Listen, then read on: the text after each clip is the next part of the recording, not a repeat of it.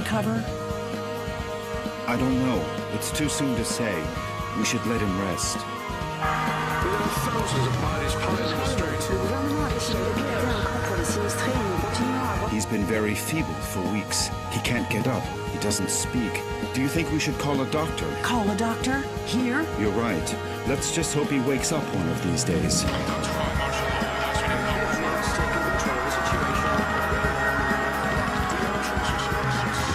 Come on, my friend. Hang on. Don't give up. Please, let me get out of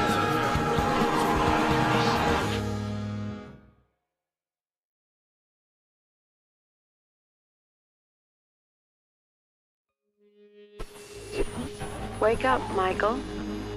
Come on, you have to wake up.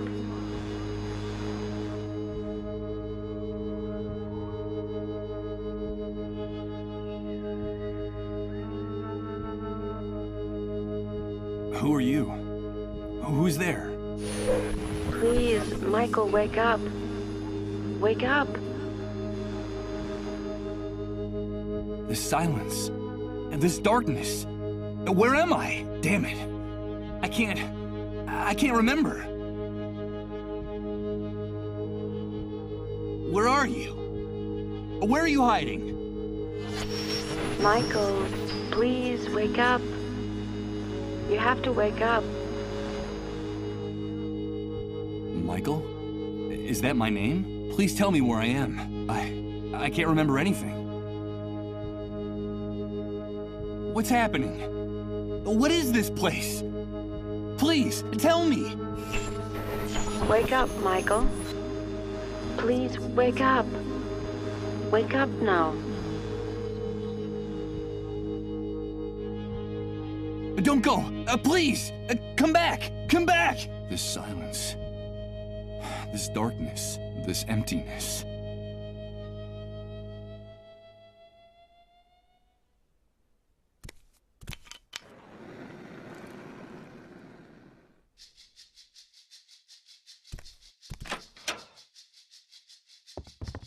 Good morning. I hope you're feeling better. But... Now don't be alarmed. I'm glad you feel strong enough to get out of bed. That's wonderful news. I must say you're looking much better, considering what you've been through, of course. Who are you? Ah, yes, of course. Forgive my manners. You've been with us for so long that I forgot that you don't know who we are. Allow me to introduce myself. My name is Rod Atkinson. Well, I was the director of the Municipal Property Registry before, well, you know, before the world collapsed on us. Pleased to meet you, Mr. Atkinson. But...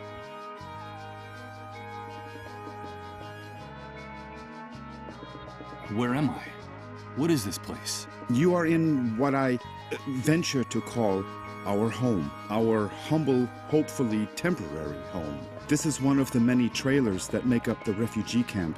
And believe me, we can consider ourselves lucky to live between these four walls.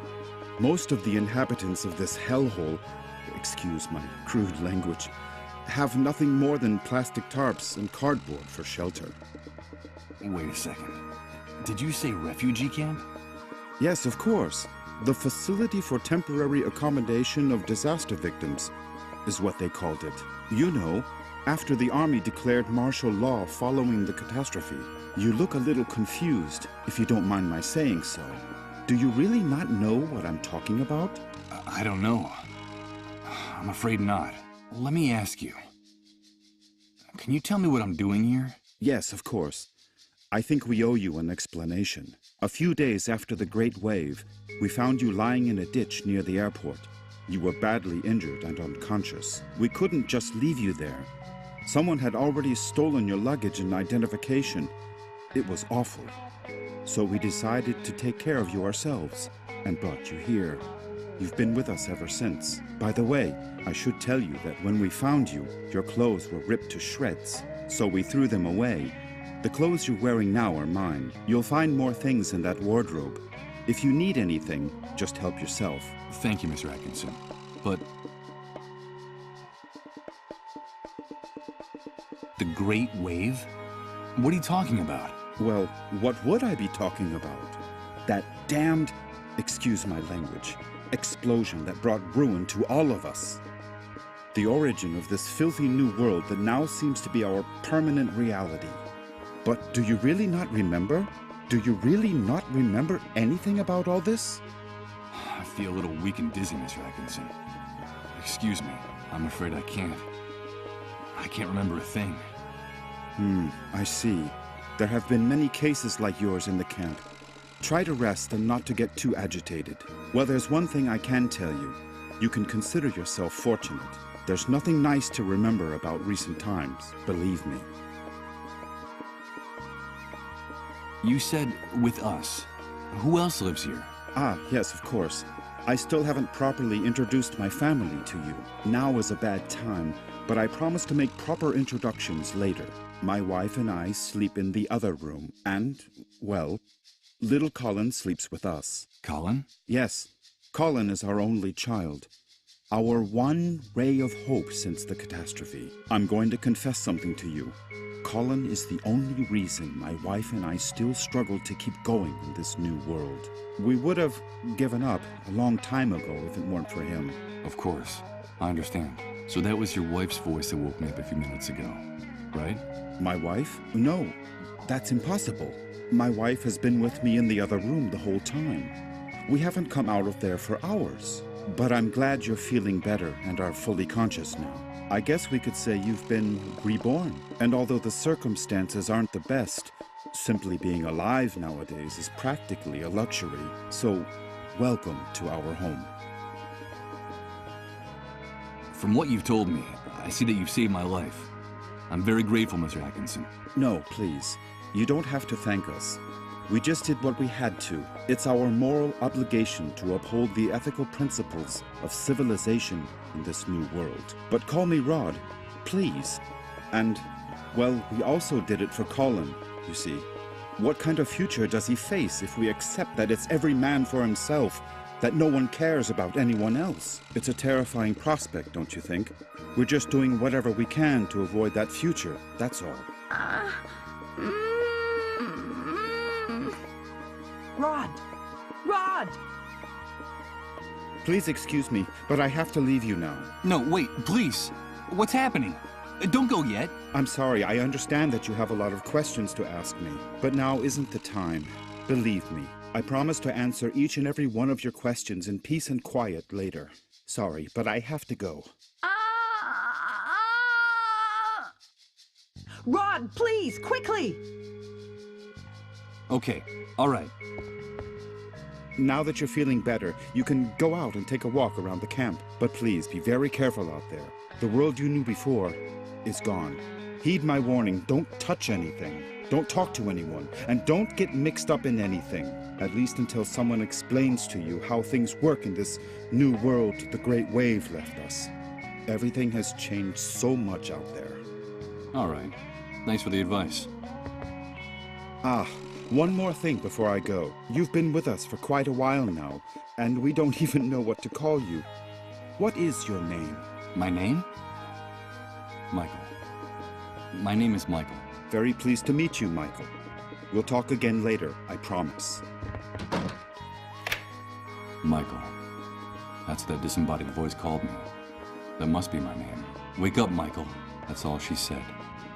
Leaving me in this immense void where I can't remember anything. Great wave? New world? Refugee camp? But what the devil could have happened out there? I think it might be a good idea to go out there and take a look.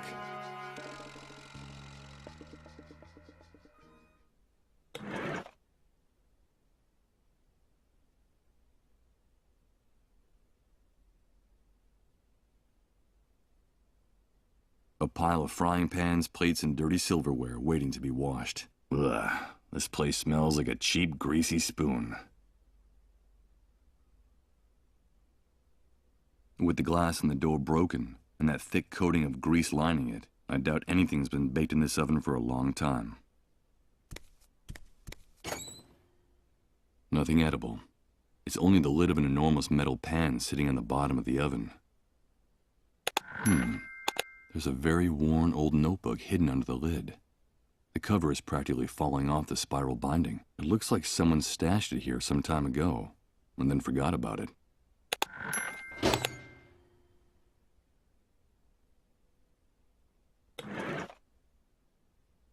It's a bit dented. It was used to cover a very large roasting pan. In fact, it still has some traces of food stuck to it. It's an old accounting ledger that still has a few blank pages left in it. From what's written in here, it looks like someone was using it as a diary before ripping out almost all its pages and leaving it inside the oven in the trailer.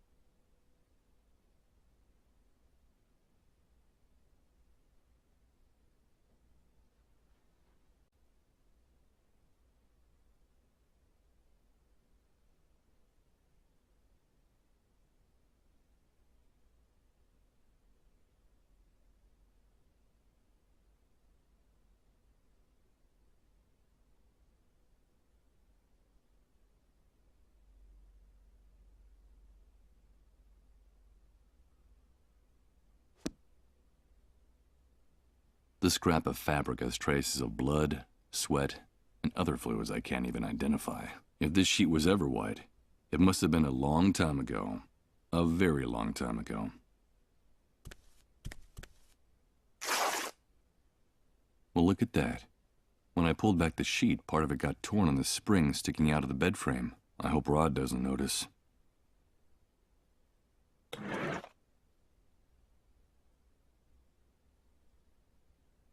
The bed frame under the mattress is so battered that one of the springs is turned into a very sharp protruding object. A depressing sight. A damp mattress on a bed frame and dirty, rumpled sheets. This is the bed where I've been convalescing all this time.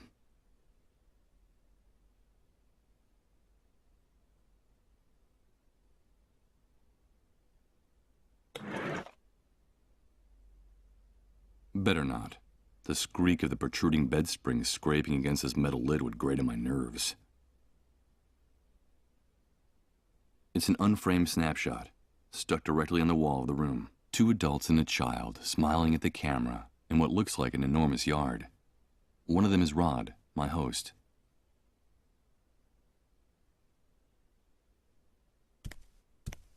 The old closet Rod told me about.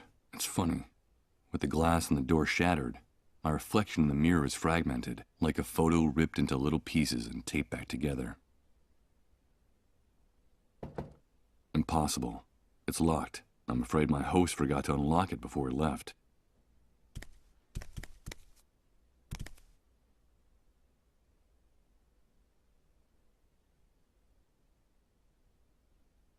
This oil lamp is the room's only source of light. The flickering of the flame makes the room look ghostly, like in a dream, more like in a nightmare. I'm not going to snuff out this oil lamp. This place looks sinister enough with light. I can hear people whispering on the other side. It's the door Rod went through after hearing those moans, the same one he made sure to bolt shut. It's no use. It won't open. I heard Rod bolt it from inside.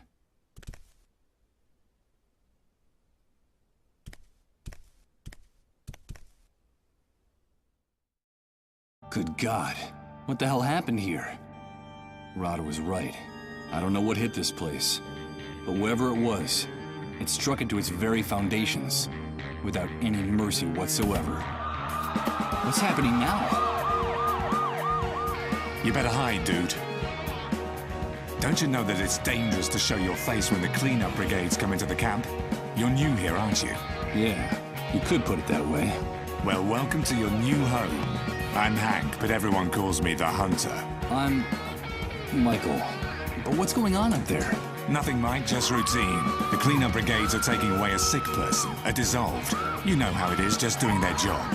Ironically, that house belongs to one of the camp moles. Those traitorous scumbags. Brigades, dissolved, moles. I don't know what you're talking about. I can't remember anything. Oh, I see, you're a blankhead. Well, you better get up to speed real quick if you want to survive here, Mike. Find me if you need help, dude. I can get you whatever you need. Doesn't matter where it is, how fast it runs, or where it tries to hide. That's why they call me the Hunter. All right. I'll remember that. Come back here. Don't take her away. Don't you know who I am? Come back here.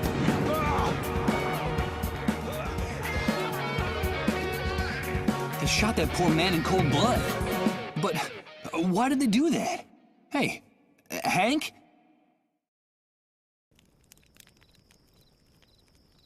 I'm afraid he's gone. This tangle of metal was a driver's door once upon a time. Time has left these hinges bent and rusted. There's no way I'm going to be able to break open this door with my bare hands.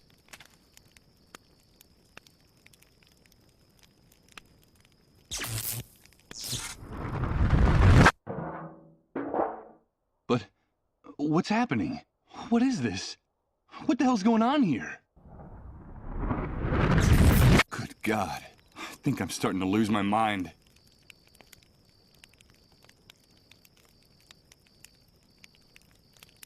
It's the lot outside Rod's trailer. The ground is covered with trash, scrap metal, and broken glass. Something tells me it might not be a good idea to walk around here barefoot.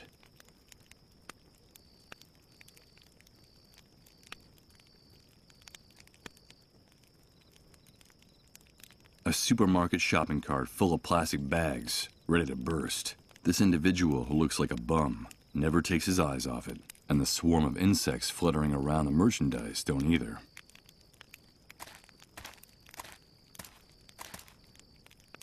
Hey, you! Don't even think of putting your paws on that shopping cart! Stay away from my stuff, or I swear I'll rip your guts out with my bare hands!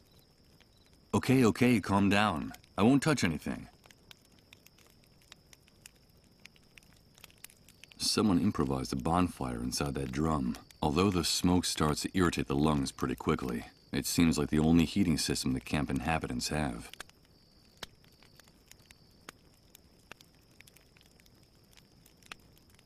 He must be one of the inhabitants of the refugee camp. What the hell has he got in that shopping cart full of junk? A bunch of shacks, trying valiantly to stay standing in a sea of mud and trash. I can't imagine how it must be to live in one of them.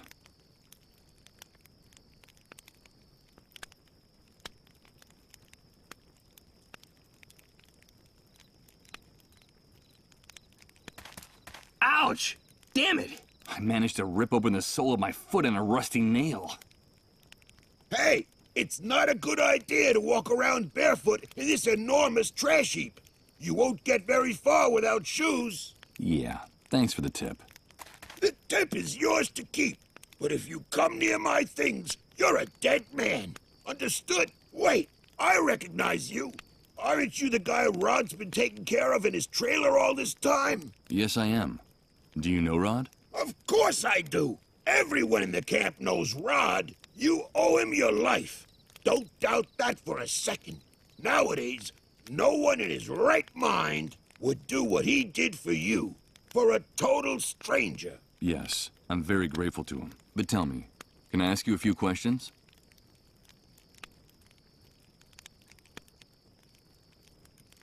I've been hearing about an enormous explosion, the Great Wave.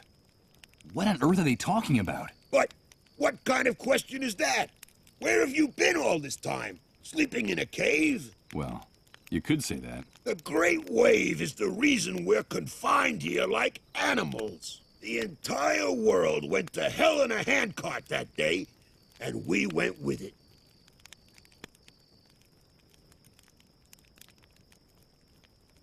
I've been able to see that with my own eyes.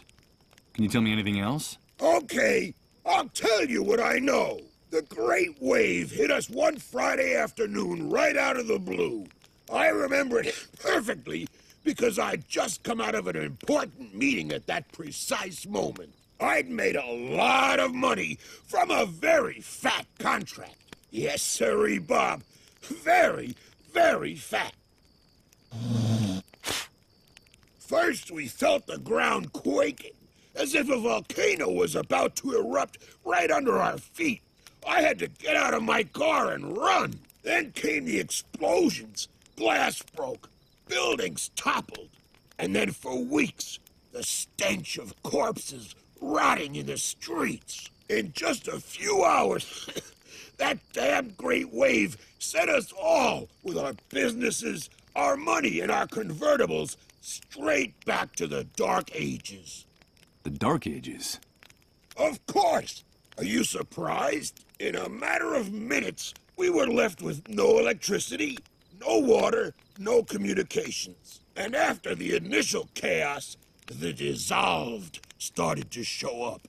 And that horrible gash opened up in the sky. That stupid breach up there that no one in this hellhole has bothered to explain to us. The fact is that the remains of the old system only held up for a few weeks. And through the cracks, what you see around you started seeping in. The new world, right? Yes, indeed. You catch on fast. The new world was here to stay. Welcome to the future, son. Not exactly the way you pictured it, huh? Confined? Do you mean we can't leave the refugee camp? Refugee camp. I've always found that term amusing. It seems like things on the other side of the fence work a little better. But here, look around you. Does this look like a refugee camp? It's an army detention camp, and you're a prisoner. Once you come in here, you lose everything, even your name. To them, you're nothing more than a rat, just another camp rat. You'd never be able to get through the gate, especially if you don't know anyone or don't have any contacts on the outside. Doesn't matter who you might have been before the old world collapsed. Believe me, I speak from experience. If you're just a camp rat, I'm afraid the only way out of here is feet first. I don't know if you get my meaning. Of course I do. Thanks for your encouraging words. You can keep the words, but come near my things and you're a dead man. This shooting. Could you explain to me what just happened here? Explain what exactly? That show the cleanup brigades put on? Someone got too chatty and ratted out a sick person, that's all. There's usually a pact of silence in the camp. No one likes to see one of their own in those ambulances. But in this case, the dissolved was a relative of one of the camp moles. Ironic, isn't it? But they shot a man. Yes, so they did. So what? The price of human life has gotten a lot cheaper lately. That needn't surprise anyone these days. Did you say dissolved? Of course, the dissolved. But what the hell's wrong with you? Those people are a real plague. They're sick, and, so they say, highly contagious. Let me give you a piece of advice about them. If you see one, run the other way like he was the devil himself. Even if they don't give you that deadly disease or drive you crazy with their trances, the cleanup brigades will kill you for hiding one. You saw it with your own eyes. They don't even respect their own camp moles. A camp mole? What is that exactly? A spy. A stool pigeon. It's in the Army's interest to control the camp from inside. And so they pay some of the inhabitants to feed them information about what happens on this side of the fence. Who comes in, who goes out, who causes trouble, and, of course, who gets sick. They're scumbags, but very well-paid scumbags. And they have certain privileges that no one else in here has. Never trust a mole. They'll do anything to hang on to the favors the army gives them in this hellhole. Okay. I'll take your advice. You're welcome. But stay away from the shopping cart or I'll rip your guts out. Got it? Tell me about Rod Atkinson. Well, I don't know him very well, but they say he's decent enough. Too decent for the times we're living in. Did you know that before coming here, he was someone important? I think he worked for the government, and he still has some good contacts on the outside. But they're not good enough to get that stupid do-gooder and his family out of here. Stupid do-gooder? Well, you know how it is. Rod is one of those good Samaritans who think they can save the world. He has helped a lot of people in the camp, but I think he's going to run into problems. I reckon that he's too weak for these times. I don't know how long he'll be able to survive. You said he had a son. A pretty good reason to hang on, don't you think? Yes, Colin. I haven't seen that kid running around here for some time. You know if he's all right? I don't know. I still haven't seen him. His father told me about him. Well, I'm glad he's not anywhere near me. That brat doesn't have anything better to do than to try to snoop in my shopping cart. Well, I'll be going on my way. Good luck to you, pal. Just be sure to stay away from my things.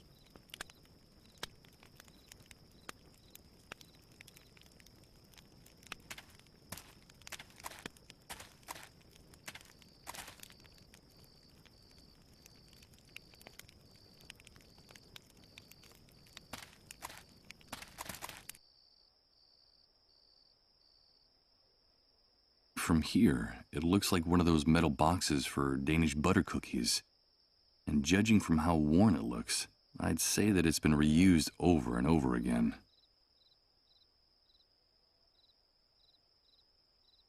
Rod seems upset and worried. What's going on in there? It's hard to see clearly through all the grime on this glass. On the other side is the room where Rod and his family have locked themselves away. That's Rod's wife. I heard her calling him from the other side of that door that just closed behind him. She looks worn out with those dark circles under her eyes. She looks like she hasn't slept in days. That must be little Colin, Rod's son. He looks unwell. Was that him I heard moaning in pain inside the trailer? That must be little Colin. Was that him?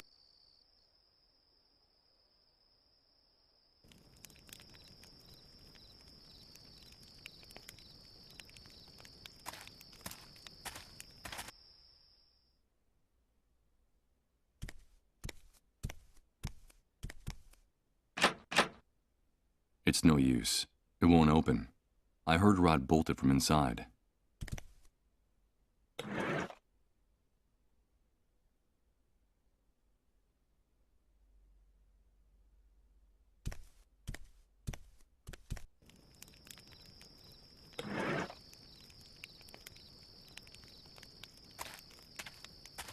Let's see. I could swear that the lid is just the right size for this drum. Perfect.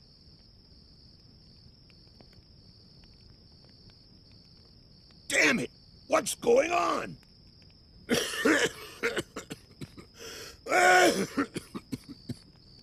This damn shithole is going to be the end of us. I'll have to do this quickly before this man stops coughing. They Let's mean see to what we kill got us here. all. That's what they want. Ugh. I don't see anything but rotten food, tattered clothes, and trash. Wait a minute. It seems like there's also a small billfold with a bunch of credit cards. Shithole is going to be the death of What the hell is this guy doing with so much plastic money? I have no intention of putting my hand back in there. There's nothing else in that shopping cart that interests me. A person can't even breathe in this hellhole anymore. These are the charred and misshapen remains of a bank card. I doubt it could be used in this condition, assuming there's anyone capable of finding a cash machine working. This filthy shithole is going to be the death of us.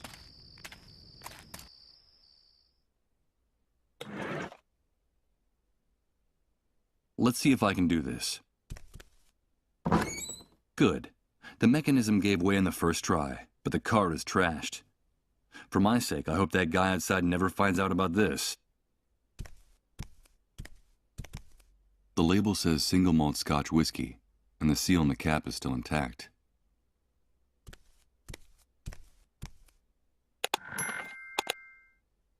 A clean iron pillowcase. Nothing like the grimy sheets on the bed I've been lying in all this time.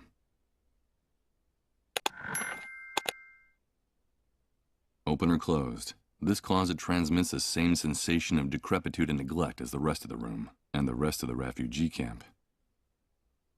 At first glance, I'd say those old loafers are too big for me, but Rod offered me any clothes I might need, and I don't see anything else around here. Not just yet. I'm grateful to Rod for his hospitality, but these old shoes don't look very clean. It won't take more than a few hours for the wound on my foot to turn really ugly. And the last thing I need now is a serious infection. For now, it's just a pillowcase. I don't see any point in soaking it in liquor.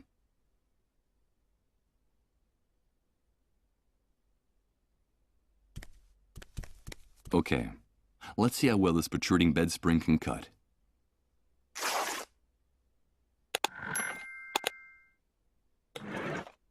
By slashing the pillowcase, I've been able to make some strips of white fabric. These bandages don't smell bad, and they're as clean as can be expected in a place like this. I'll use a little of what's in the bottle to soak the bandages. A handful of bandages soaked in scotch. I guess I just came up with a homemade antiseptic.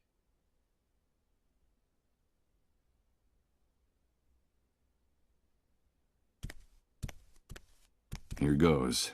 I'll use the bandages on my foot. I hope the alcohol is enough to keep it from getting infected. Let's pray this improvised remedy doesn't lead to a delightful case of gangrene. What bastard put a lid on the drum? You tried to suffocate me, you bunch of assholes! I think that guy out there just discovered the reason for his sudden coughing fit. Some coward in this shithole wanted to suffocate me! Me! Who was it? Who was it? Come back here so I can give you back your lid, you son of a bitch!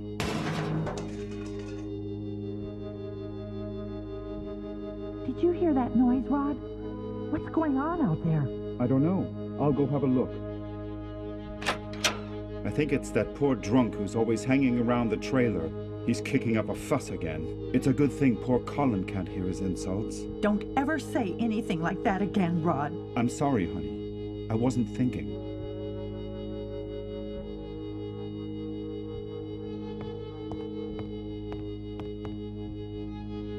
What are you doing here? Get out of here! You've no business being in this room! Rod, I'm sorry.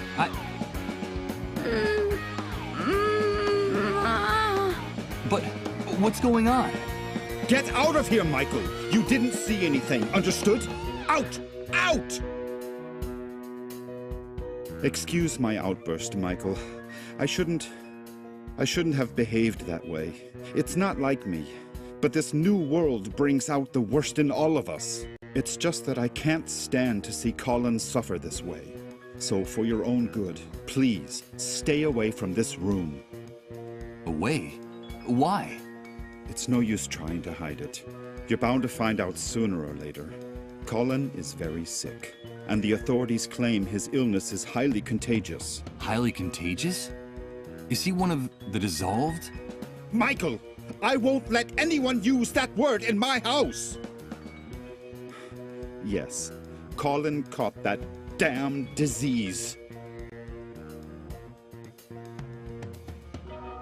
And what exactly does the disease consist of? I don't know, Michael. No one really does. The only news is what the army brings us. They say the disease is highly contagious, and it's our duty to turn over all victims to the cleanup brigades. But no one has ever come back after being carried off in one of those ambulances. No one. So we can't let them take Colin, do you understand? Yes, of course I understand. They say that all the victims are condemned, that there's no salvation for anyone, that at the end of their suffering and their trances lies certain death. I think that even the army is afraid of the victims. Really strange things happen around them, Michael.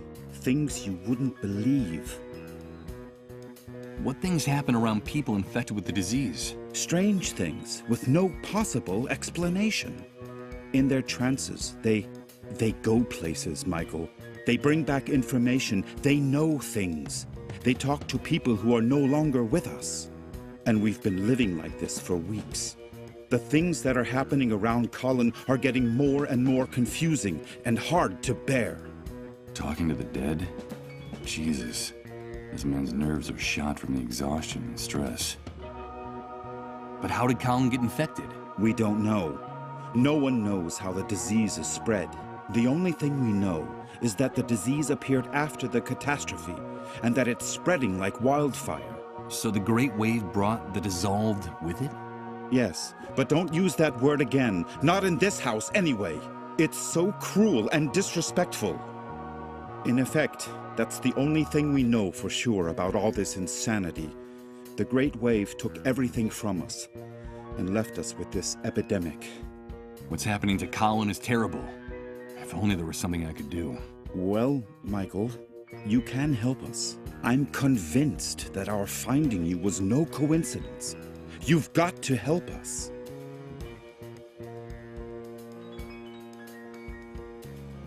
But you said yourself that all the victims are condemned. What can I do? No, all is not lost. In the camp, there are rumors of a cure. It seems that in the city, on the other side of the fence, the victims have access to a drug. But we can't get it here. And my contacts out there, well, let's just say they can't do anything to help. So there's a drug that can cure them? Yes, but they say that producing it takes a long time and is very expensive. And so it's reserved for city dwellers who can afford to pay for it. Get us that drug, Michael. I beg of you, please. Colin's time is running out. Getting involved looks dangerous. I saw that shooting out there. There's also the possibility of infection. Infection? Are you afraid for your life, Michael? Without our help, you'd be dead right now. Dead. Don't forget that. What's more, I could help you in return. I could help you get back what you lost. Don't you see? Give me back what I lost? But you hardly know me, Rod. I know the essential part, Michael. I know that you're a blankhead. Blankhead? What the devil does that mean? A blankhead is a person with no memories, who can't remember anything. It seems that the Great Wave had an enormous neurological impact on certain people, Michael. You're not the only one, or even the worst case. There are people who even forgot how to talk and how to walk after the explosion. Some ended up dying of starvation. They forgot what food looked like, how to chew it, even that eating was a necessity. You can consider yourself lucky. You still remember how to keep yourself alive. And that's the important thing. The natural recovery process is slow. It can take months, if at all. Listen to me, Michael. A man without memories is just a shadow, or even worse, he's nobody. I still have some contacts out there. I was an important man in the municipal government. I could trace your name, your data in public records, your fingerprints. I could restore your whole life in the blink of an eye. But please, help us. I'm grateful for your help, Rod, and for everything you people have done for me. But... Listen to me, Michael.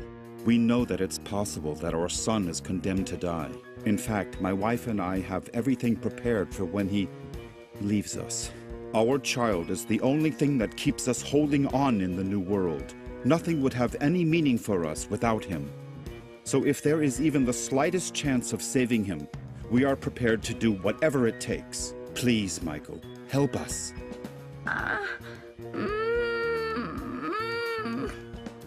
For God's sake, listen to him. He's just a child. Rod, come in here, quickly! Bring us that cure, and we'll help you get your life back. Colin is our only hope in this new world. Help us save our future, and I'll give you back your past. I promise you. Goodbye, Michael. No, Rod, wait! Bring a drug? Is he out of his mind? That man wants me to put his son's life in my hands? I can barely remember who I am. when I probably wouldn't last more than a few hours out there. But Rod was right. A man without a past is nothing more than his shadow. He offered to help me get my life back, my memories. So if I want answers, I have only one possible course of action: to get that drug.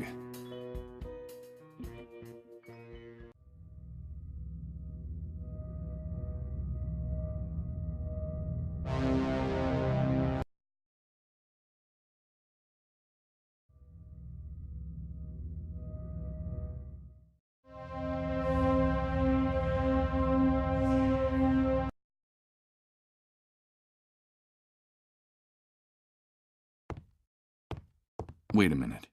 Before leaving, I should write down everything important I find out in this notebook. It might come in handy if, as Rod says, I'm one of the blankheads the Great Wave left in its wake.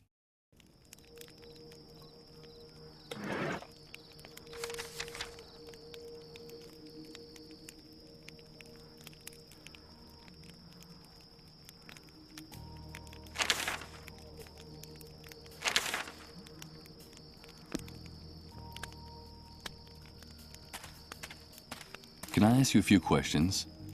I'll answer anything you want, as long as you don't get near my stuff.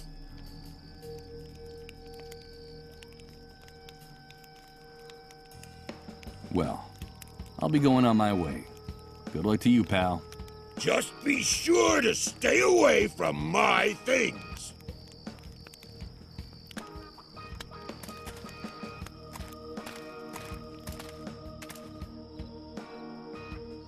A quick glance at these tents is enough to make you realize how forsaken these poor people are, confined against their will inside the camp.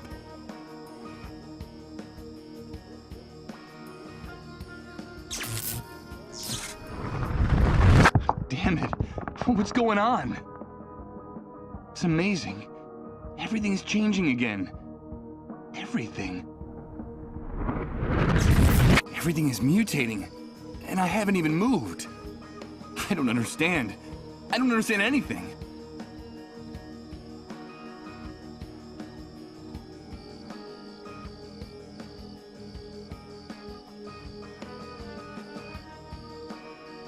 It's the enormous fence around the perimeter of the camp, with surveillance from the towers and on the ground. This barbed wire fence intensifies the feeling of claustrophobia in here, making it even more suffocating.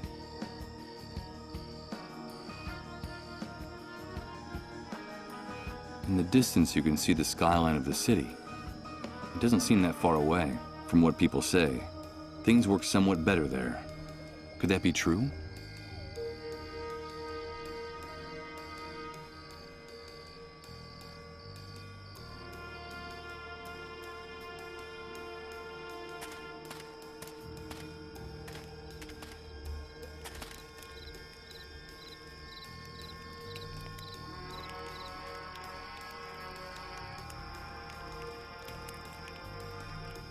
Dozens of stored drums stacked chaotically. What the devil could be in them? And who might want to keep them here?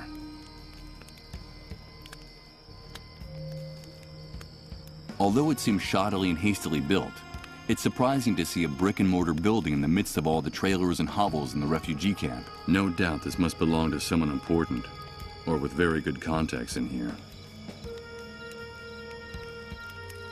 This bright light leaves no doubt about where the entrance to the building is. There are some insects fluttering around it that end up getting scorched by the heat and dropping dead.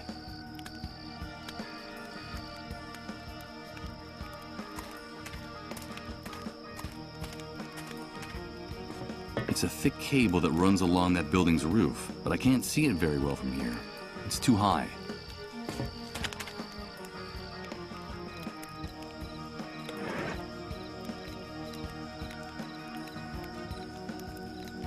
Someone placed a bunch of those rusty drums up against the wall. Ugh. They smell like liquor and industrial oil. Oh, Jesus. The cocktail of odors is nauseating. Okay, here goes. It's impossible to budge these drums at all. I don't know what they contain, but whatever it is, it weighs a ton. Dented, dirty, and in pretty bad shape. In this corner of the camp, there are drums stored everywhere you look.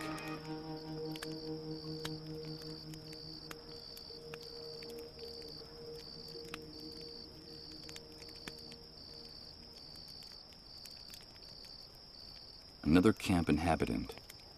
He seems quite elderly. What's he doing here all by himself? Hello. Hello, son. Would you like to get a little closer to the fire? Thanks, mister. This is a rather isolated part of the camp. What are you doing here? Well, I'm waiting. That's all. Just waiting.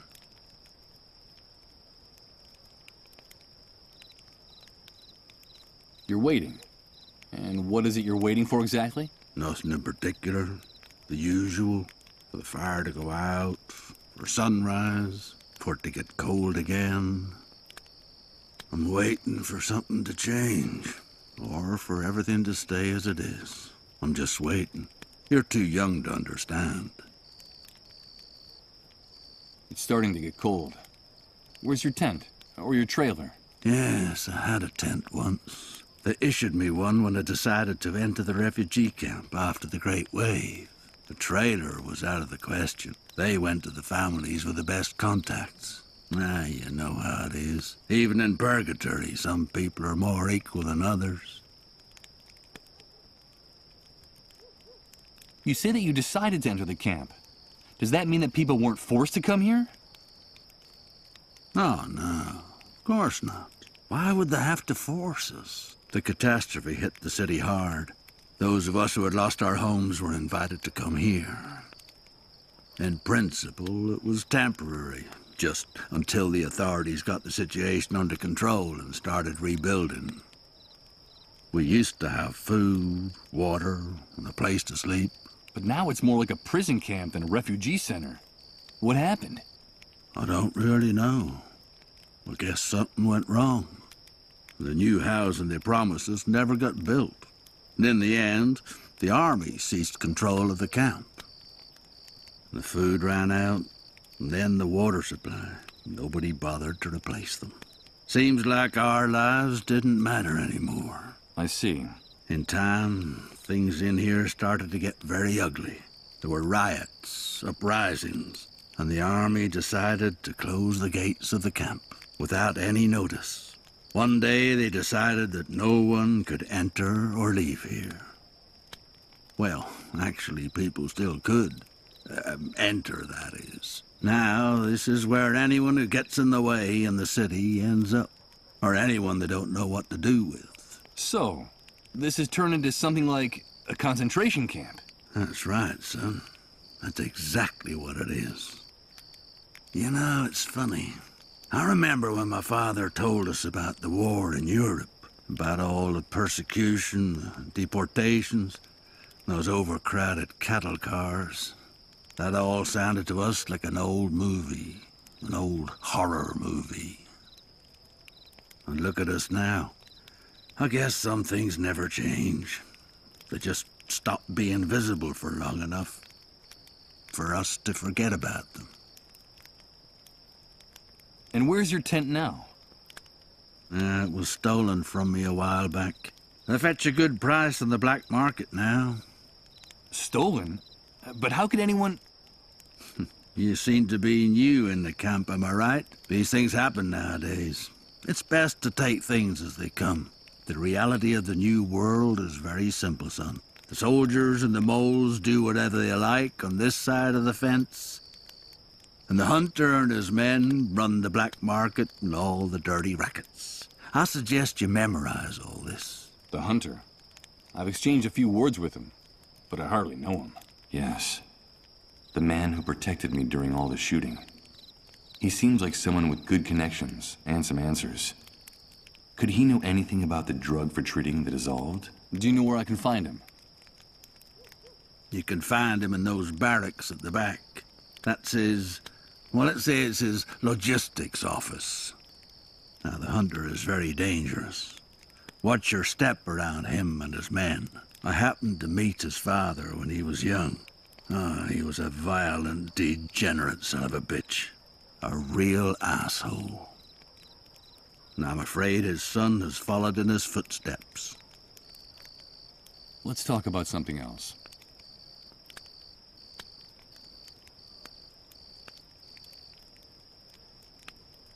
So tell me, Is there any way to get out of the camp? I'm sorry, son. The only way to get out of this camp is to know someone important who can pull strings for you. Or to become a camp mole. Those traitorous scumbags have gate passes. I see. I'm not surprised you want to get out of this shithole. You've no doubt got something to do or someone to find out there. Well, they say things are better in the city. That there's order and that things are starting to function again. But who knows? Well, at least they have Reverend Blake and the consolation of Suicide Park.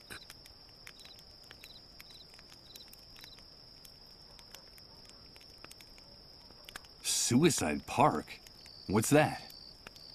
Nah, just a song that drifts into the refugee camp from the other side of the fence now and then. And the first dark stars come out to hang from the sky.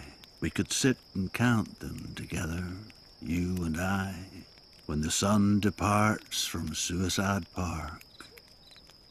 I'm sure you still have some hopes, some dreams. I'm afraid you're just too young to understand it. Who's Reverend Blake? He's a preacher who sometimes comes from the city to bring us a little comfort. Now, some people make jokes about him, but many of us believe that he's a prophet. You should hear him speak sometime. His words etch themselves deeply into your soul. That's why he has so many followers inside and outside the camp. And what was the extent of the Great Wave's impact? How are things beyond the city? Truth is, I couldn't tell you. In the first days, the chaos was so overwhelming that no one worried about anything beyond their own backyard. We victims were disoriented, cut off from the world.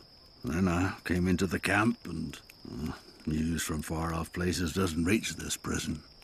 I'm afraid you'd have to leave here to get the answer to that question.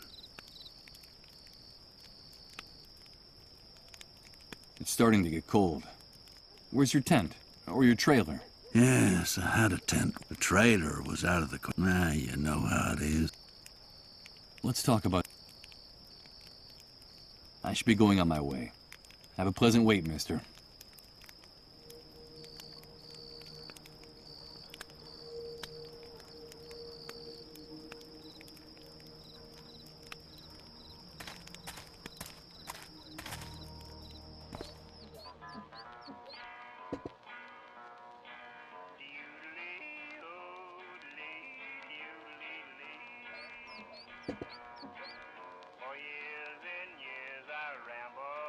It's a bunch of open beer cans, dented and empty.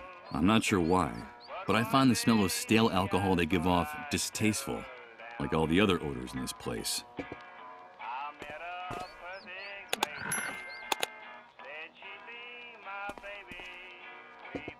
Stain from spilled drinks, rings from glasses and rust. The bartender looks out from the other side, seemingly bored and apathetic. He's behind the bar, and he serves the drinks. Now, I don't claim to be clairvoyant, but I'd swear this guy is the owner of the place. Most of these bottles have been opened, and they look like they've been reused hundreds of times. They're filled with a grayish liquid with a rather unappetizing appearance.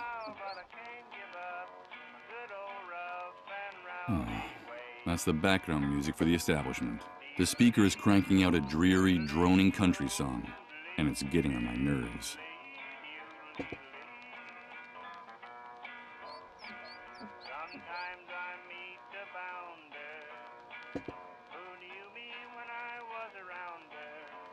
The cheerful patrons of the bar. I suppose the gray substance one of them is sipping is liquor, but I can't tell what kind. I don't think he can either. This old metal stool serves as a table. The truth is that its unfortunate appearance doesn't exactly invite you to sit on it. Someone went to all the trouble of taking the hood off an old Corvette and dragging it in here, just to turn it into a tacky bar table. Hey, that's the guy I was talking to during the shooting by the cleanup brigades. What did he say his name was? The Hunter?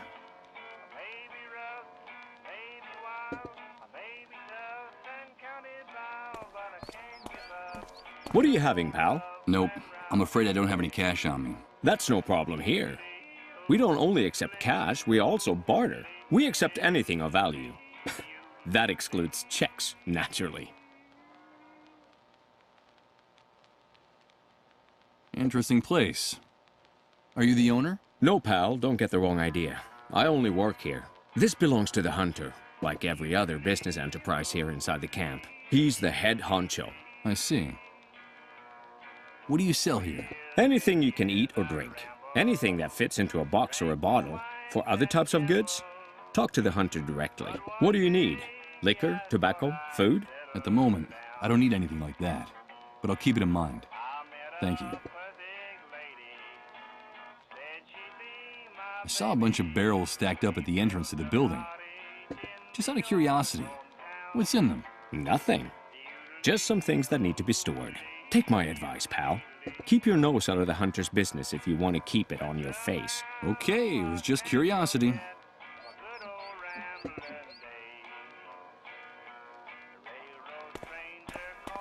Mike, my friend, it's nice to see you again. Hi. Guys, this is my friend Mike. He's new around here. We met at one of the cleanup brigade's latest parties. Isn't that right, dude? Pull up a seat and have a drink. We like to be hospitable to newcomers. Something tells me I shouldn't accept that drink. That it's not a good idea. Not anymore. No thanks. I don't drink. Okay, Mike. Whatever you say. But I'm not accustomed to people turning down a drink. At least, not in my own establishment, in front of my men. So tell me, what brings you here?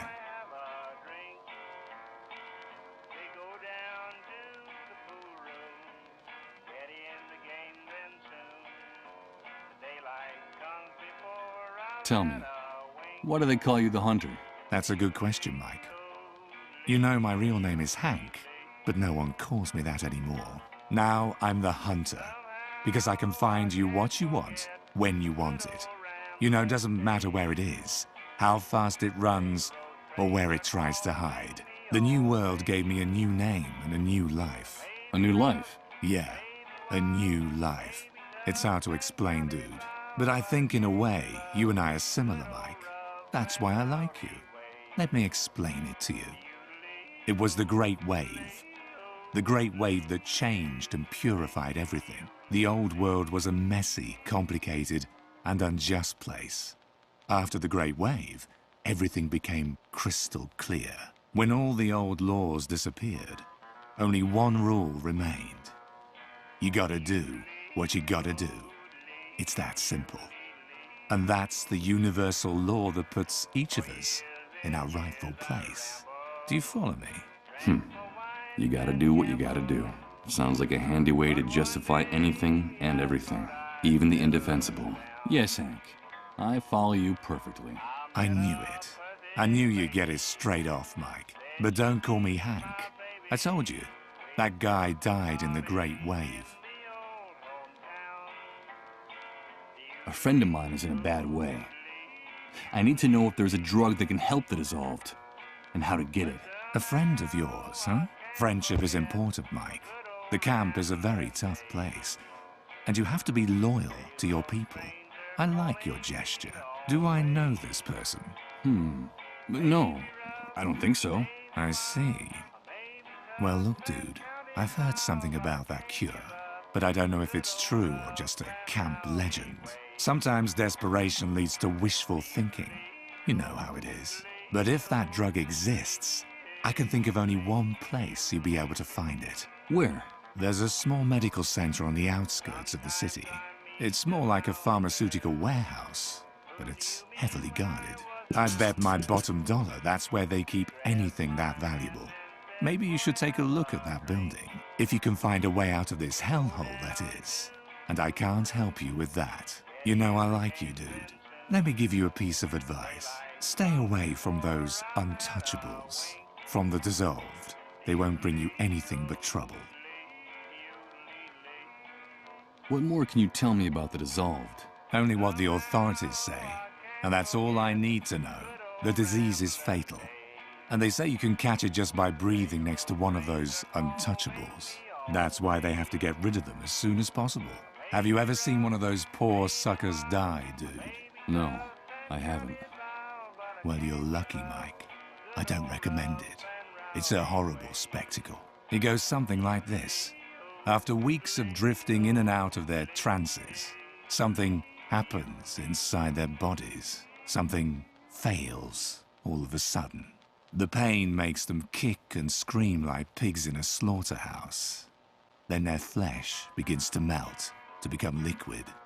Do you understand, Mike? That's why they gave it that name. They literally dissolve. But that's terrible. Those poor people. On the contrary, dude, those bastards spread the plague. It's them or us. Understand? Anyway, you know how it works. The cleanup brigades tend to be more than generous with responsible citizens who help them with their mission of tracking down the dissolved.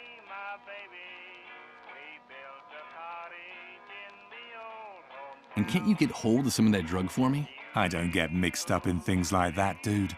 The army has made it very clear.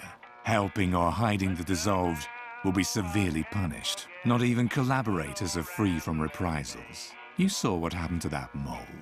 Those pigs are ruthless about this. What are you talking about, those pigs? That's camp slang. The soldiers, the cleanup brigades. The inhabitants of this shithole call anyone with a rifle and a uniform a pig. They can blow your head off right on the spot with impunity. I should be going now. Fine, Mike. You're welcome anytime. Remember, dude, here we can get you whatever you need. No questions asked.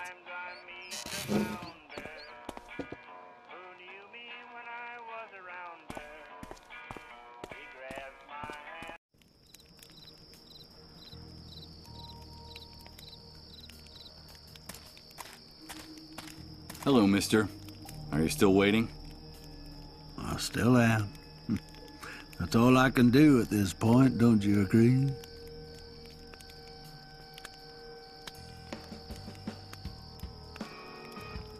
I should be going on my way. Have a pleasant wait, mister.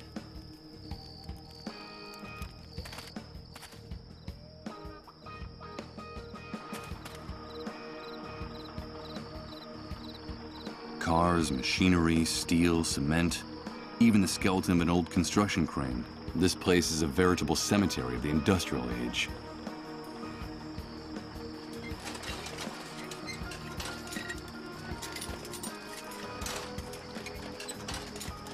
This noisy electric generator seems very old and decrepit, but it works.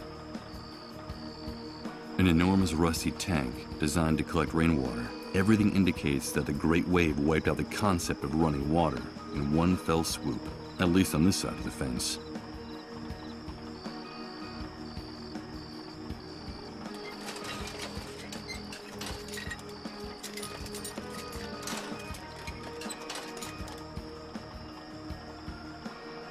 A thick wall of scrap metal, debris and rusty metal surrounds this place on all four sides. It's a good 20 feet high.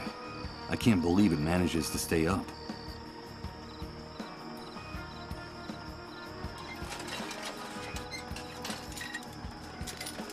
The wreck of an old ice cream truck.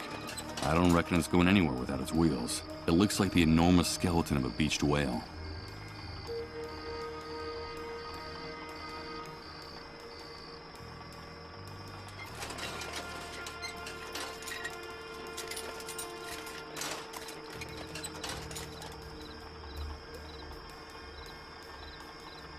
She's a very young woman, practically a girl. She's playing by herself with some junk she found among the scrap metal and trash.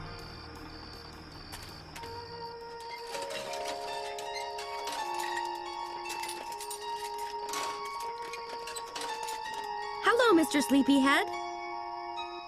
Excuse me? What did you call me? You're Mr. Sleepyhead. I saw you sleeping in Colin's trailer. I'm so glad you're awake now.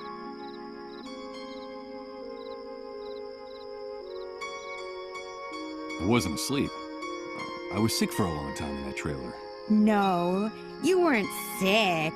You were sleeping. Like a big brown bear, Sir Sleepyhead. Sometimes I used to watch you sleeping in Rod's house, and you would grunt in your sleep like a bear. A great big lazy bear, Mr. Sleepyhead. But I'm glad you're awake now. I like your voice. You sound like a knight in a fairy tale. Mr. Sleepyhead? No, that's not my name. I'm Michael. No, you're just trying to fool me. You're Mr. Sleepyhead.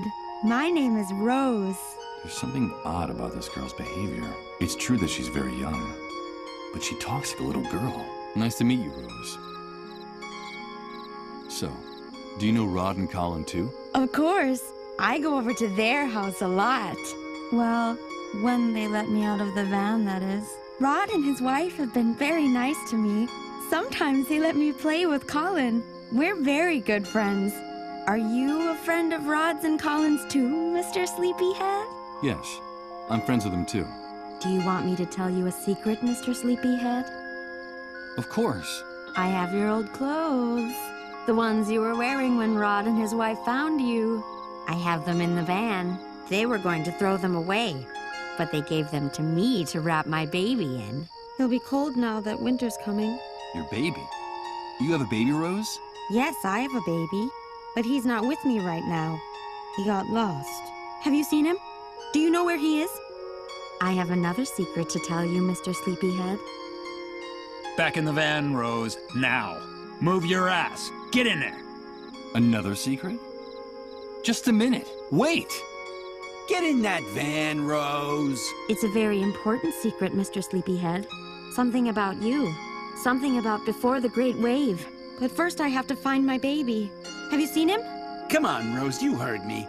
You don't want to get us mad now, do you? I have to go. Goodbye, Mr. Sleepyhead. Poor girl. She's obviously mentally ill. She's just a little girl in a grown-up's body. And you, if you want to go in there with her, you gotta pay like everybody else.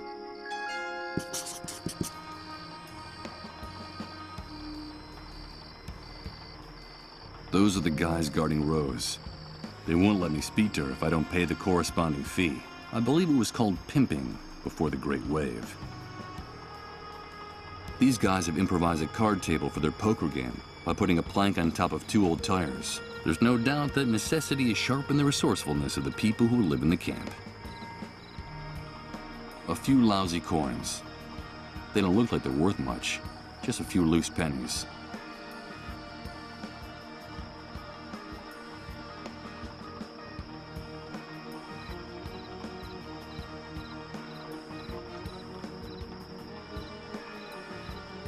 Hey, you guys. You talking to us?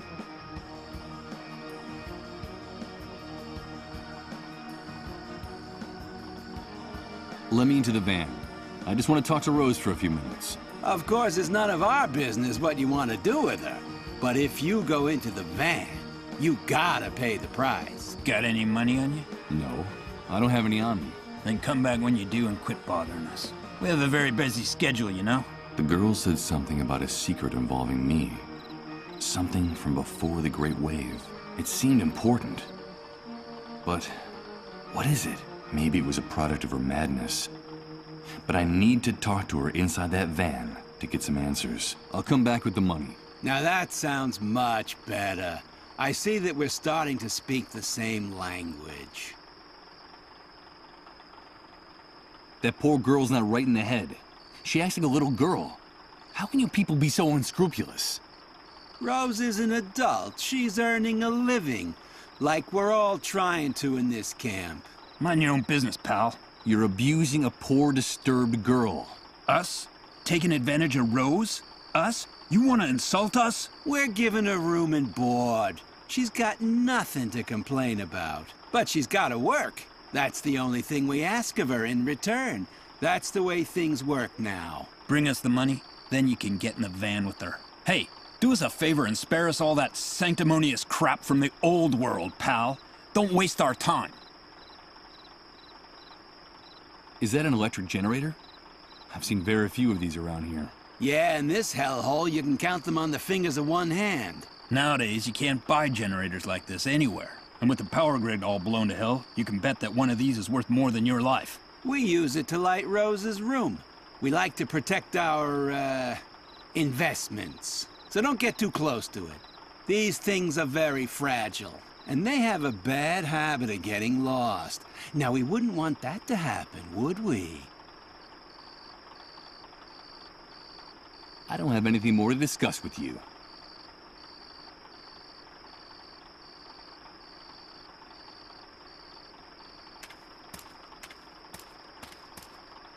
What exactly do you think you're doing? Hey, pal. Touch that generator and you're a dead man. My partner and I don't kid around when it comes to defending what's ours. That clear? Extremely. I was just curious and wanted to see this relic up close. You don't have to get nervous.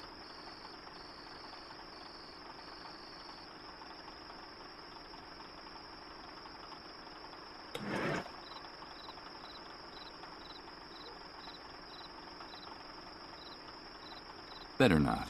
If these guys are unpleasant sober, I had to imagine them drunk.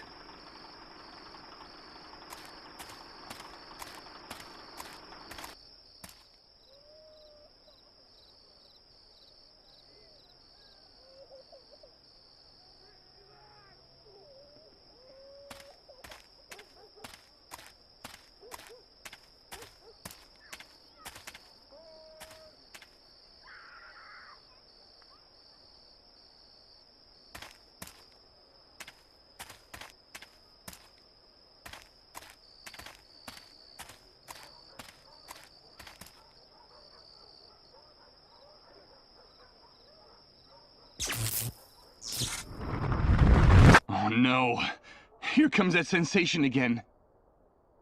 It's like floating in a dense liquid, while everything around me is transformed.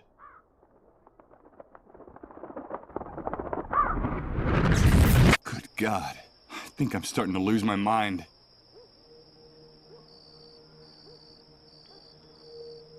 Clean and well-maintained. This bike is without a doubt the best-looking object in the entire refugee camp. Although, that's not saying much, considering the disastrous condition of everything around me.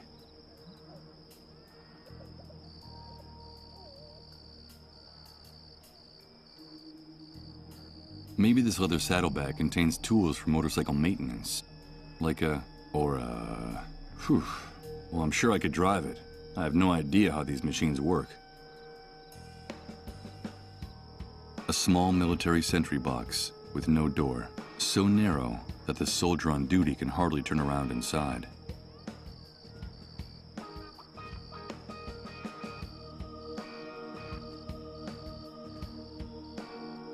It's difficult to make out anything from here, but it seems like a dry riverbed crosses the dirt road leading into the camp.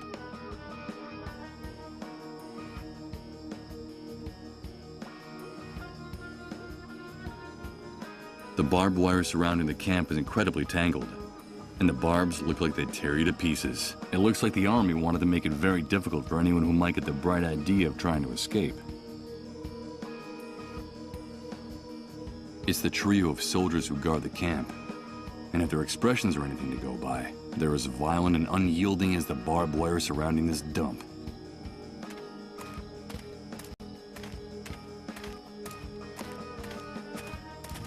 Where do you think you're going, Rat?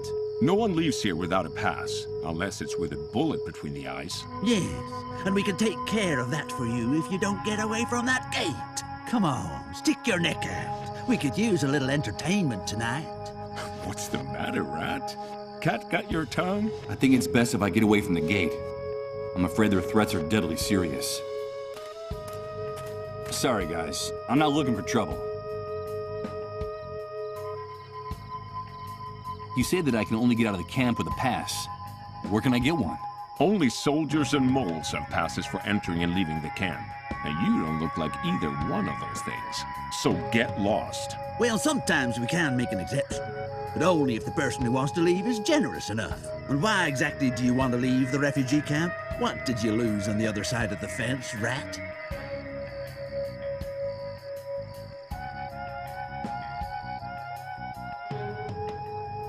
So, I've heard things are better in the city. Is that true? Yeah, it could be. But that's none of your business. What do you care? If you're gonna die in this dump anyway. Get the idea of leaving right out of your head. There's no place for rats like you on the other side of the fence. Unless you want to take a walk in Suicide Park. Do you want to become a Dark Star, rat? Now quit bothering us and get lost.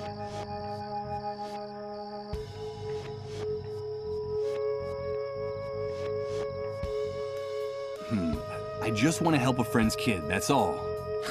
Heartwarming. Really heartwarming. I got an idea. Why don't you bring your friend and his kid with you? We'd be happy to let all three of you leave. Really? Of course, Rat. We love target practice. I promise to give you guys a running start. Yeah, we'll give you a few yards start. That would make it more fun. I get the impression I'm talking to two armed psychopaths. Unbelievable. Who put these guys in charge of guarding the camp? I'm afraid it doesn't seem like such a good idea to me anymore. But thanks for the suggestion. But why are you calling me Rat? Who's in charge here? Well, did you hear that? It looks like we have a new kid on the block. Let me ask you something. If you people living in this camp crawl around in garbage, build your houses out of garbage, and eat garbage, what else are we going to call you? We're in charge here, the ones with the rifles. That's the only rule you need to know. See all those dark stains on the wall next to the barbed wire? Yes, I see them. They're the guts and brains of rats like you who forgot the golden rule. We call it the Wall of Shame. We're in charge here. That's pretty easy to grasp, isn't it? But sometimes one of you forgets. And that gives us some more motivation to make you better students. So, how's your memory? My memory? That's funny. In another context, that would be an amusing question, but there's nothing amusing about these animals. My memory works well enough to remember who's in charge here. Don't worry. You catch on fast, Rat. That's a good thing. Now get out of here. Nice motorcycle. It is, isn't it? It's ours. So get anywhere near it, and you'll end up against that wall. You don't have the authority to touch it, or point at it, or even look at it. Dare to touch it with your grubby hands, and you're a dead man. I guarantee it. Got it? Okay, understood. I won't bother you anymore. Get lost.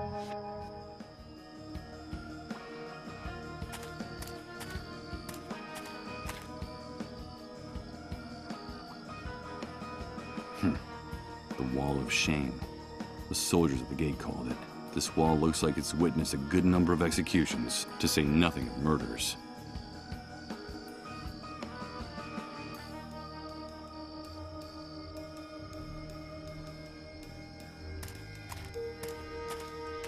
A pool of blood mixed with mud marks the spot where that man, the mole, was shot. It gives me the chills. They may be able to kill with impunity, but it's still the scene of a crime.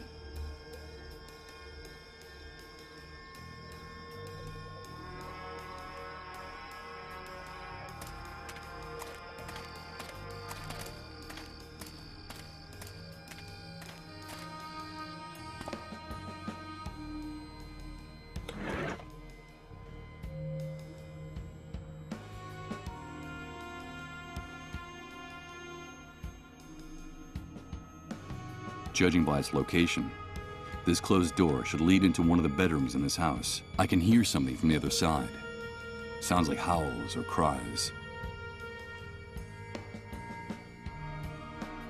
Someone knocked over that enormous bookcase with all its books, and considering what it must have weighed, several people must have been involved in all this.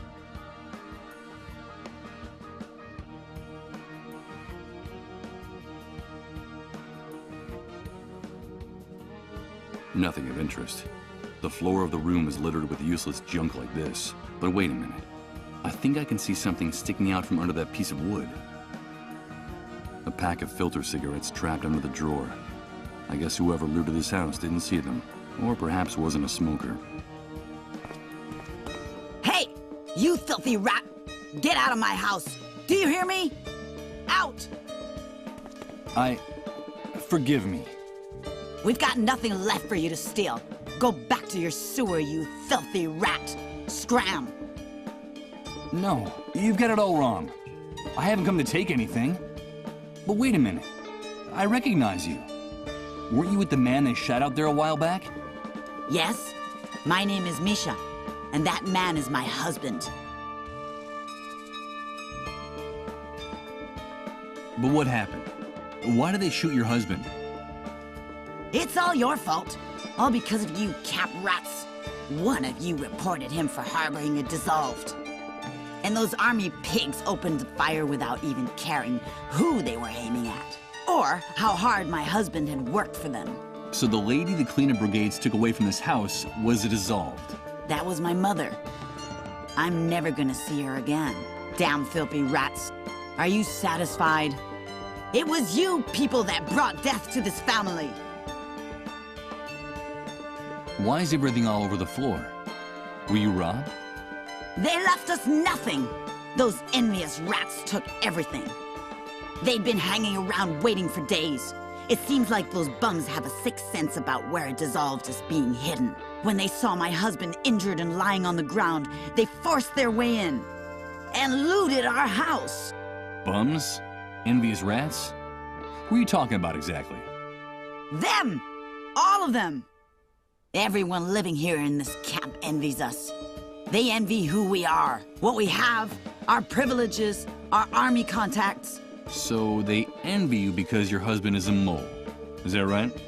Don't call him that, you worm! He collaborates with the forces of law and order. That's his job. And in this collaboration with law enforcement, wasn't turning in others of the dissolved one of your husband's duties? Shut up! Shut up! You envy us too! You're just like the rest of the rats in this camp. And what are the three of us gonna do when my husband's gone? We'll lose everything! The house, the money, our privileges.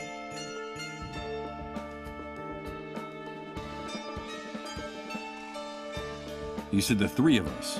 Is there someone else in the family? We have 2 children, 2 small boys. And in this camp, envy eats away at everybody. Now we'll be outcasts. No one will help us when my husband is gone. Winter will come, our money will run out, and my children will starve. Those 2 brats wear me down with their antics. I have to chase after them all the time, but they're my children, and none of this is their fault. How is your husband? He's badly injured. One of the bullets went through his stomach. He's not gonna make it. He's really suffering. He's in excruciating pain. If we at least had some morphine to ease his pain. What privileges are you going to lose? As a collaborator, my husband always received special treatment from the army. More generous rations of food and water. A little money, clothes, a treat now and then for the kids. And now all of that's gonna end. We won't be able to leave the camp. When he dies, they'll take away his gate pass. We'll die locked up in here. Like you rats. Did she say a gate pass? Listen, Misha, I can help you. And just how are you gonna help us, rat? There's something important I urgently need to get from the other side of the fence. While I'm out there, I could also get some morphine for your husband. I've heard that things are better in the city.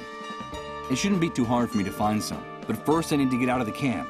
Like I told you, my husband has a pass that gets him through the gate. I could lend it to you, but I don't trust you.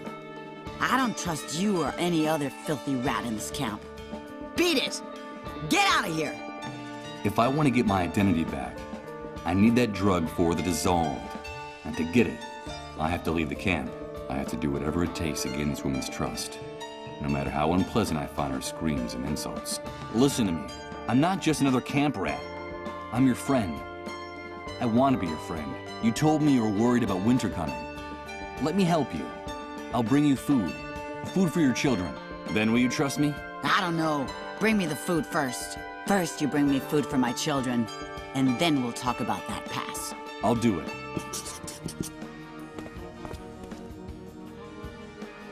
While she's here in the room, that woman is not going to let me touch anything in this house.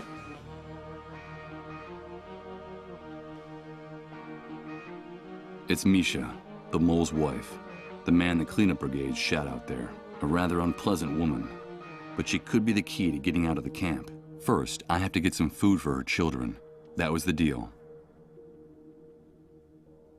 Some of the drawers have been torn out of this old dresser. Now they're torn apart and spread out all over the room.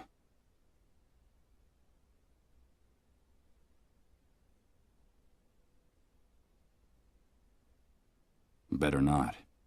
Knowing what's inside that room, I have no interest in going in.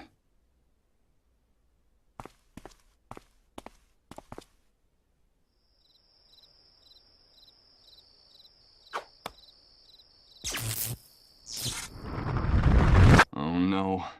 It's starting again. It's amazing. Everything's changing. Everything.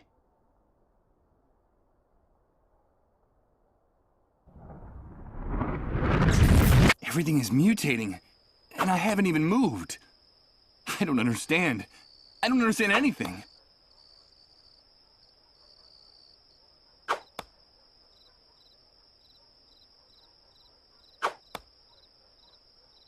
The view from here is incredible. Until you get a look from this side, it's impossible to get an idea of the true size of the refugee camp.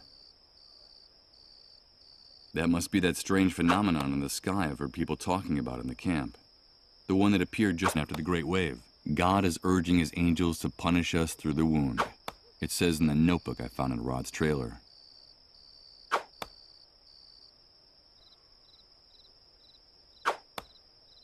One of the many sentry towers surrounding the camp. And inside each and every one of them, there's a sniper, armed to the teeth and itching to shoot something. It's an old wooden pallet those kids painted a target on. The word pigs is scrawled in the center.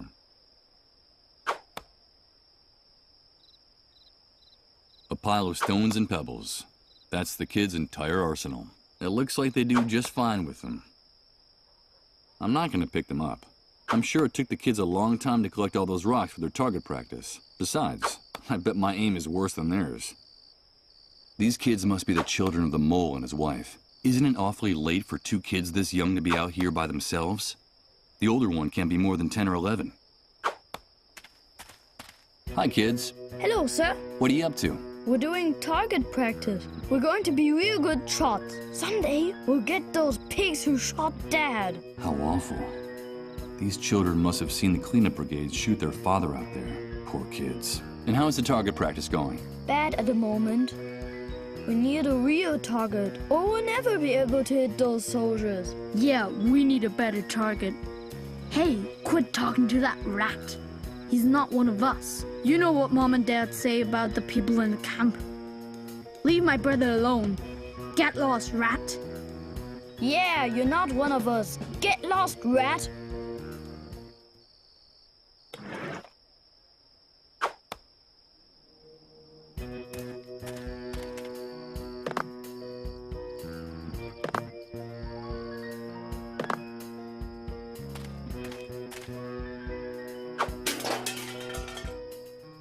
Thank you. Now we'll really be able to become the best shots in the camp. So now you're saying this rat isn't a rat? No, I'm not. My name is Michael. Hello, Michael. So tell me, why do you want to throw rocks at those soldiers? We have to get revenge. We're big boys now. And that's what we gotta do. Those pigs shot our dad. We heard him screaming. He's hurt real bad. Mom said we'll never see him again. Damn pigs! My brother and I are gonna get them. All of them. But when they were Dad's friends, you used to say you wanted to be a soldier when you grew up. Shut up. That was before. I wish I could reach those watchtowers with my rocks. Yeah, wouldn't that be great? That's not a bad idea. Something tells me that a little commotion along the barbed wire fence would be a good thing for everyone. It's pretty late for kids like you. What are you doing out in the street at this hour? Hey, we're not kids. We have to practice our marksmanship. Our mom gets real mad when we do it inside the house. It's not like we have anywhere else to go in this dump. Nowhere else to go? So you don't go to school? Don't you have any friends from school? There is no school. Not since the explosion. Our mom says we don't need it anyway. We're big boys now, and someday we'll be very important people in the camp. Just like our dad. That's why we don't hang out with the other kids around here. Our parents say they're rats. They'd be a bad influence on us. Yes, we're going to be brave and strong, like our dad. Right, Michael? Of course you will. I need your help, boys. How can we help you, Michael? I have to get something from inside your house. It's something I need so that I can help your father. Understand? But your mother is very agitated, and I need you to give me a hand with her. It's a mission. What do you want us to do, Michael? I need you to get your mother out of the house for a few minutes. Just long enough for me to go in and get what I need. Do you think you can do that? Of course, we're big boys. I'll owe you. I promise to give you a reward. Okay, let's do it. A mission.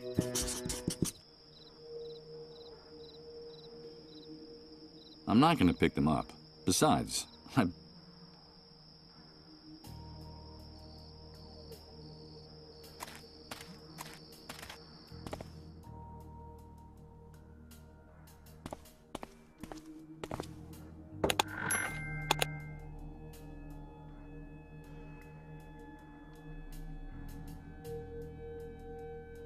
better not.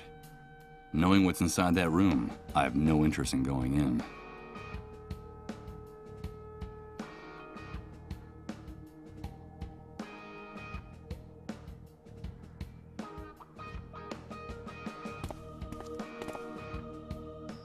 Oh, my head! What the hell's going on? Oh, God! My head feels like it's gonna explode! Michael, please, help us! Help us! Please, remember, Beechwood Oracle. Repent! It's the sun! Was it our fault? Did we do it? Yes! We did it! Enough! Please! Enough! Please, Michael, help us! Only you can do it. Remember, Beechwood Oracle. Good God. What are these images? And that woman's voice. It's the same one that woke me up in the trailer. I'm trying to remember. And stop tormenting me. I hope Rod helps me find some answers. If not, I'll go mad. Absolutely mad.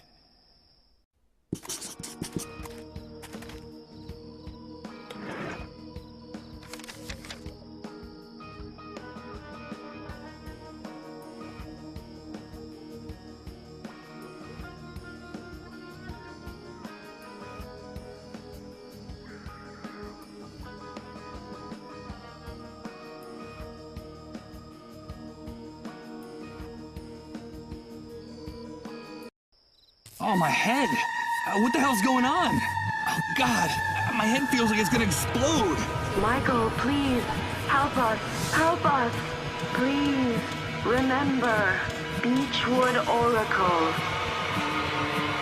Repent! It's the sun! Was it our fault? Did we do it? Yes! We did it! Enough! Please! Enough! Please, Michael, help us! Only you can do it. Remember, Beechwood Oracle. Good God. What are these images? And that woman's voice. It's the same one that woke me up in the trailer. I'm trying to remember. And stop tormenting me. I hope Rod helps me find some answers. If not, I'll go mad. Absolutely mad.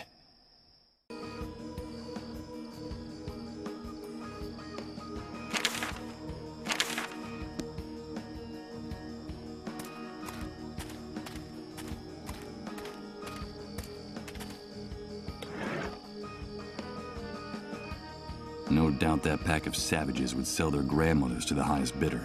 But I think I'd need something more valuable to buy their cooperation.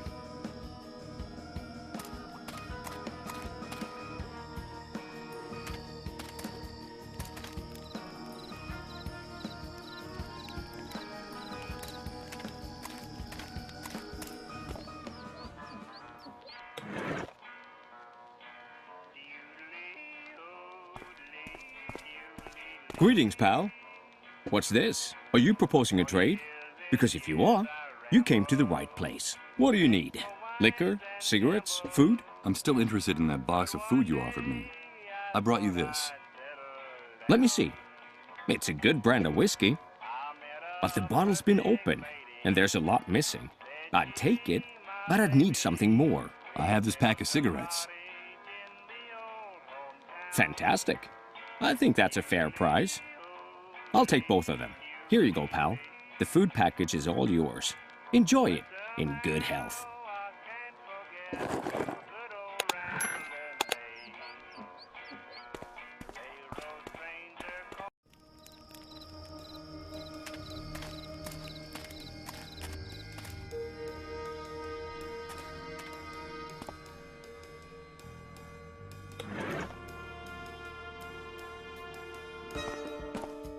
Here, this is what I promised you. That's all the food you brought? This will barely feed us for 2 days. I'm sorry, it's very complicated getting more in the camp. I only wanted to show you that you can trust me, that I can help you. That's what all you rats in this trash heap say? But in the end, only thing you're interested in is taking advantage of my husband and me. I've held up my part of the bargain. Isn't that proof enough? Listen, let me have that pass to get out of the camp, and I promise I'll come back with the morphine you need to ease your husband's suffering. Ah, okay. But you better hurry. Here. What's this? A bracelet? It's like an ID badge. Wear it and the soldiers will recognize you. It won't just get you out of the camp. It'll also help you avoid all kinds of problems with the army once you reach the city. I'm not sure I'm doing the right thing by giving it to you. Just don't betray me, you rat. Bring me that morphine from my husband, and I promise you, I'll give you lots of money in return. Much more money than you could earn in a lifetime in this shithole. No, that's not necessary. We never said anything about money. I have to know you're coming back. I don't trust any of you, and I know that money is the only thing that'll make you keep your word. All you camp rats are alike. Now get out of my sight, and don't make me regret this. And don't come back without my husband's morphine. There'll be a fat wad of cash waiting for you. Okay.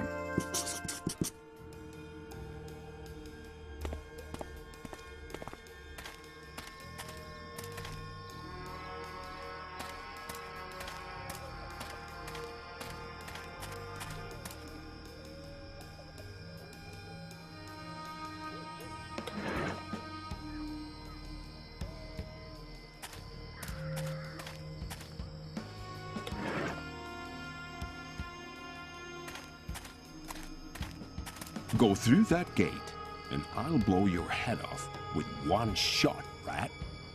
Do you need to get a closer look at what I have on my wrist? Wait a minute. Look, he's got on one of those ID bracelets the camp moles wear. Those cockroaches are very useful to us in here. Lower your gun and let him leave. You heard him. Get out of here, rats.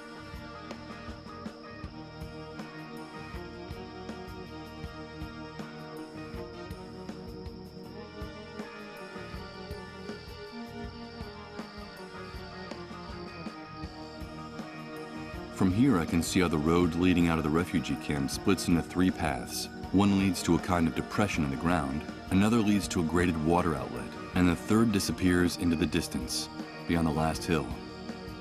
Could that be the road leading to the city?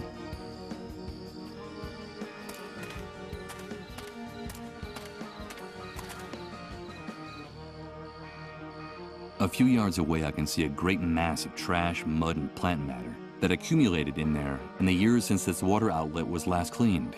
Ugh. Even from here I can smell the stench coming from inside. Impossible. It's beyond my reach. The bars are keeping me from getting there. In the distance, the other end of this tunnel fades out of sight among the shadows. Where does it lead?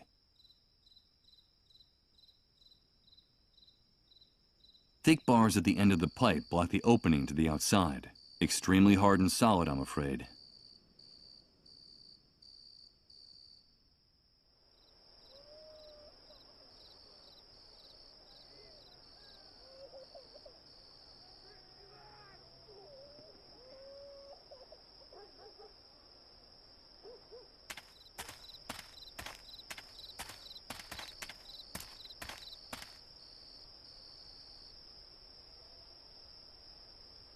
It's the charred remains of a tree trunk, fighting to keep from being devoured by the enormous hole in the ground. For the moment, it's holding its own. It seems firmly rooted in the soil.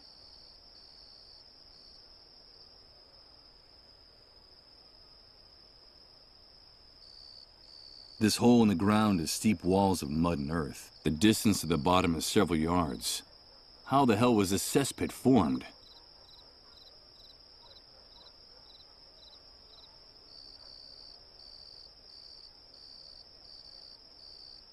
I suppose the rain has been flooding the pit little by little. This water is so dark you can't even see the bottom. It looks like there are some chiseled stone structures sticking out of the water. What are they? The remains of columns, perhaps? And what are they doing sunk here in the middle of nowhere? It seems like a small fragment of one of them is loose. It looks like there are some... And what are they... I can't reach it from here. Maybe I should find a way to get to the bottom of this enormous hole first.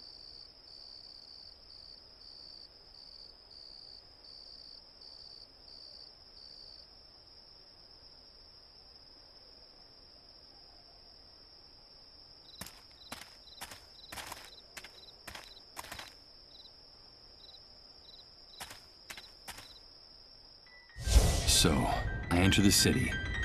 It welcomes me with its most merciless and bitter grimace. What I see before my eyes is not what I expected. Doomsday made it here, too, even if no one in the refugee camp knows it yet. Damn it. The city looks as bruised and battered by the catastrophe as the rest of us.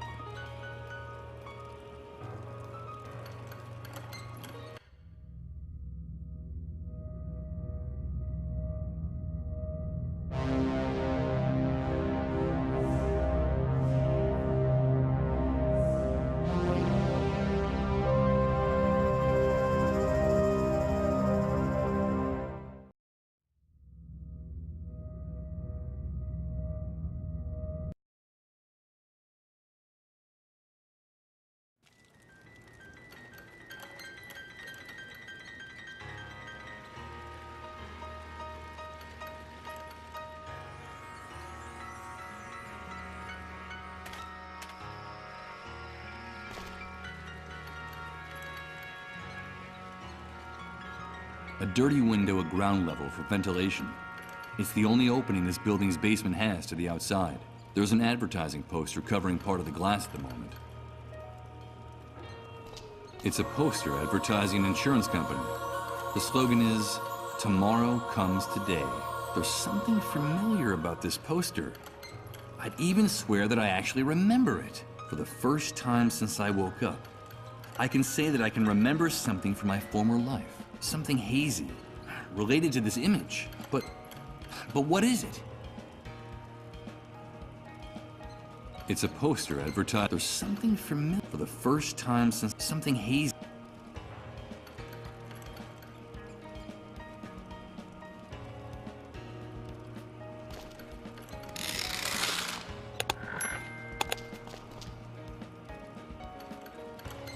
A dirty window at ground level for ventilation. It's the only opening this building's basement has to the outside. Dozens of posters, all shredded, charred or half torn off. This wall must have been used for advertising before the Great Wave.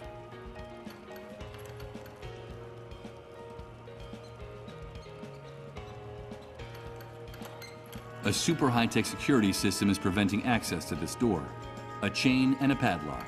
Primitive, but effective. A chain with a padlock. Huh, but I'm no Houdini. Let's not waste any more time on this. What the hell is that old man trying to do with that enormous pair of bolt cutters? He can hardly get his hands around them. Help me, please! Help me! Don't let them find me in the street after curfew. They'll take me to the refugee camp. Help me, please! But don't make any noise. There's a patrol just round the corner.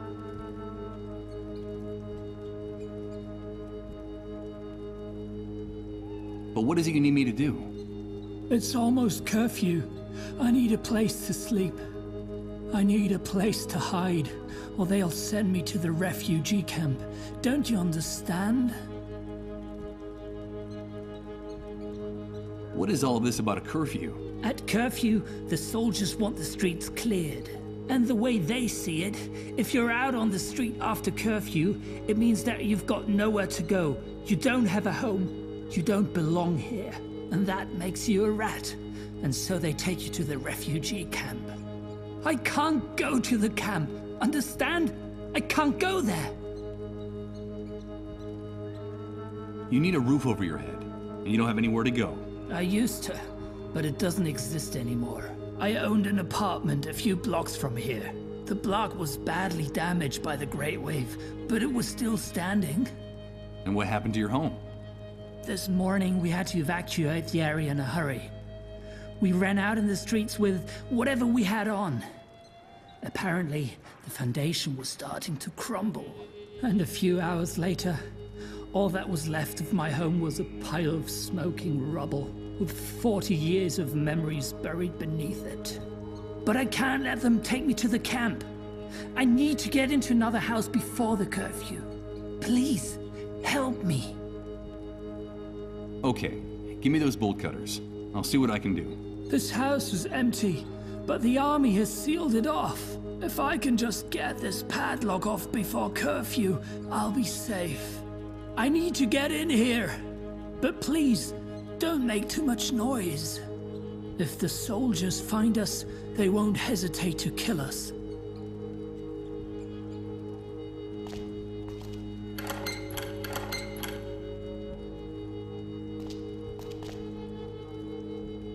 Impossible. I'm sorry. I can't do anything with this. I need to get in there. I need to get in. I'm looking for a place. Something like a pharmaceutical warehouse. Would you know anything about that? I don't really know. There's a small medical center just outside the city limits. I suppose you mean that, right? They built it in a hurry, just knocked it together after the Great Wave. No one really knows what it's for, but there are vehicles going in and out of the place all the time. Whatever they're doing in there, they're keeping it very secret. Not even my daughter would tell me what goes on inside. Did you say your daughter? Yes, my daughter. My little Uma. She works there as a nurse. I'm afraid she left me. I suppose she got tired of living with a frail, sick old man like me. Because one day she simply left the house, and I haven't seen her since. It's been months now. I think she was right to leave me. These times are hard enough. You don't want to burn yourself with someone like me. I'm sorry. I can't help you. Help me, please.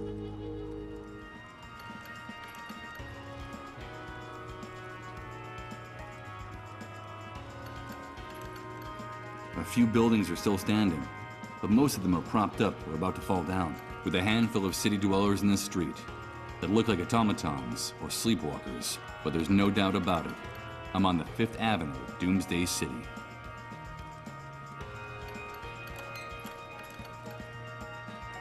It's the silhouette of the soldiers guarding the street from around the corner.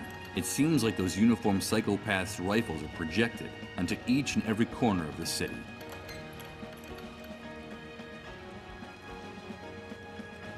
The traffic in this part of the city must have been especially heavy, but now you can barely hear the sound of the few army vehicles still circulating in the surrounding areas. Judging from what remains of the stained glass windows and the murals, this pile of rubble must have been a place of worship before the Great Wave struck. Now it's one of the most badly damaged buildings in the area. There are hardly any walls still standing.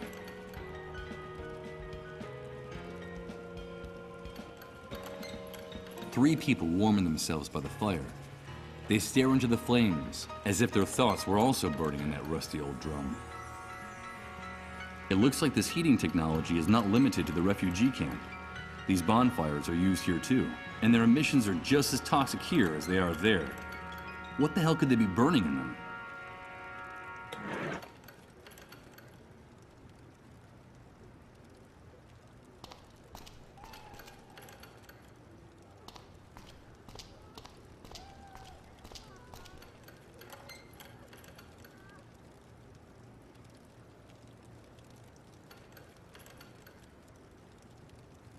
What was formerly the entrance to a subway stop is now a bunker reinforced with bricks and cement.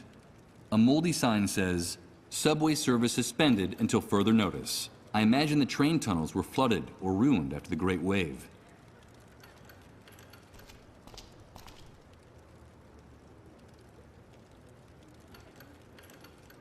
A metal sign bolted to the wall. It's the logo of the local subway system, and from what I can see, one of the edges is slightly detached. Let's see. I can try to rip it off. Nothing. I'm afraid I'm not going to be able to get it off with my hands.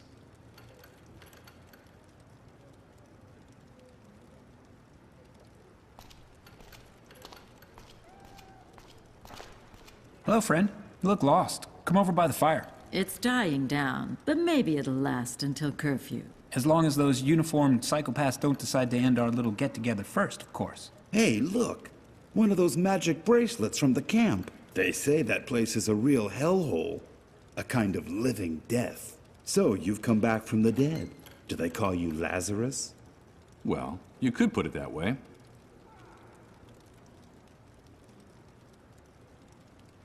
You were saying something about a curfew. What time does it start exactly? Well, it depends on the mood of the soldiers in this zone. But you know it's time to go home when they start taking their guns out of their holsters. Today they're extremely jumpy.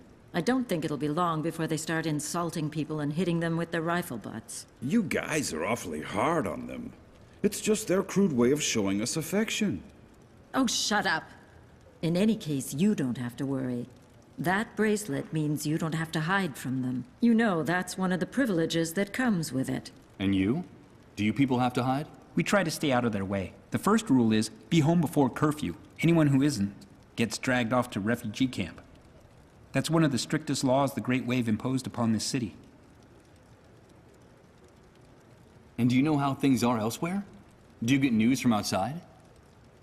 I'm afraid not. With no communications or transportation, and with the army on every corner, we are totally cut off. Who cares anyway? When you don't know from one day to the next if you're gonna be alive, there's no time to worry about what happens 100, 1,000, or 100,000 miles away. I understand. Why are you afraid of the soldiers? I'd heard that things function better here. I don't know where you heard that, friend, but whoever told you that was lying. Here, things are very ugly and getting uglier every day. Everything's in short supply: water, food, medicine. We have a surplus of just two things: misery and violence. Life is cheap here, and getting cheaper all the time, especially since the army took over. The army. I see.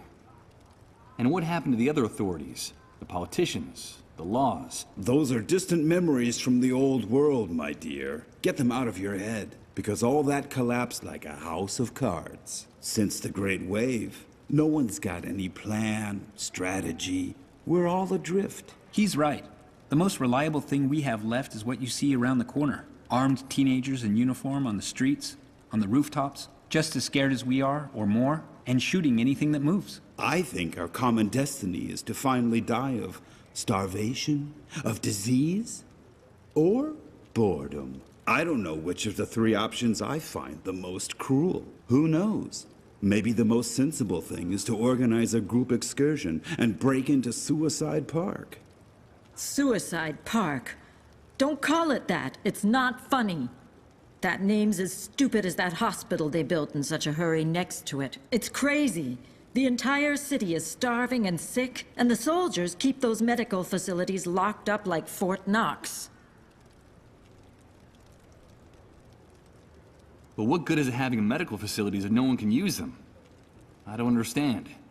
No one does, friend, but that's the way it is. I don't know why anyone would want to go into that building, but I can assure you that they're not going to get treated for anything in there, not even for a miserable cold. Besides, it's a real fortress. The person will be more likely to come out sick from an overdose of gunpowder and lead. You know how it is, dear. There's no cure for love or death.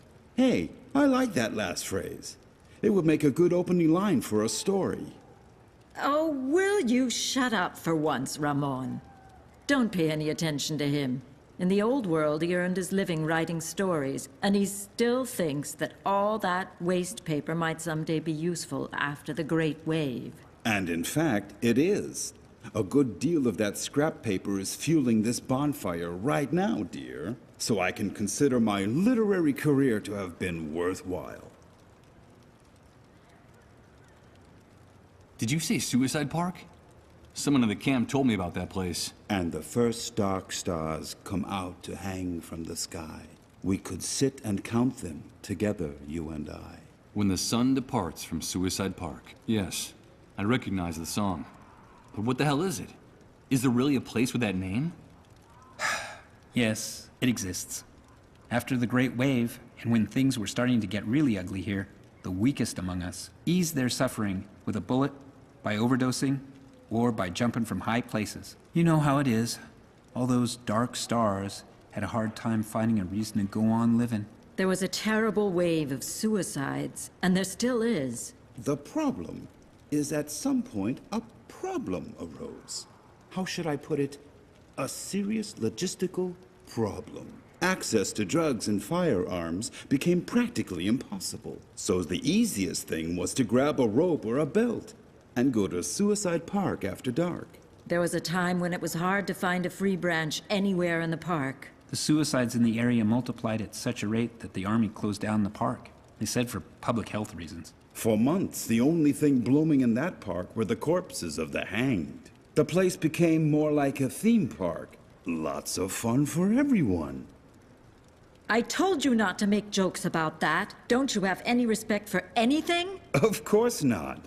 That was one of the many things I lost in the Great Wave. And one of the things I missed the least, believe me. Thanks for the chat. Thanks for the company, friend.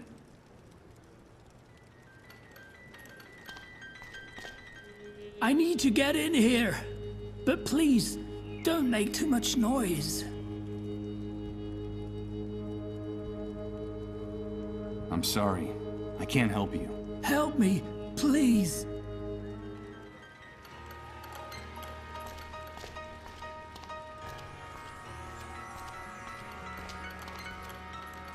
Send us a sign, Lord. We need a sign from you. Hey, wait a minute. I know that voice. Are we guilty of arousing your rage? Did we do it? Speak with your tongue of fire, Lord. Purge us with unrelenting justice. Send us a sign. Is this our doing? Are you punishing us for our arrogance? Unleash your thunderous voice, Lord. Release us from this intolerable uncertainty. Did we do it? Send us a sign. I'm getting a strong impression that man's a fanatic and a little bit deranged. But his sermon made me curious. What could he mean by, we did it? The thunderous voice of your angels through the gash. That is your sign.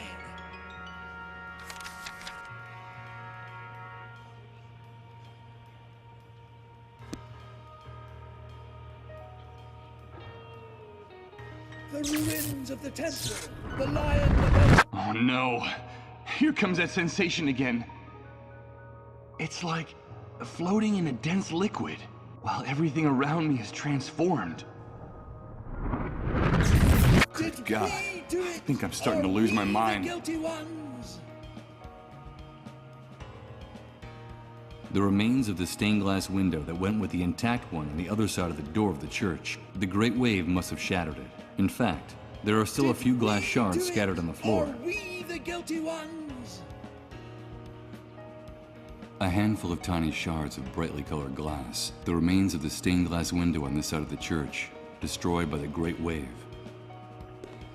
The ruins of the temple, the lion above the flames. We still have time.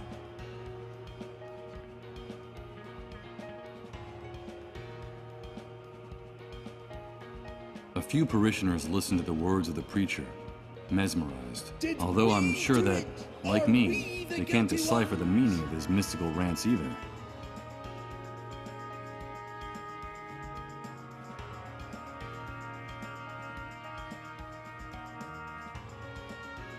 The thunderous voice of your angels. This enormous stone cross casts a giant shadow across the aisle of the church. Perhaps that wasn't the original intention, but the result is pretty gloomy and menacing. Seated on these disarranged pews, some people are listening to the preacher. Others just nod off. I guess they don't have anywhere else to go. That is your sign. This column fragment must have fallen off one of the walls during the catastrophe. Now it's keeping the pedestal of the statue company. Did we do it? The only statue in this place still standing. It's Saint... what's his name? Patron saint of... who knows what. I'm afraid that if I ever was a believer, all that information has also been blanked.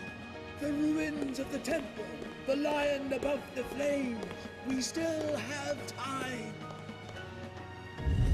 The catastrophe caused a lot of damage to the statue's pedestal.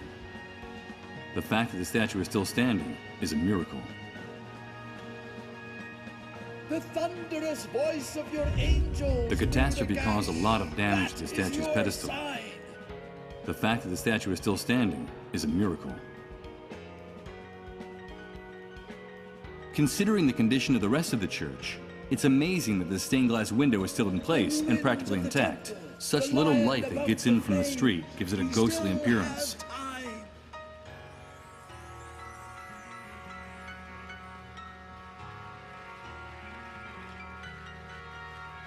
That must be Reverend Blake, the preacher I heard about in the camp. I don't understand a word of that man's sermon, and I'm afraid the other faithful don't either. Could that be the reason why everyone reveres him so much?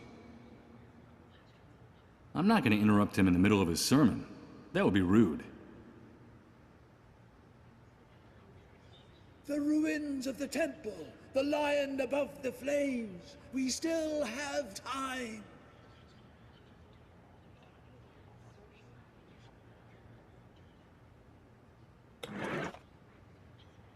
They come from one of the church's broken stained glass windows. They're pretty and eye-catching, and have a nice variety of colors. Tomorrow comes today. There's something about the composition that's strangely familiar to me. Some memory related to my former life, perhaps? Or maybe it's just a memory glitch caused by the Great Wave. Did we do it? Are we the guilty ones?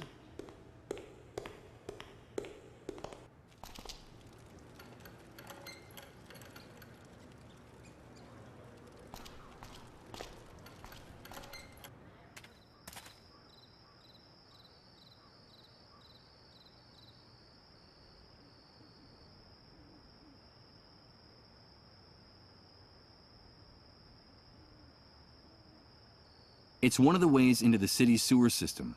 The Great Wave wrecked this place. Did the same thing happen down there? Judging from its girth, this giant must have lived for hundreds of years before someone got the bright idea of cutting it down. Now the stump is guarding the entrance to the park. Closed for public health reasons is written on this piece of wood nailed to the stump. Wait a minute. Health? With no A?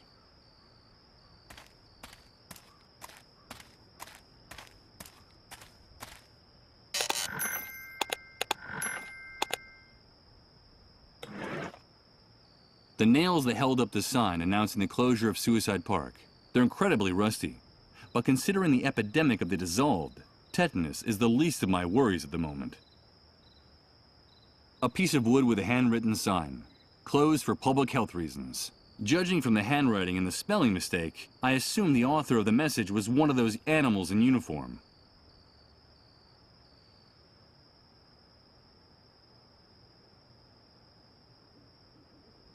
Southside Park. Would you believe it? This must be the famous Suicide Park I've been hearing so much about. Huh.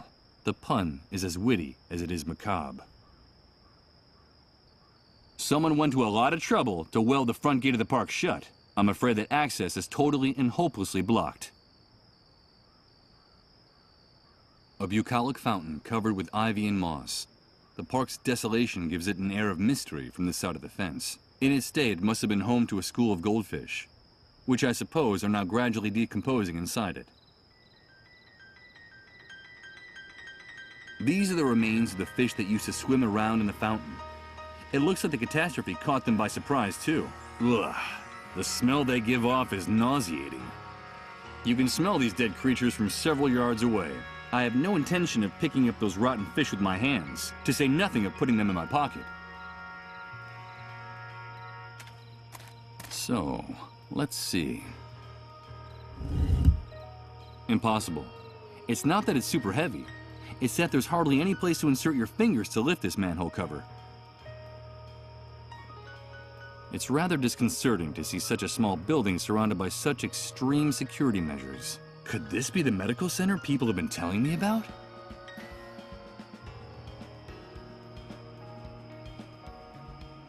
I can't see any entrance for pedestrians from here, which would seem to indicate that you can only get inside the compound through that barrier.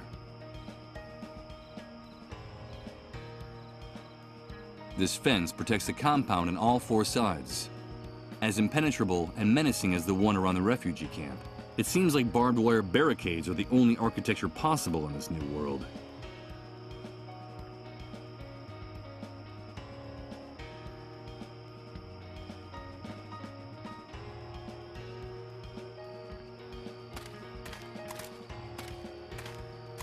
This entrance is reserved for authorized motor vehicles only. Get away from it. Move on. What the hell? Those savages don't get around. I'd better avoid getting too close to that area, at least on foot.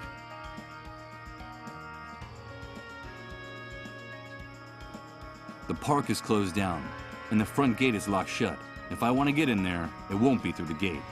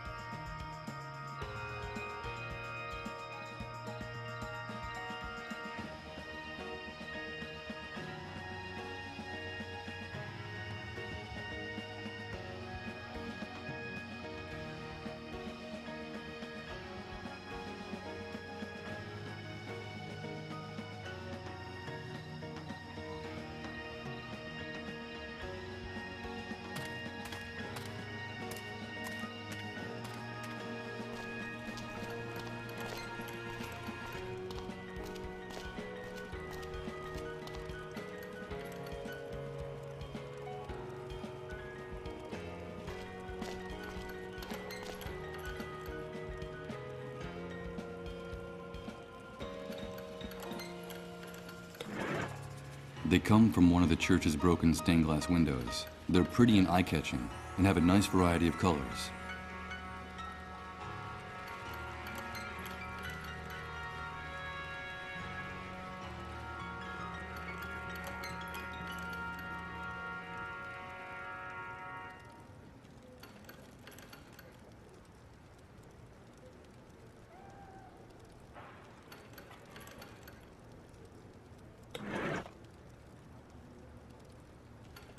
Best not to waste time trying to nail this here. This chain and padlock have this door locked up tight. Whoever did this made sure that no one will be able to open it again without the right key. A chain with a padlock. Huh, but I'm no Houdini. Let's not waste any more time on this.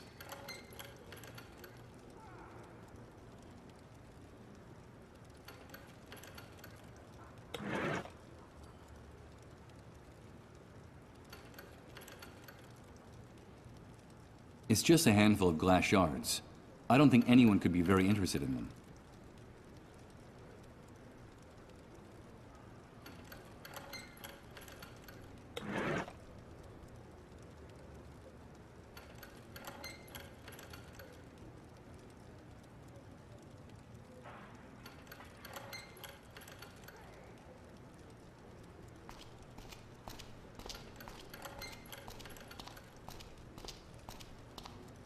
Illuminate us with your fiery voice, Lord. Send us a sign.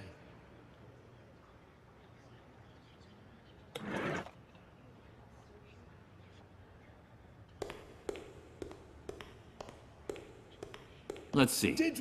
If I wedge one of the ends of the plank under the statue's pedestal, the other part will rest directly on the base of the toppled column.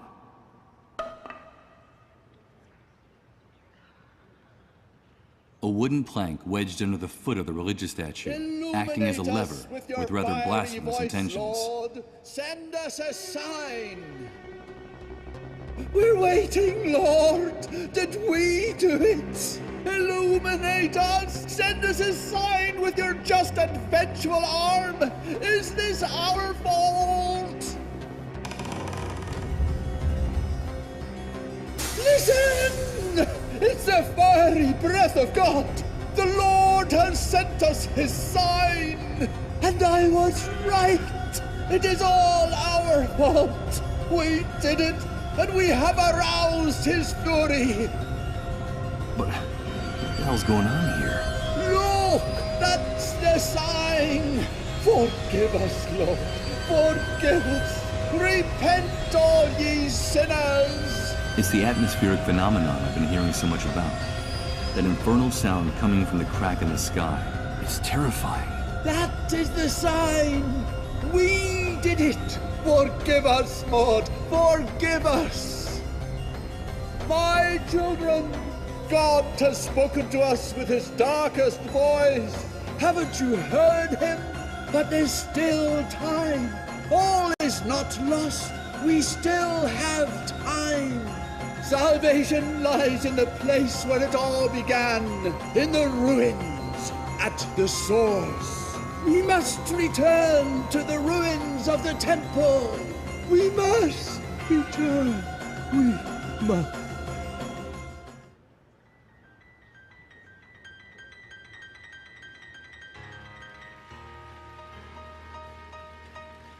Among all the fragments of the stained glass window scattered on the floor, there's one big piece of glass. Well, look at that. Next to this enormous hunk of glass, the colored glass shards I picked up earlier look ridiculous. I'd better get rid of them.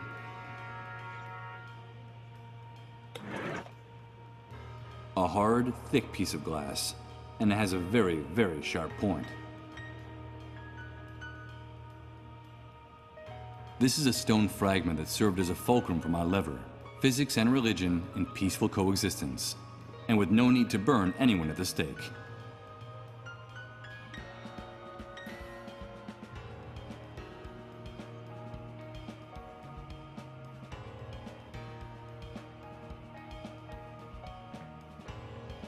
Reverend Blake is totally overwhelmed. It looks like the crack in the sky is having a profound effect on him. The man's message intrigues me. We did it. We did it.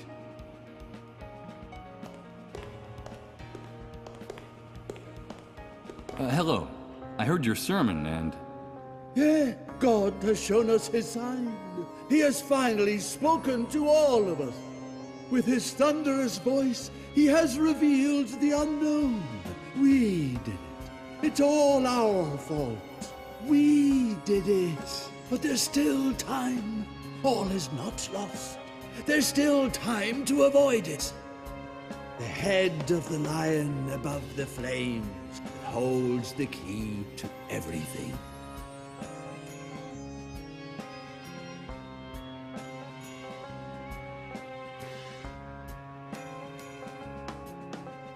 But what is it we did? Time is the will of God. It is his heart and his hammer. The centuries and the ages belong solely to him. The celestial empire is a divine clock. Time rotates around God. Its hands are his angels and archangels. Now I see it all clearly. How could we have been so stupid? Our arrogance had enraged him. That's what we did. This man is definitely crazy. Nothing he says makes any sense. I beg you, leave my brother in peace. He's very upset.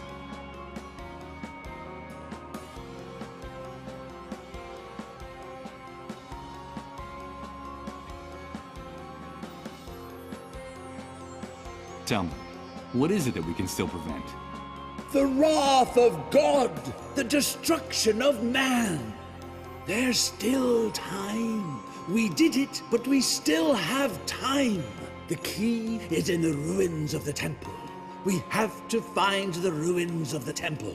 Look for the head of the lion above the flames. Bring me the head of the lion above the flames while there's still time.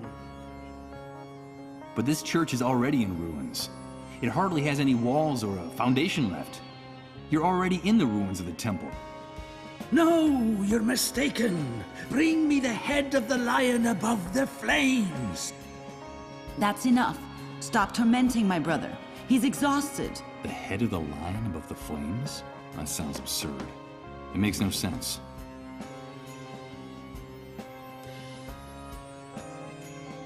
What signs are you referring to?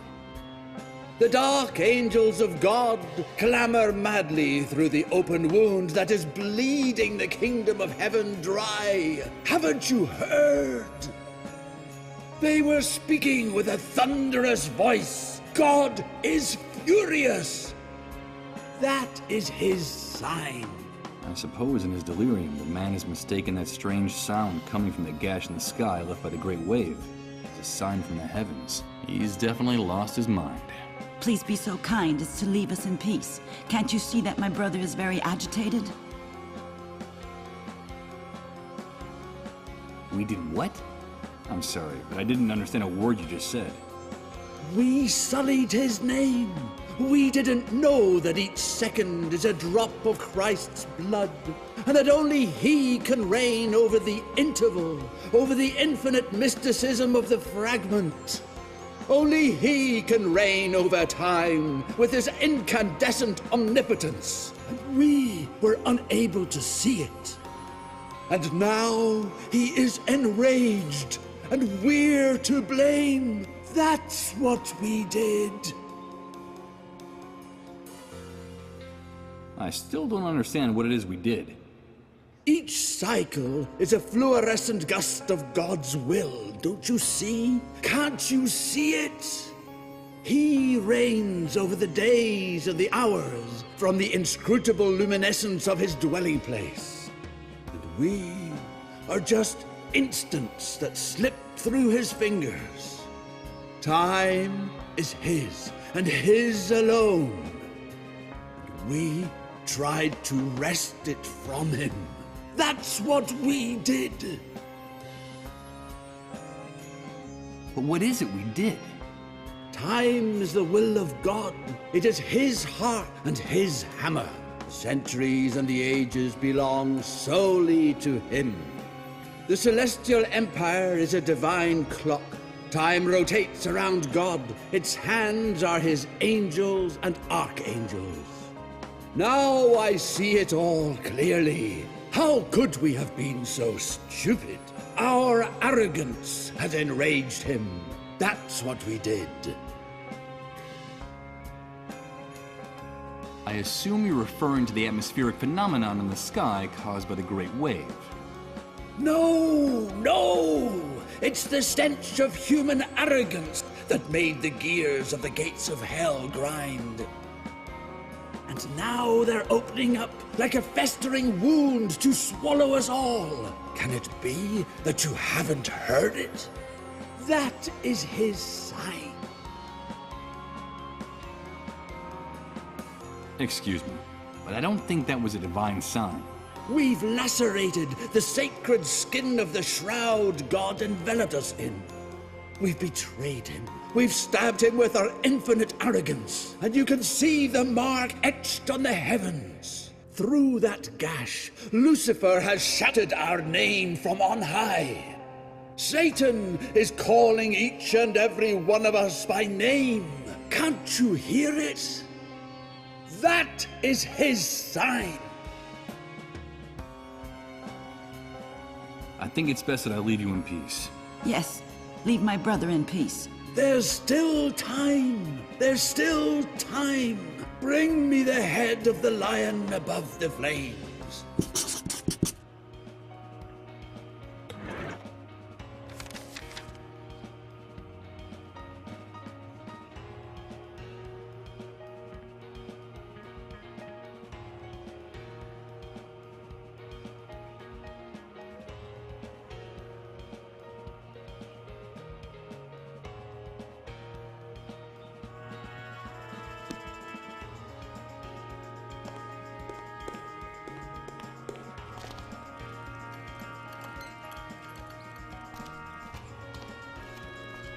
Can I ask you a few questions? Sure, but make it snappy. Can't you see that we're very busy?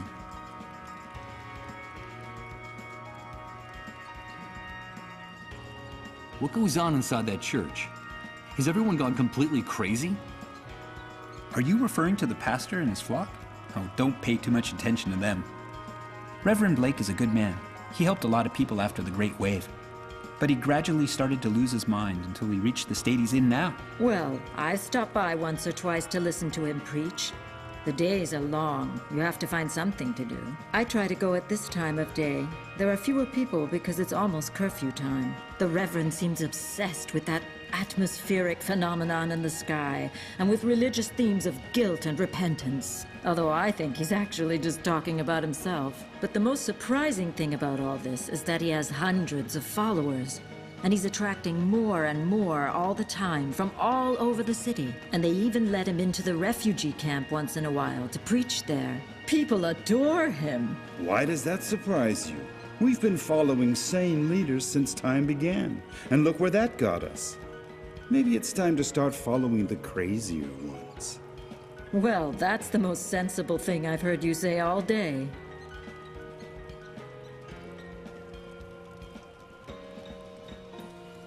Atmospheric phenomenon? Are you referring to the gash in the sky? In the camp, no one knows what it is. On this side of the fence, the authorities have come up with their own scientific term, atypical controlled turbulence in the upper ionosphere. Though I suppose that's just a fancy way of telling us that they have no idea what the hell it was that split the sky in two after the Great Wave. It makes my blood run cold when that aberration starts to grind out that noise like a piece of rusty machinery. I wish those scrambled little clouds up there were the worst of our problems, dear. Oh, shut up. Thanks for the chat. Thanks for the company, friend.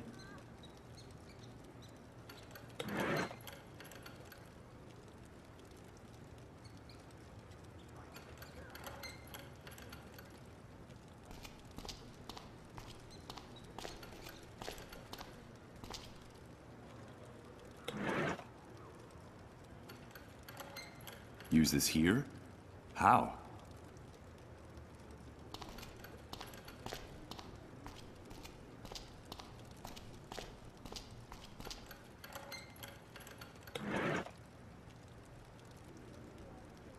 What for? I'd only end up breaking the glass, or even worse, cutting my hand with it.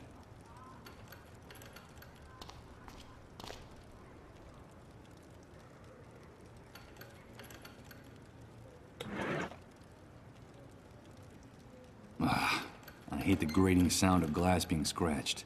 It jangles my nerves, so I won't do it.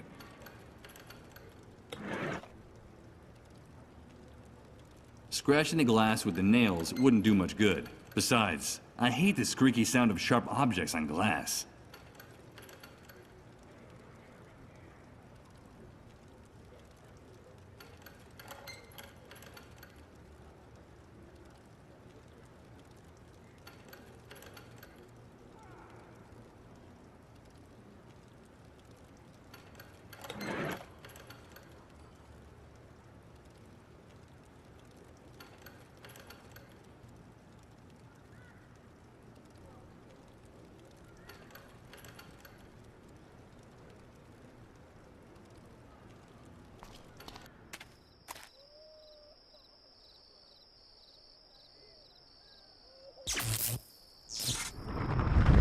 Oh no. It's starting again. It's amazing. Everything's changing. Everything.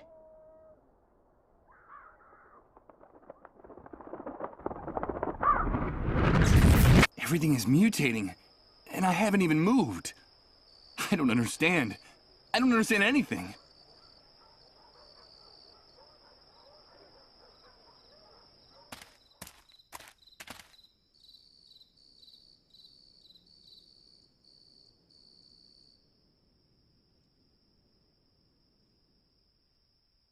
Impossible. It's beyond my reach. The bars are keeping me from getting there.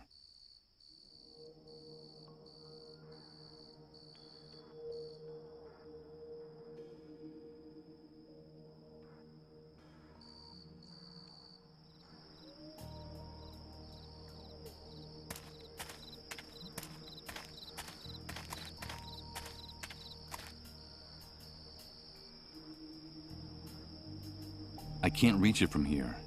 Maybe I should find a way to get to the bottom of this enormous hole first.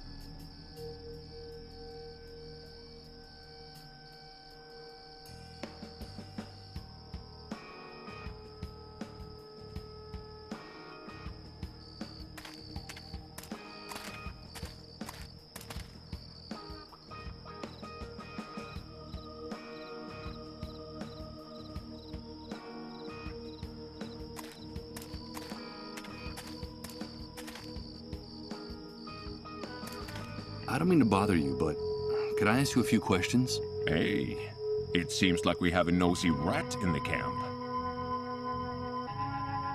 I won't bother you anymore. Get lost.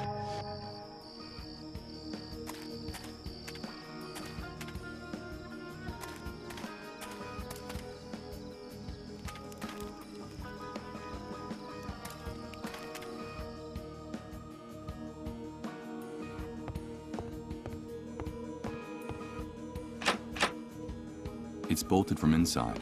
I'm afraid it's not going to open.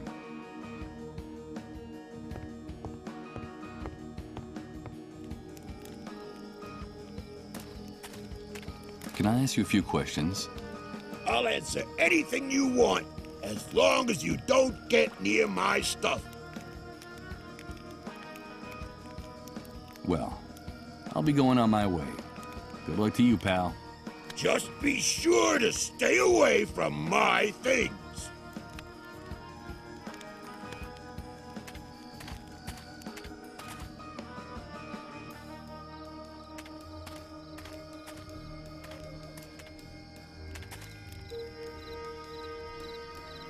Hello, mister.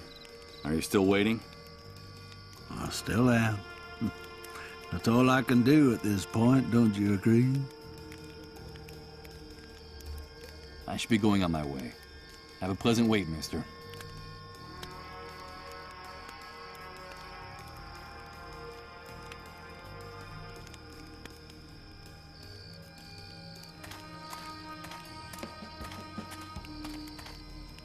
It's a thick cable that runs along that building's roof, but I can't see it very well from here. It's too high.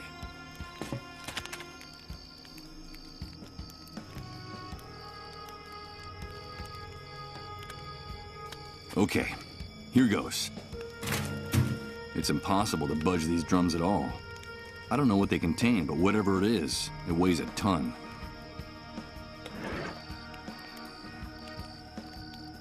The cable's too high. I can't reach it from here.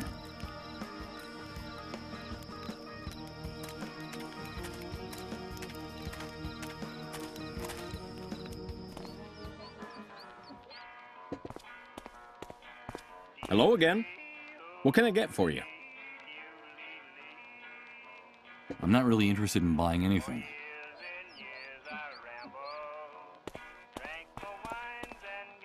Hi, Mike. So what brings you here?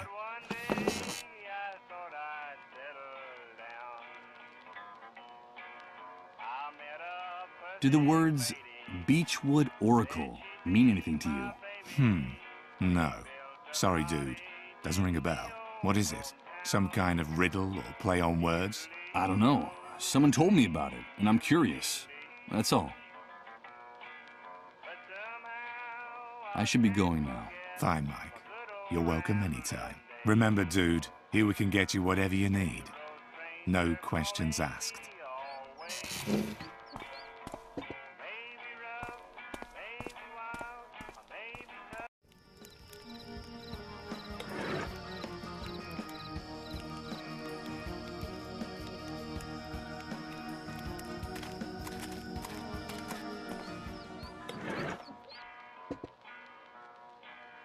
I prefer to hold on to it.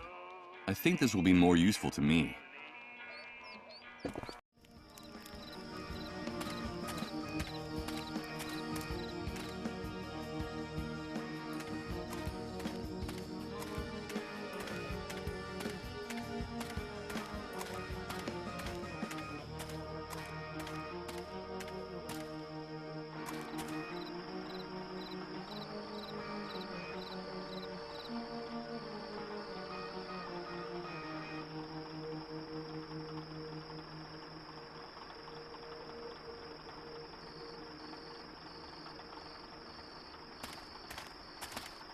What exactly do you think you're doing? Just try putting those grubby little fingers on those coins, and we'll chop them off and use them for poker chips. Hey, will you quit bothering us already?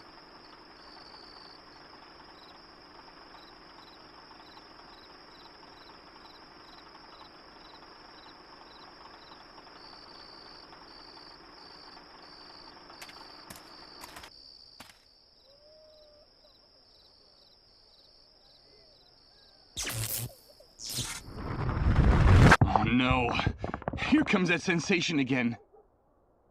It's like floating in a dense liquid, while everything around me is transformed. Good God. I think I'm starting to lose my mind.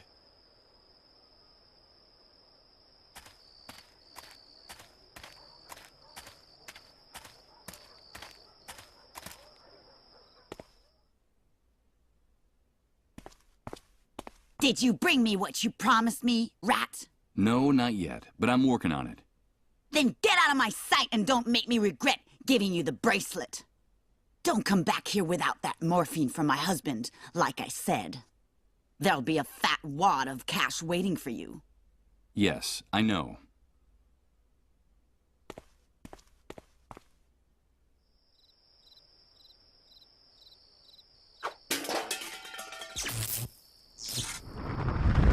Oh no. It's starting again. It's amazing. Everything's changing. Everything.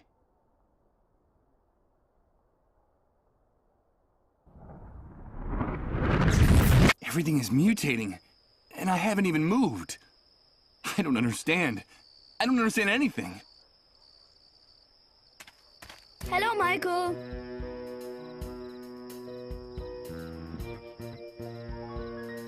You did a very good job with your mission. I owe you.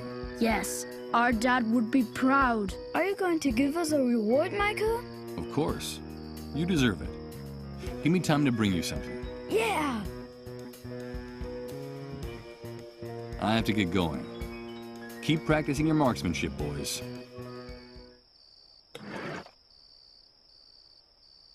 Those boys are expecting some type of reward for completing their mission, and I don't think they're going to find this very exciting.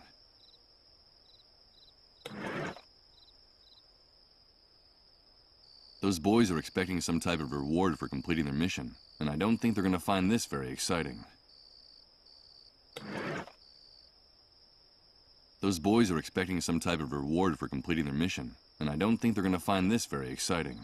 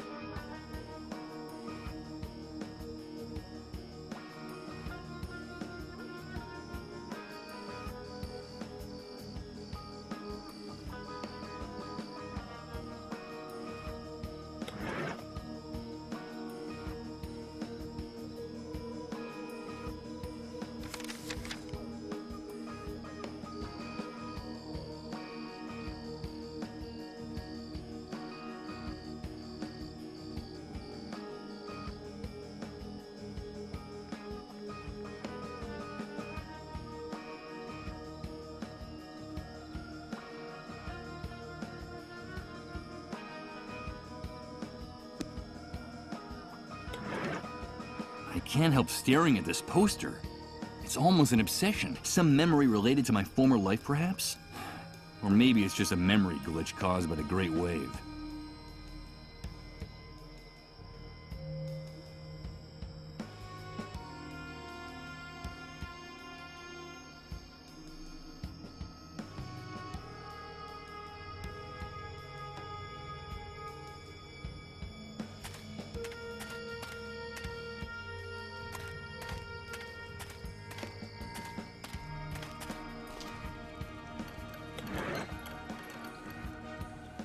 I'm not going to give it to anyone. I'm sure this poster hides some important information about my past. Although, it could also be that my faulty memory is playing tricks on me. It doesn't seem like a good idea.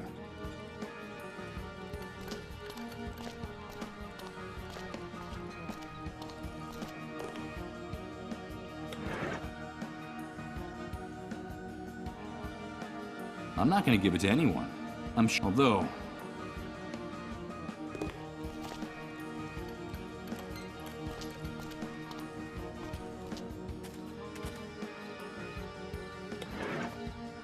I can't help staring at this poster. It's almost an obsession. It's as if there's some hidden message in the background of the image that I'm incapable of processing. What the hell is so familiar to me about this image? And why?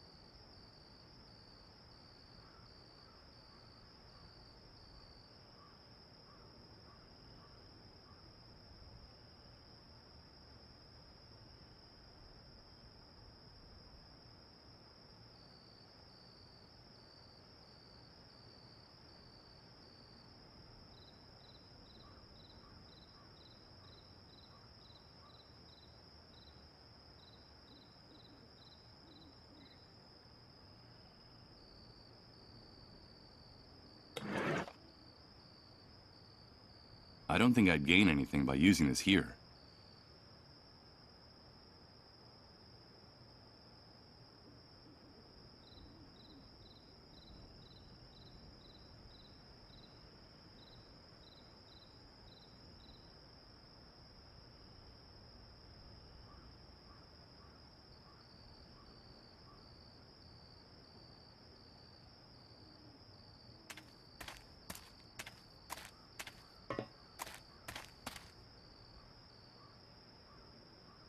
Strange. The soil here seems darker and less packed than the soil around it.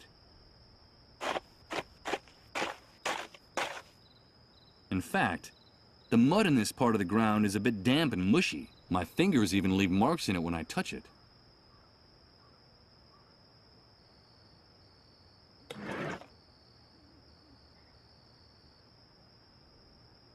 I'll do this very carefully, so that the glass doesn't break in two.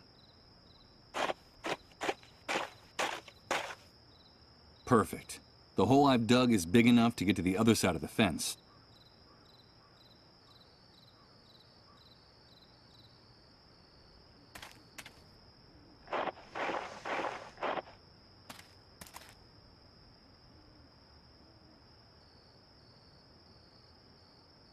I refuse to touch that repulsive mess and put it in my pocket.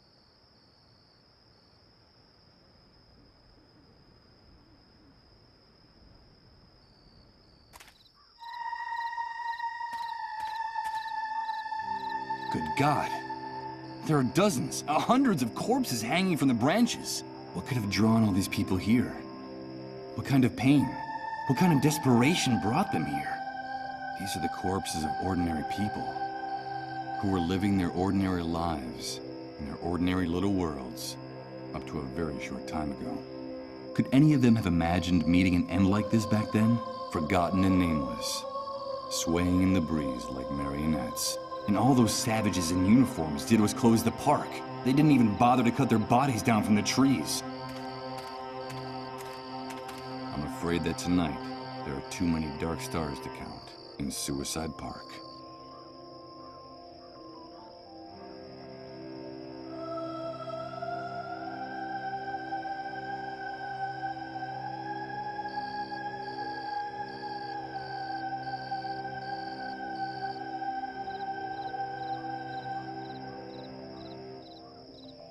Wherever I look, I see corpses hanging from these branches, some so recent that the shadows of their faces make it seem like they're following you with their gaze.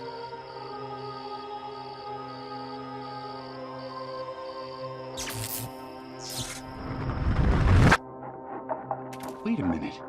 That guy is the suicide victim who was hanging from this tree.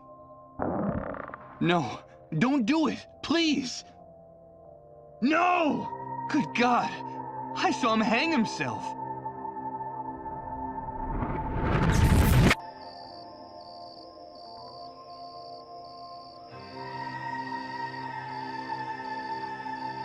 It's impressive. The park was able to devour the fence effortlessly. The metal bars became like plasticine, molded by the whims of the vegetation. A rotting bench overlooking purgatory. It looks like the kid who hanged himself from this tree climbed up on this and then jumped with the rope around his neck. Although the crows have already done a thorough job on him, from what's left, I'd say that the corpse belongs to a young man, barely of legal age, one of the many dark stars in the park. Although the crows have already done from what's one of the... That strikes me as disrespectful, and I don't think it would do anything for me. With the noose around its neck, the corpse's body sways in the wind like a rag doll. Impossible. One of its ends is tied to the crowbar, and the other... Well, the other is also tied to something.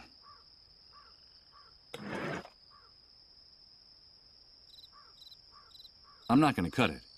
If I can manage to salvage this rope without cutting it, it could be useful to me.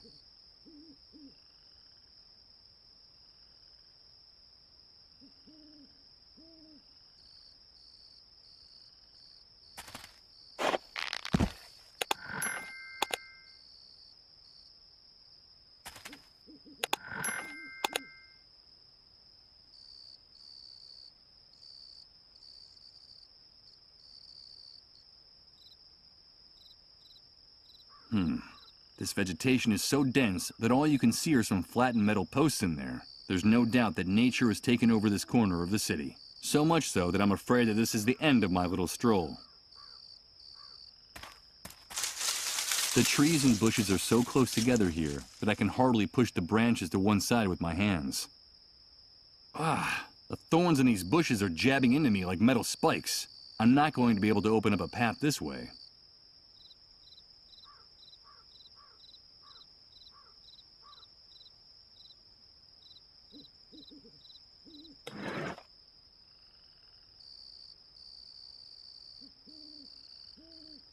Impossible. I'll need something that cuts better if I want to hack my way through this impenetrable tangle of vegetation and bushes.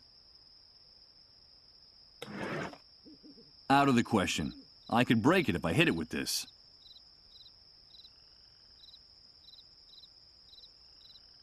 If I want to hack a path through this wall of vegetation, I'll have to use something that cuts better than this piece of glass.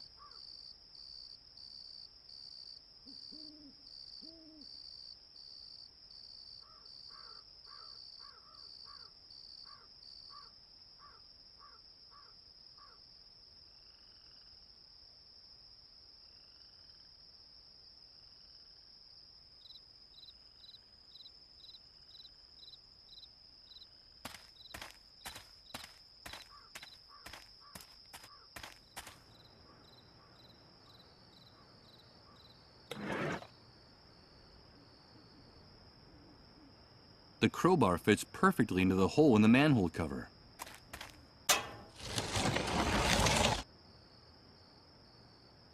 It's one of the ways into the city's sewer system.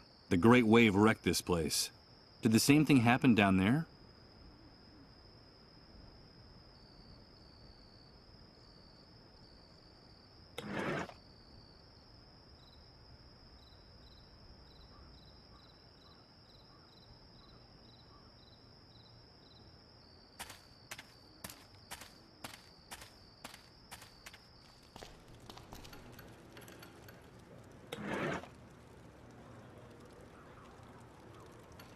Maybe with the help of the crowbar, I can get the subway sign off the wall.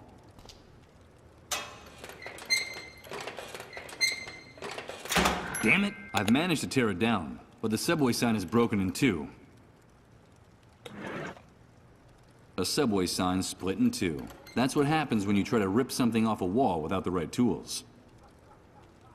It's an old rope, but in good condition, considering how long it's been exposed to the elements. But the stench it gives off is nauseating. The noose of the hanged man. I could allow myself a little joke about the title of a cheap western, if this smelly rope didn't still have strands of hair from the head of that boy who used it to hang himself.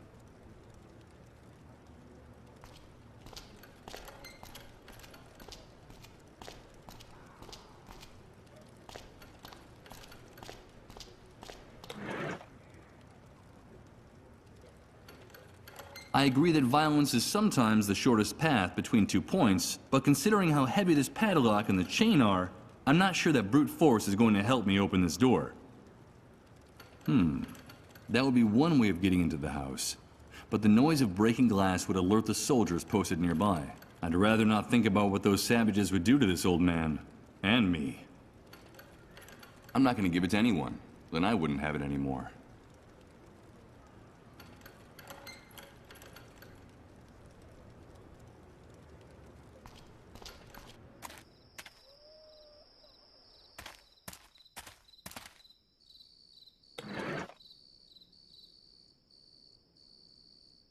Nothing can be done here. The bars are too thick.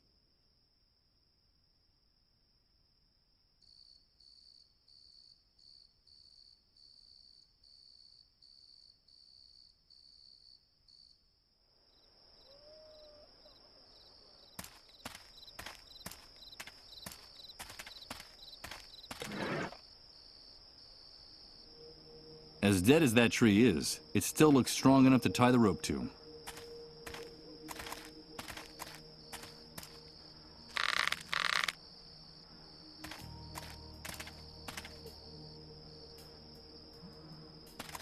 Before I go down, I'll leave the heavy stuff here, in case the rope doesn't support my weight.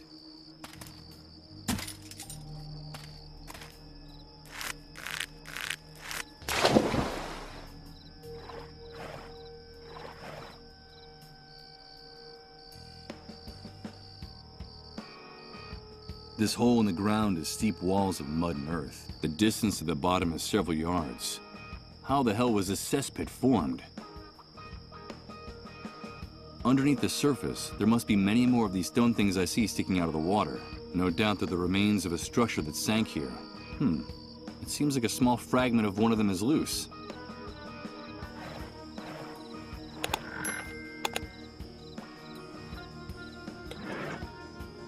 A small piece of sculpted marble.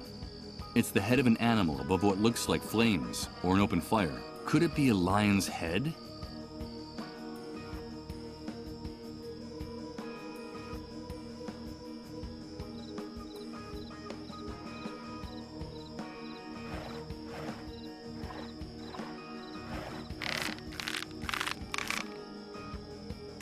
I'll get my stuff.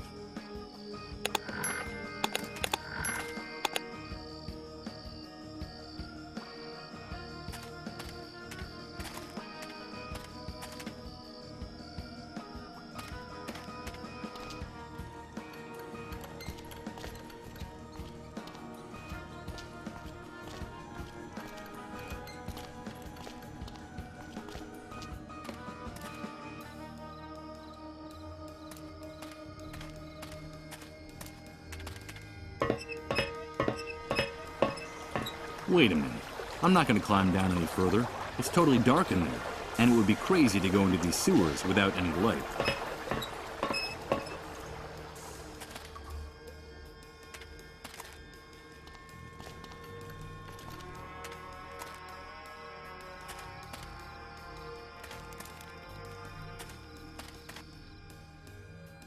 I'm not going to snuff out this oil lamp. This place looks sinister enough with light. I'm not going to...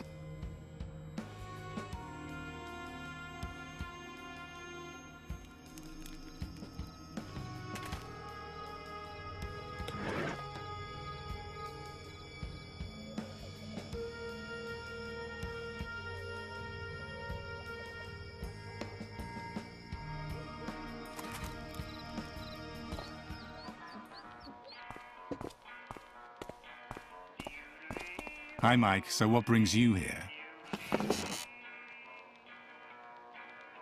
I should be going now. Fine, Mike.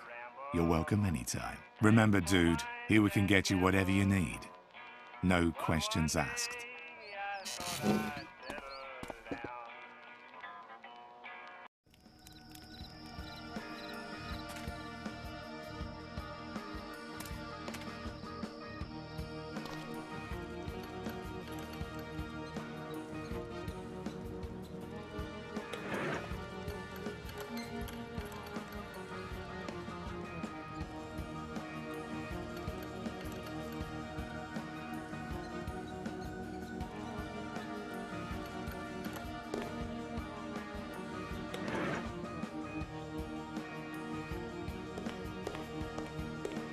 The head of the lion above the flames. I think this must be yours. The head of the lion. The head of the lion above the flames. The ruins of the temple still exist. Salvation is still possible. We can prevent it. We can still prevent it. Don't you understand? The annihilation of time. The wrath of God for our arrogance. There's still time. I have to return to the ruins of the temple. I have to go back to the ruins of the temple. Wait a minute! Whew.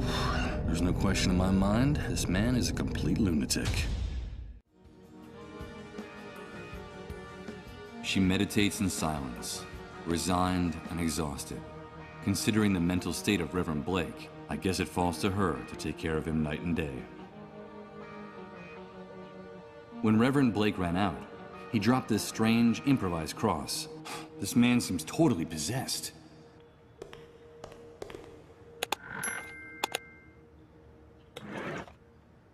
Reverend Blake's cross, a stick with a very, very striking shape.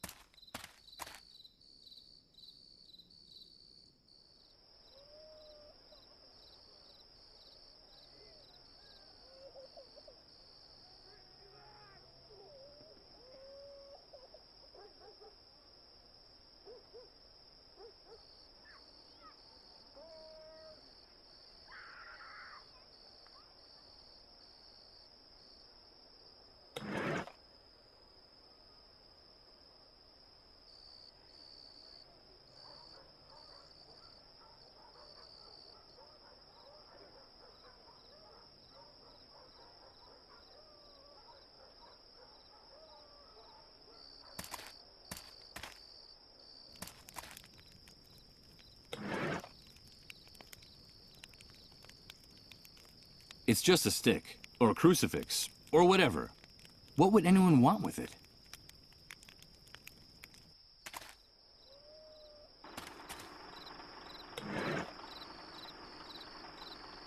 I could toss it, but I doubt if those dogs are going to pick it up and return it to me. I'm afraid these beasts belong to a species that's somewhat harder to domesticate.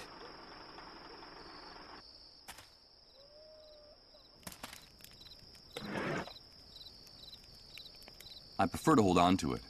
I think this will be more useful to me.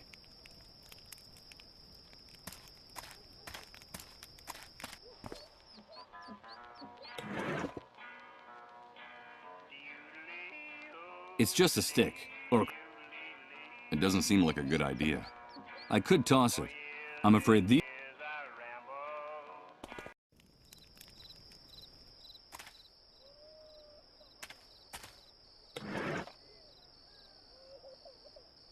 I could toss it. I'm afraid the...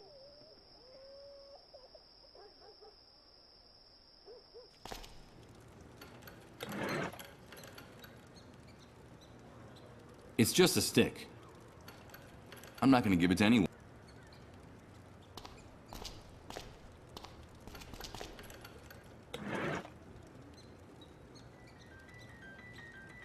The drum is already giving off enough heat. I don't see any need to stoke this fire anymore.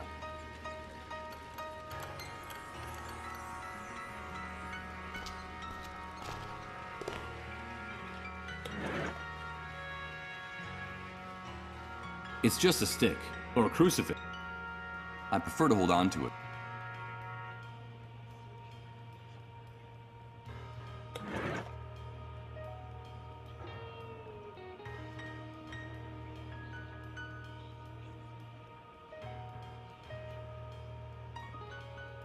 What used to be a round subway sign is now 2 halves of a metal disc.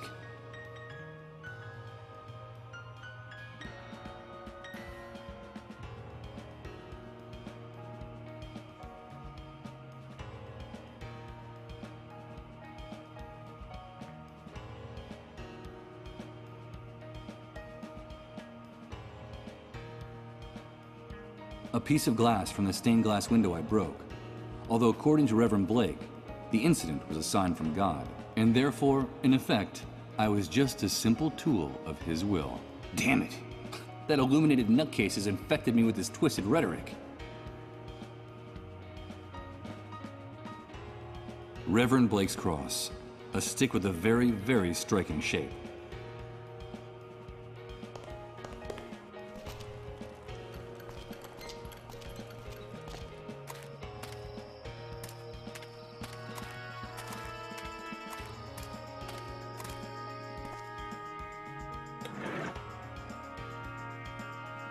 It's just a stick.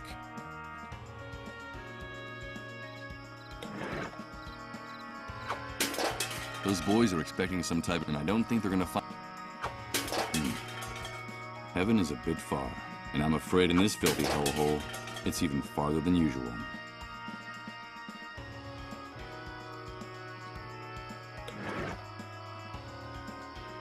Those boys are expecting some, and I don't think they're gonna...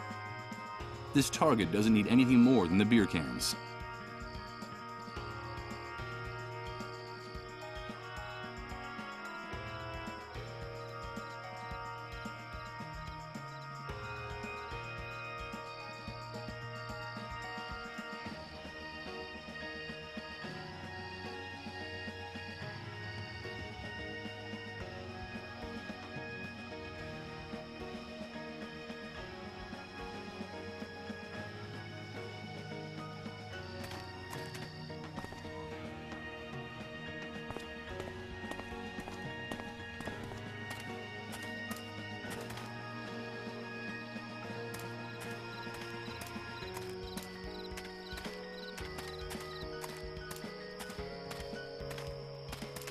Before I go down, I'll leave the heavy stuff here, in case the rope doesn't support my weight.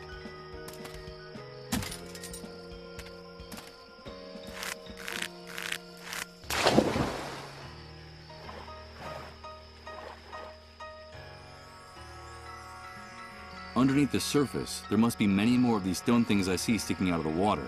No doubt they're the remains of a structure that sank here.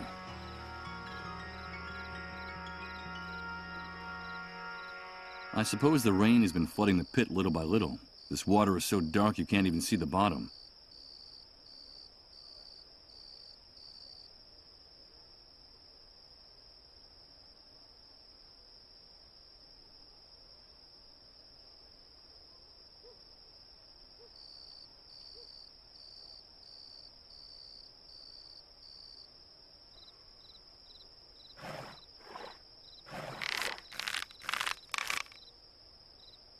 I'll get my stuff.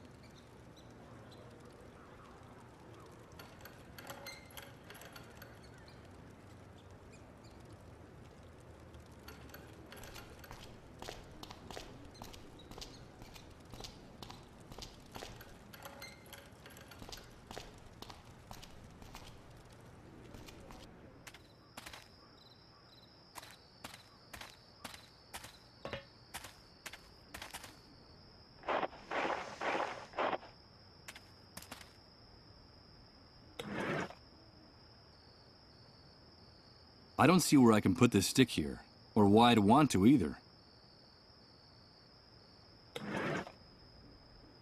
I don't think doing this would serve any purpose. I'm afraid I can't do that.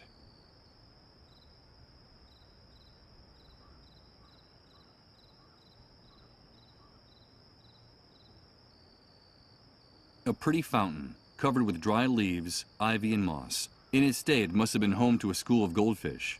What a shame.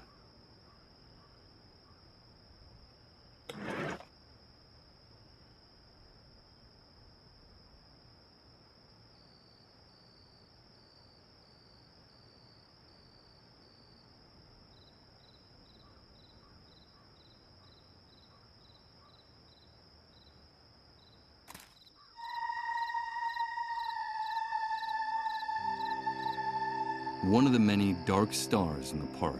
Although the crows have already done a thorough job on him, from what's left, I'd say that the corpse belongs to a young man, barely of legal age.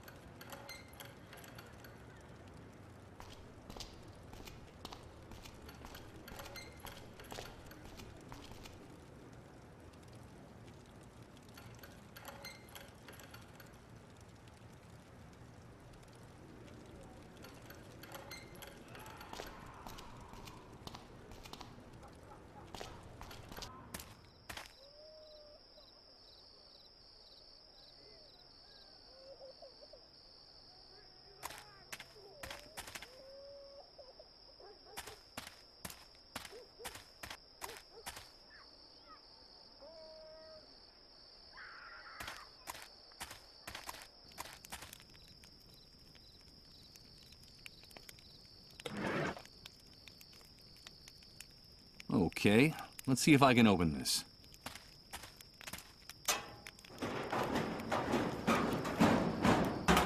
Got it. Getting into a punching match with this wouldn't help me at all. Let's see. I'm sure that if I tug on it a little... Good. The upholstery came off along with one of the elastic bands that was holding it to the seat.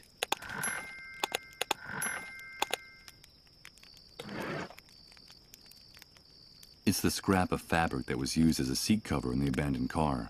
Dirty, damp, and mildewed. I'm afraid it's seen better days. It serves its purpose to a T. If you stretch it in both directions, the band becomes longer. And if you release it, well, I'd better not do that.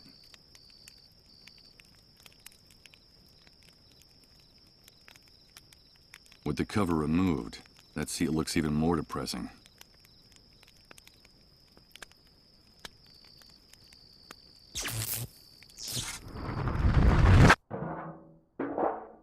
Oh no, here comes that sensation again.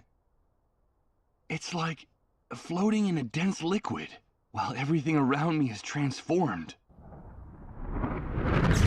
Good God, I think I'm starting to lose my mind.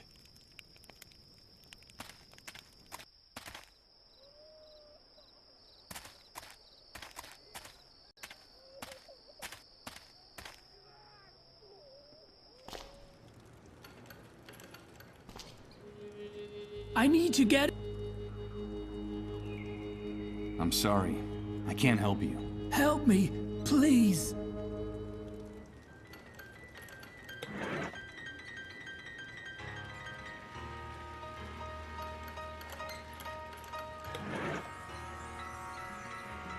This quilted fabric fits the size of the window perfectly.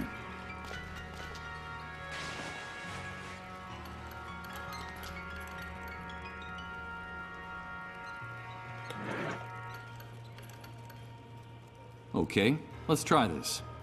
And let's cross our fingers that the seat cover absorbs the noise of the breaking glass. If the soldiers next door find me, they'll blow my head off without bothering to ask questions.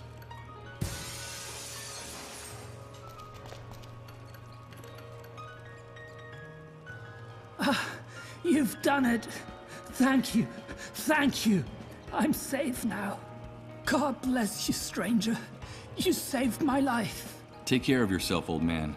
And I don't have to tell you, don't open the door to strangers.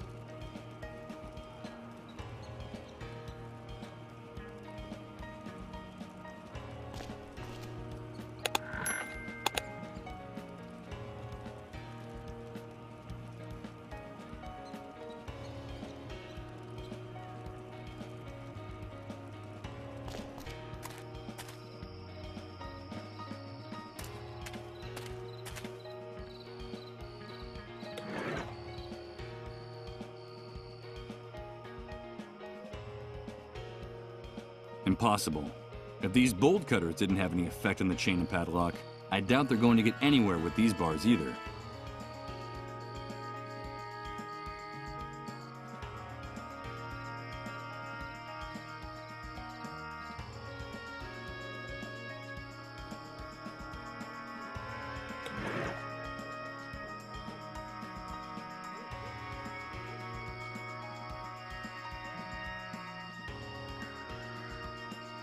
So, let's see.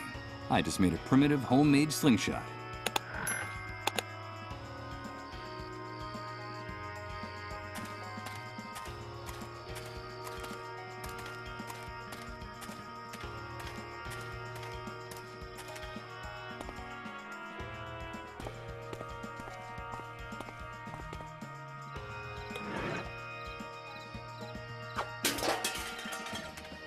Hello, Michael. Hi, kids. We got Mom out of the house. Now what about that reward?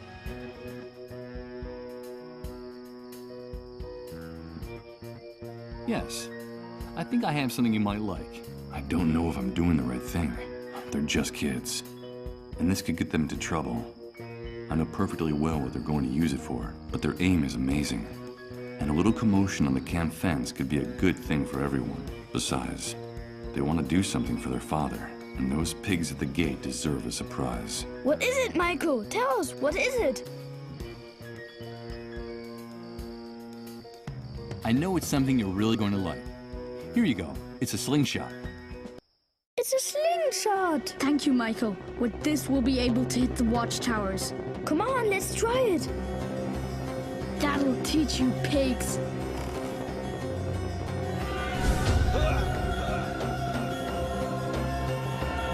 Attention, all units in Sector 12. Report immediately to the North Watchtower.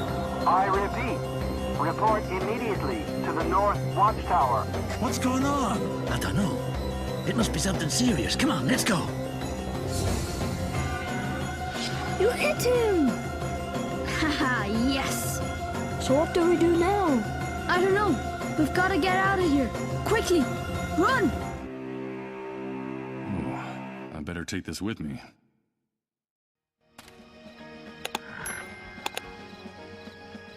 I'm not going to pick them up.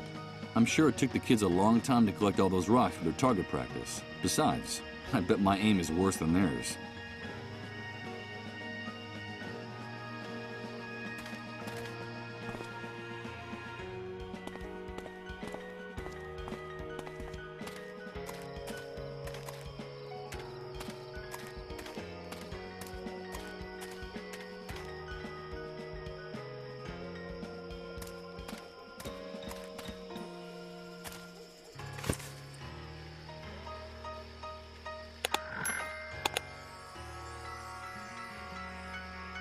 Oh, shit.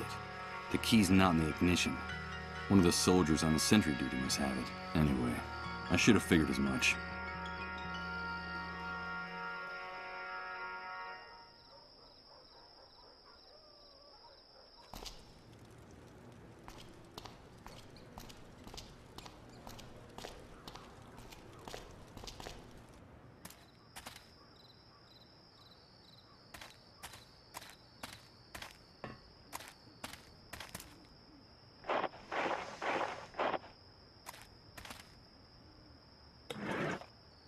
The type of gloves motorcyclists wear. And although I can get my hands into them, they're not exactly my size. It doesn't look like it's having any effect. The entire world has collapsed. Why would I care in the least about leaving fingerprints here?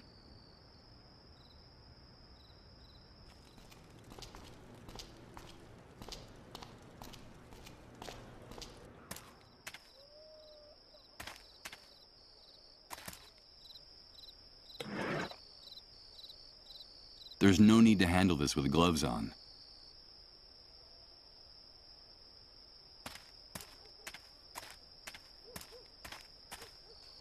This cable is too high. I'm not going to be able to cut it from here.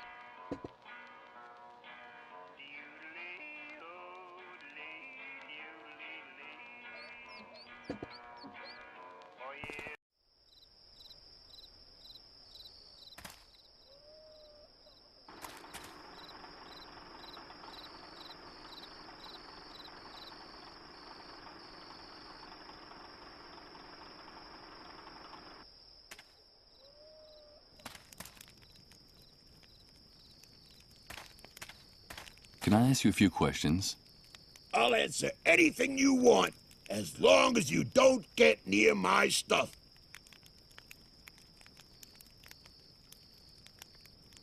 Well, I'll be going on my way. Good luck to you, pal. Just be sure to stay away from my things.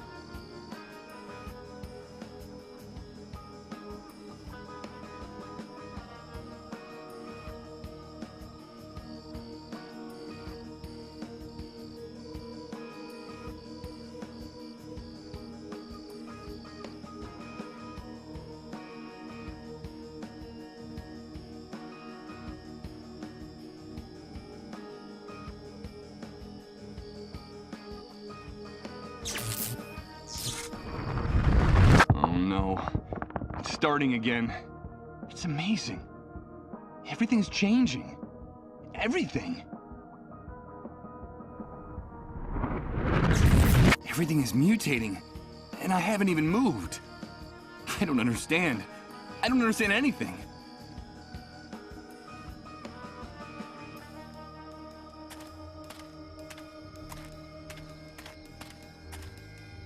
A small military sentry box with no door.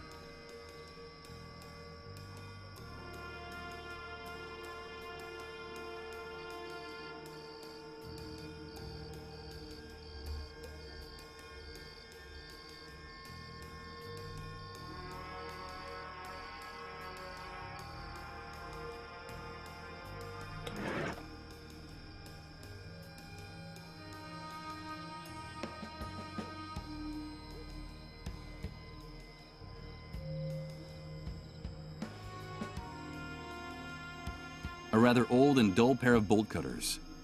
Could that be why I couldn't open the padlock on that door? I'm afraid that in the condition they're in, I'll have to use them on softer materials if I want to accomplish anything.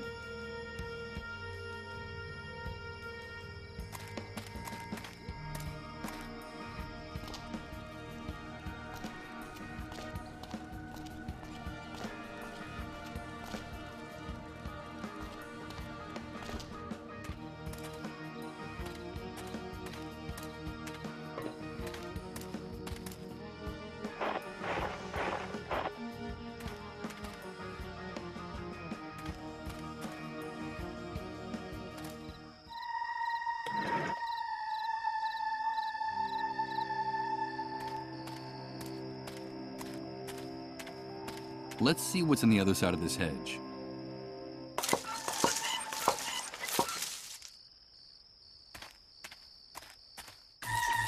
No!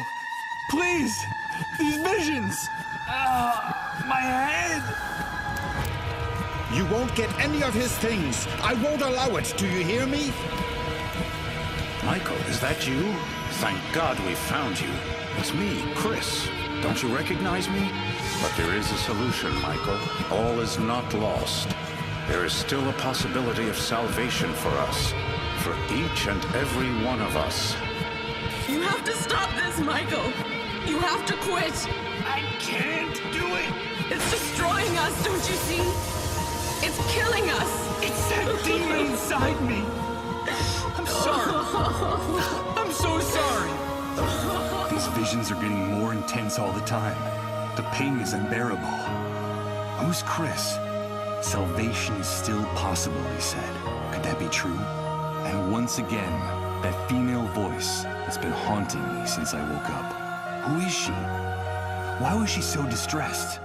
What the hell happened to us? Or is going to happen to us?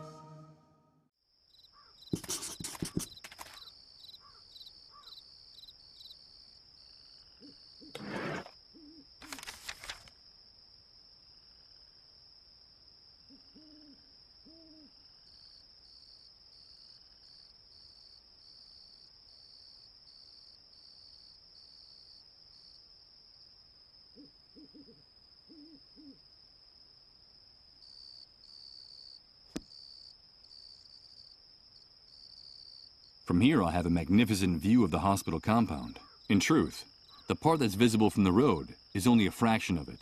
The vegetation conceals a much larger area. The trees and bushes conceal structures where hundreds and hundreds of metal barrels are being stored. Whatever's inside them, there must be thousands of gallons of it down there.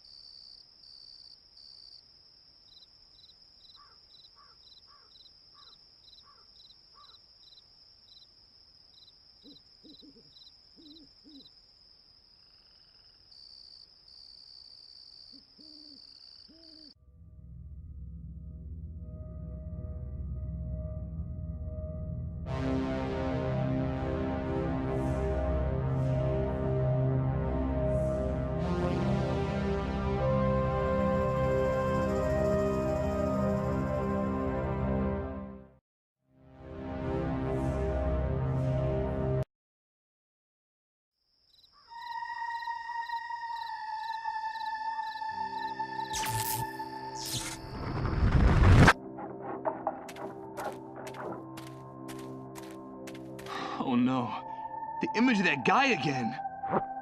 It's like a loop that keeps repeating. Over and over again. A damn nightmare that repeats over and over again.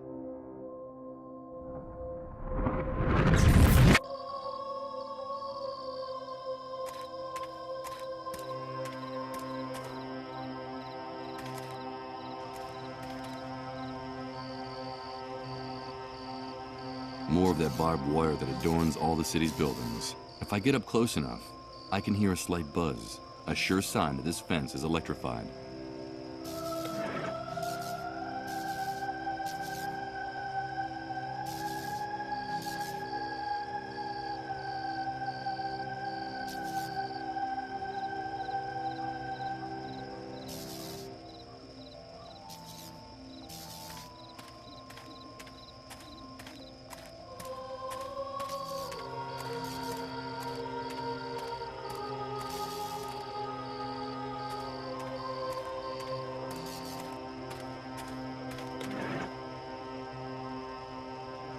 I don't think doing this would serve any purpose.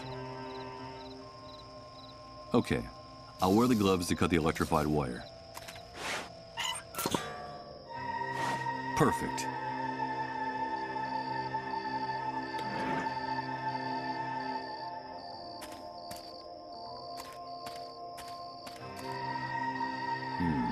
There's a flat metal object buried in the bushes. Let's see what's down here. It's a trapdoor, and it looks like it hasn't been used in a long, long time.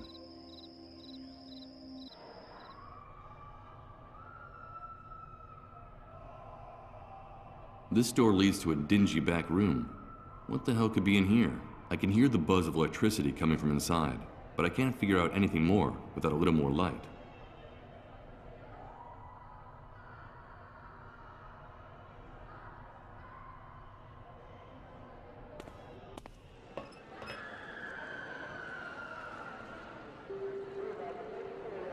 Great. It's a hell of a drop, and the railing wobbles when you touch it. Awesome. Wait a minute though. Isn't the idea of installing this to make it safe for people to cross from one side to the other?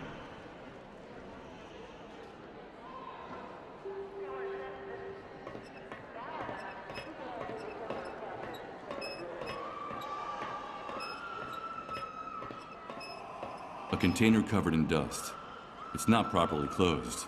The label says hydrofluoric acid.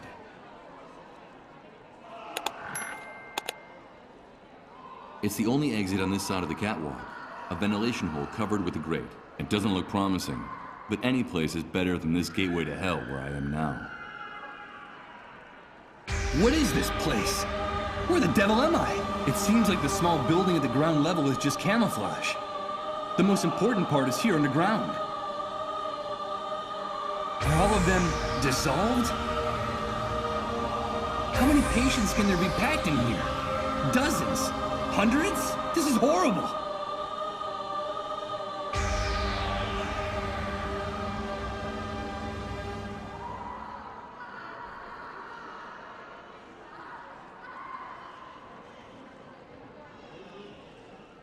It doesn't look that safe. My knees are knocking just walking over it. This catwalk just revealed something to me about my former life, that I have a tremendous fear of heights.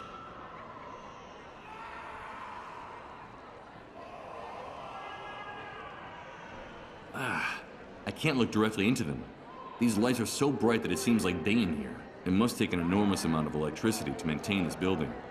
That explains the number of barrels out there. That's where the fuel is stored, that they need to run all the compound's generators.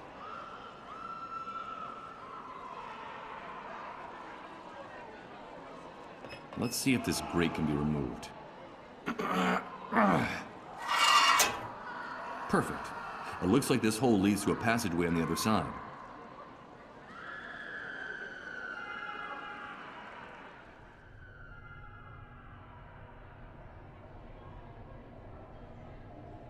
Judging by the horrible noise coming from the other side, this door must lead to the vast hall where the dissolved are going through their final agony. As Reverend Blake might say, a stairway down to the very bowels of the underworld.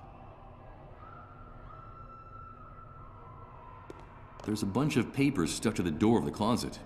There seems to be some type of bureaucratic form among them.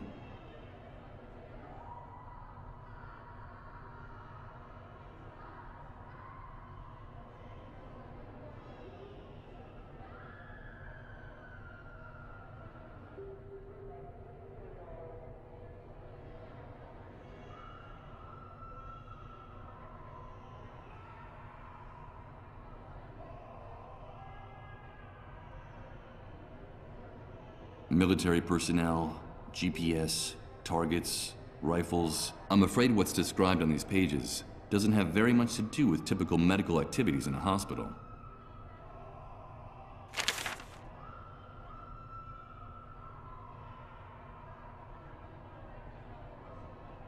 Military personnel, GPS, targets, rifles. I'm afraid what's described on these pages doesn't have very much to do with typical medical activities in a hospital.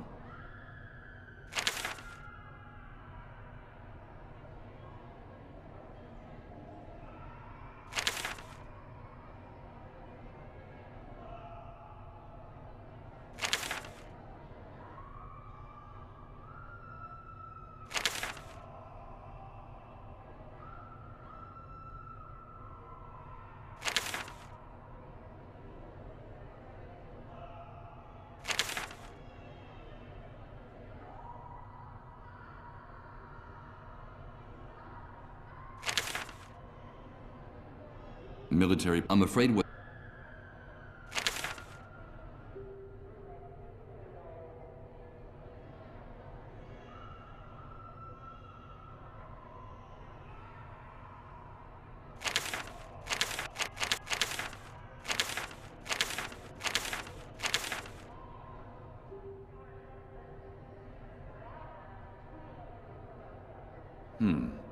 The handle that opens this rusty monstrosity looks worn out.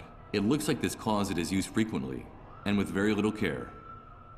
A tiny lock is preventing me from opening the door, and despite its size, it seems to be very strong.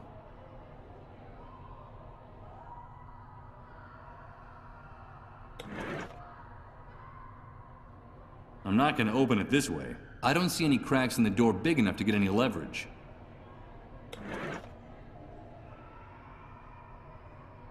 Use this here? How? What for? I'd only end up breaking the glass, or even worse, cutting my hand with it. I don't think I'd gain anything by using this here. It's sagging from the weight, and so dilapidated that I doubt this janitor's cart has many more trips left in it. It's an enormous, wrinkled plastic bag that looks like it wants to escape from the cart's trash can.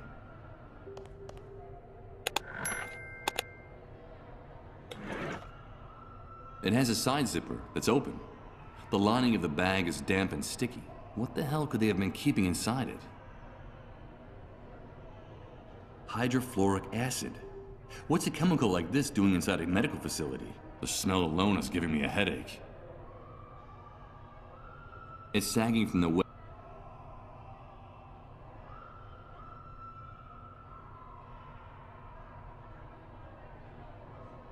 The future is in our hands. Collaborate, rebuild, report. From the text, I say this poster must have been part of a government campaign launched after the Great Wave.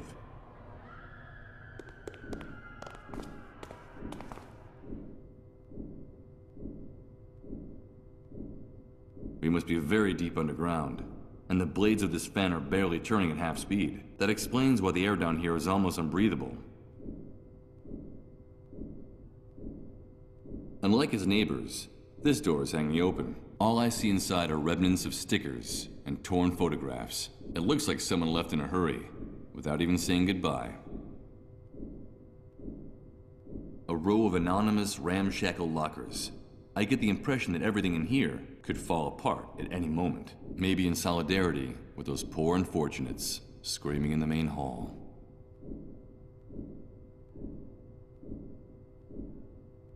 Benches in front of the lockers. Typical locker room. And so is this musty smell of old sweat and dirty socks that permeates this entire room.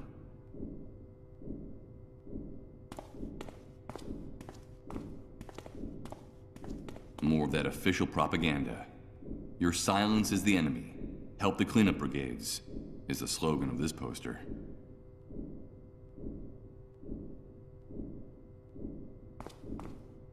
This glass cabinet has dozens of medications stored inside, classified by type. Antibiotics, anti-inflammatory drugs, diuretics, and, painkillers. Locked, of course. I'm starting to get annoyed with this sense of ownership I see in all the people with closets, lockers, and other storage furniture in this city.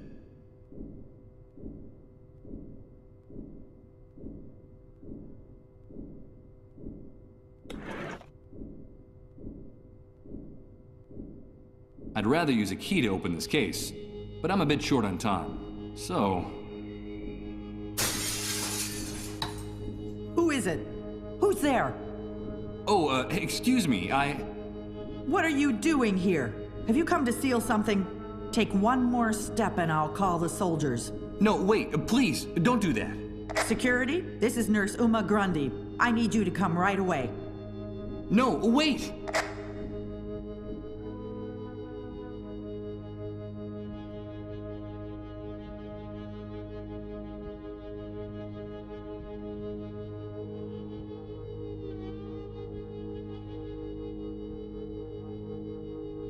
Wait a minute. Did you say Uma? Nurse Uma? Yes, that's my name. Wait, please don't turn me in. I know your father. I saved his life just a few hours ago. They were going to deport him to the refugee camp, but I was able to stop it. My God, did you say my father? Tell me, how is he? Has anything happened to him? Don't worry, Uma. He's safe. He told me about you and your work in this place. He was worried. He'll want to know that you're all right. Wait, please don't turn me in. This is Nurse Uma Grundy. It turned out to be a false alarm. You don't have to come, thank you. Thank you, Uma. You did the right thing. My name is Michael. But now you should explain why you burst in here like that. What are you looking for, Michael? I came to get medicine. I need a cure for the dissolved. Cure? There's no such thing. You won't find it here or anywhere else. The authorities distributed a memo among the medical staff months ago. I'm sure you can still find a copy of it around here somewhere. It told us that they've definitely abandoned the search for a medicine. You made a mistake risking your life to get in here. The only thing we store here is pain. This place is a tomb for those poor infected devils, but also for the people who work here. I'm sorry, Michael. The dissolved are condemned to death. No, that can't be. There has to be a solution, a cure. Oh man, poor Rod, poor Colin.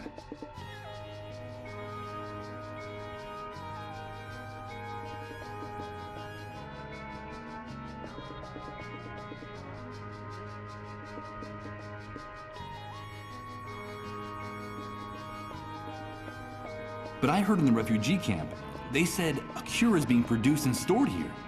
Well, if that's not the case, what's the purpose of a building like this? The Army deliberately keeps that rumor about a possible cure alive. You see, as long as people still have some hope left, it is much easier to control the city more effectively. But it's a lie. I understand. This medical center was built just after the Great Wave, taking advantage of some abandoned underground facilities. That was when the authorities were beginning to work on their project to rebuild the city. They told us the building was going to be used to take in the first patients. Of course, we had no idea the disease would become so widespread. I left my job in a clinic downtown to come here. I wanted to lend a hand. They demanded total confidentiality about our work to avoid causing panic in the population. Not even my father knew what we were really doing in here. Yes, he told me that when I asked him about this place. At first, we treated the patients with great care. There was medicine to ease their suffering and even research into a possible cure. Everything was going smoothly. And then what happened?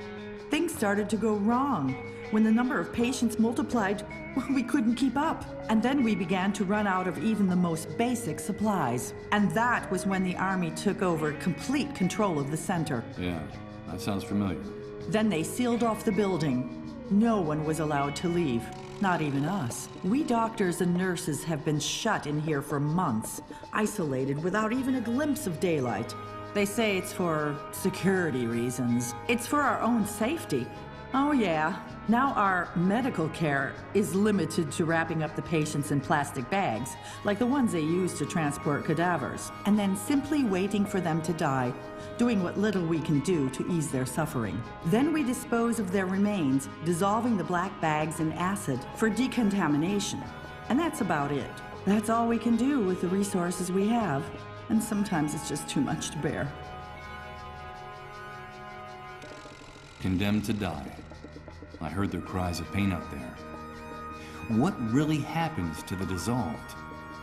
These people suffer the most excruciating pain and die in the most horrible way I've ever seen. The first symptoms are bouts of nausea and fainting, which become more frequent and prolonged as the disease progresses, until in the end their entire metabolism enters a state of shock.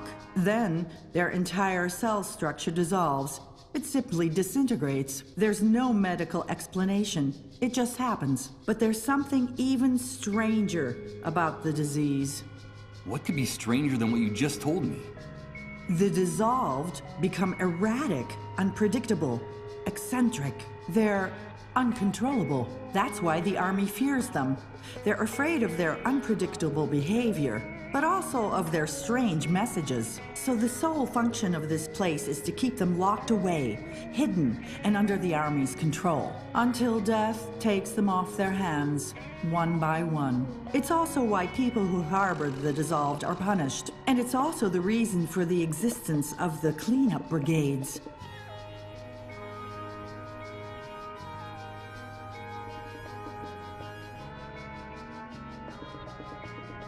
But I thought they were just controlling the patients to keep the disease from spreading. But that's a lie, a blatant lie. The spread of the disease is accelerating. The number of cases is multiplying every day. But it's not contagious. We doctors and nurses have been treating the sick for months, in direct contact with them and their remains. And the rate of contagion among us is no higher than out there. The army is lying. But then, how is the disease spread? We don't know, Michael. No one knows. What we do know is that it's not caused by direct contact with the victims. There's another reason for the Army's secrecy about the dissolved. Fear. It's human nature to fear the unknown. We tend to panic when faced with something we don't understand. And this damn disease is more than any of us can handle. And what is it that makes the dissolve so unpredictable and dangerous? They know, Michael. You probably think I'm crazy, but I'm telling you, they know.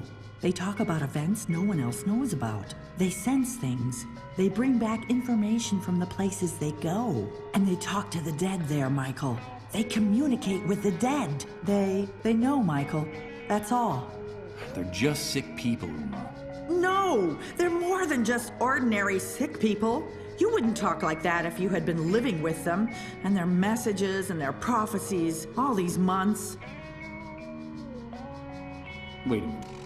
Did you just say the dissolved make prophecies? Let me tell you a story. When I first came to the center, I became friendly with a patient, a 13-year-old girl. All the time I was taking care of her, she never stopped chatting. She told me all about the underground highways. She said she went there every day. Underground highways? She said they all went there when they lost consciousness. Obviously, I felt great pity for the girl, but in time I also came to feel tremendous fear. I was afraid of that poor, hopeless child. Her visions, her dreams, her messages terrified me. And then one night she sat down next to another patient, an older woman who looked surprisingly healthy. According to our calculations, this woman still had a few months to live. The woman had just lost consciousness. "Leave me alone with her," the girl said to me. "It won't be long now."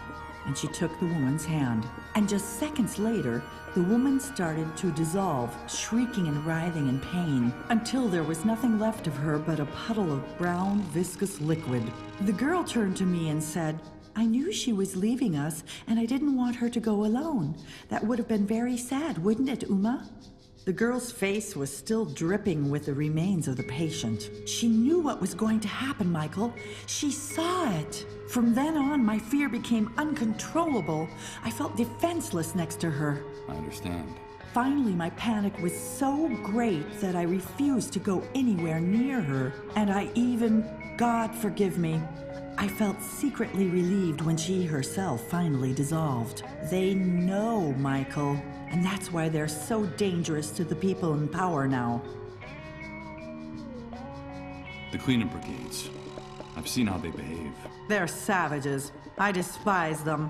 They're like predatory animals, heartless and unscrupulous. The rest of the staff refuses to share the facilities with them, so their lockers are out in the hallway. That's where they keep everything they need for their hunting expeditions. The GPSs, the disease detection tests, their ID badges. Each unit is made up of 2 soldiers, 1 doctor and 1 nurse. I mean, doctors and nurses collaborating with those bloodthirsty animals. But then they say, "What do you want? It's our job, and somebody's got to do it." Yes, that phrase sounds familiar. It's bone-chilling. Police and criminals using exactly the same words to justify their actions. You gotta do what you gotta do. That seems to be the slogan of the executioners of this new world. Talk to my father, Michael. Tell him that I'm all right, that he shouldn't worry, that we'll be seeing each other soon, very soon.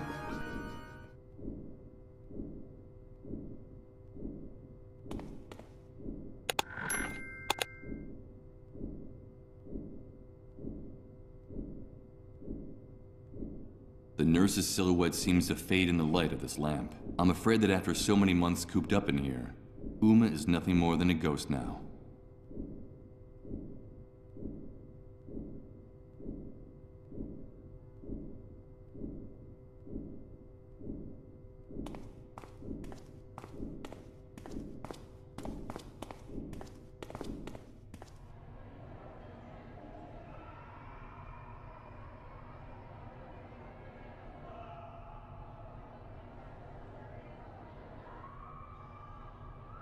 Better not. I'm an intruder in this building, and it's under the Army's control. Going down to the main hall of the hospital would be walking straight into the lion's den. I'm not going to leave this place without finding one of these memos about the dissolve that Uma mentioned. If it's true that the Army has stopped looking for a cure, I'll need some proof to take to Rod.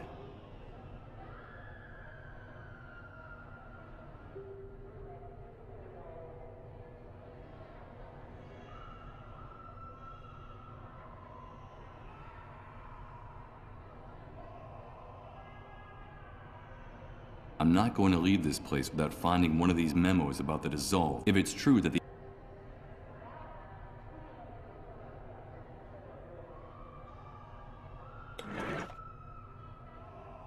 It won't open that way.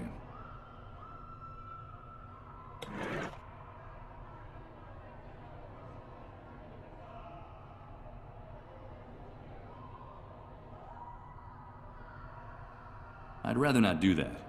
The acid would do its corrosive work, and then I wouldn't have it anymore.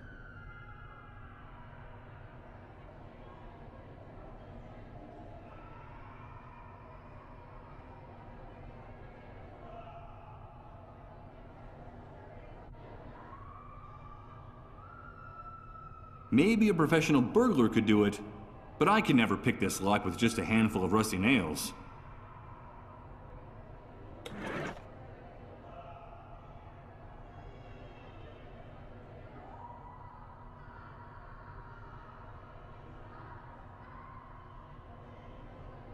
A tiny lock is preventing me from opening the door, and despite its size, it seems to be very strong.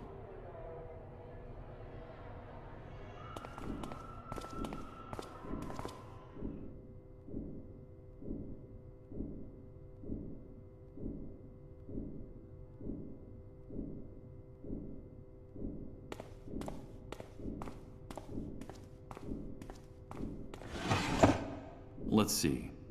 Inside, I only see dust and old papers, and a tiny key.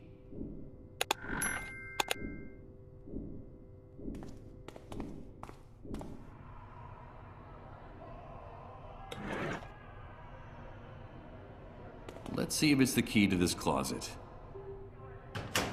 Bingo!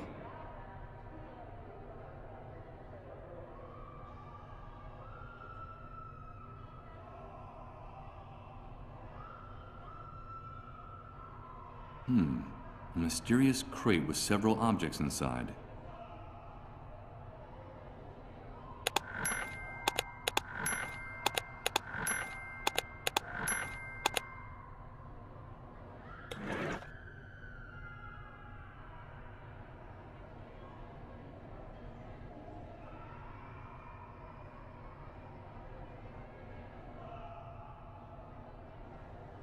It's an internal Army memo for the hospital's medical staff. The report talks about the failure to develop a cure for the dissolved, and what's even worse, the decision to finally abandon the search for one.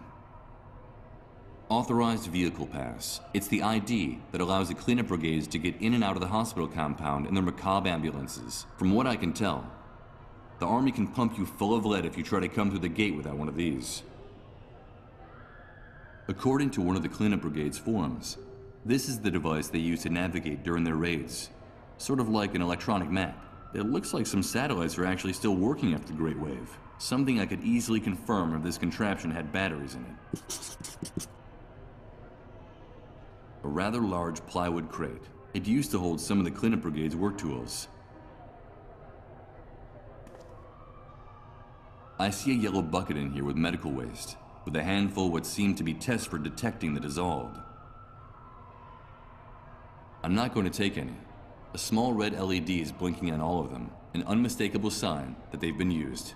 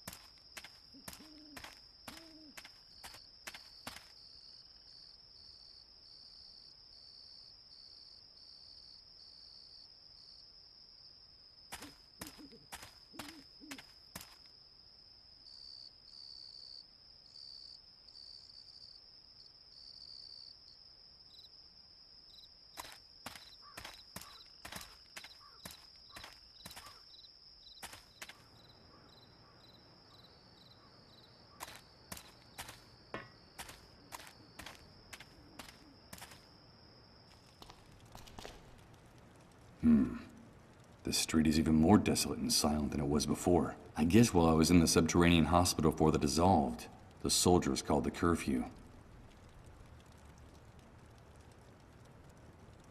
A small group of Reverend Blake's followers are keeping his sister company, heads bowed and dispirited. She meditates in silence, resigned and exhausted. Considering the mental state of Reverend Blake, I guess it falls to her to take care of him night and day. What are you doing out here, ma'am? What's the matter? It's my brother. He's disappeared. We don't know where he is. What do you mean he's disappeared? Well, we haven't seen him since he spoke to you, since he ran out of the church. We've been searching for him for hours and can't find him anywhere. And you don't have any idea where he might have gone? No, he simply ran out of the door, completely out of control. I've never seen him so upset. And we haven't heard anything from him since. I just know that something terrible has happened to him. My brother is very sick and he shouldn't be out there alone and unprotected. I fear the worst. Calm down. There's no reason to think that anything has happened to him. I have a feeling that something awful has happened. I'm sure of it. Besides, the soldiers have already called the curfew. If they find him on the street alone and lost, in his condition, my brother is a very beloved and respected person. But those beasts don't care who he is. I understand. We have to get off the street. Please, if you see my brother, tell him to come home. Tell him we're waiting for him. Of course. I'll do that.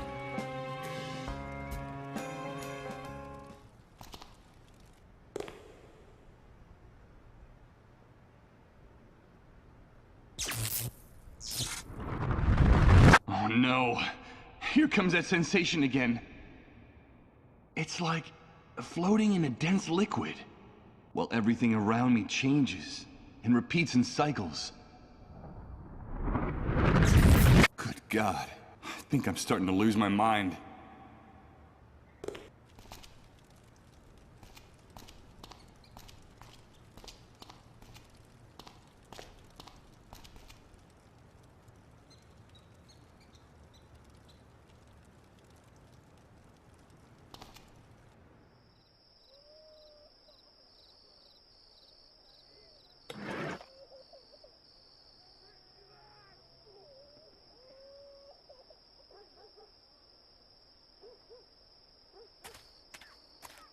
The camp is closed, Rat. Get away from the gate. But I have to come in. It's urgent. What happened? There's no understanding you worms. Always wanting to get out of here. Once you're outside, you're dying to get back in. One of our soldiers was killed, and the camp will remain closed until the matter is cleared up. So take a hike. There was an attack? Yes. Someone hit one of the sentries in the watchtowers with a rock and made him fall out. He was killed instantly. Luckily, it seems there was a witness who saw the perpetrators launch the projectile, and they have been detained. But we never trust the testimony of a rat, so we're waiting for the criminals to confess, or for the murder weapon to turn up. I don't think it's gonna take very long to get the truth out of these kids. Or to find the weapon they used to commit the crime. Good God. What have I done? I knew I shouldn't have gotten them mixed up in this. But they're just a couple of scared kids. Don't you see that? What are you planning on doing with them? Killing an official is punishable by death, and martial law is quite clear in this respect. They acted as adults, and they will pay for their actions as adults. As soon as they confess, or we find the weapon they used to commit the crime, we'll take care of matters. Do you have a problem with the law being enforced? You're nothing but a gang of warped psychopathic pigs. One more word and I'll blow your head off right now, bastard. I couldn't care less what privileges that bracelet might give you. Get out of my sight. Those pigs are gonna kill the boys, and it'll be my fault. I'll be responsible for their deaths. I can't let that happen. I have to do something, and fast. But what?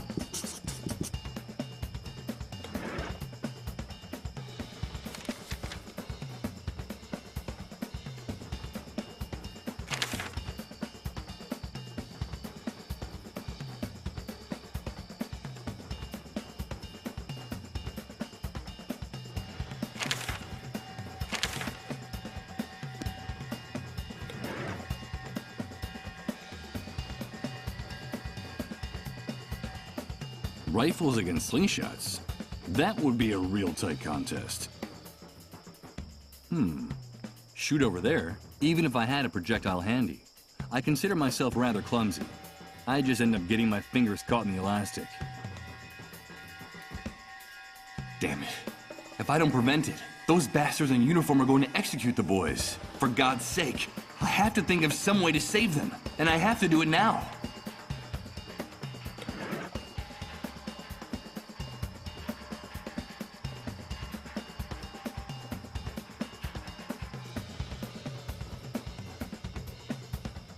I prefer to hold on to it.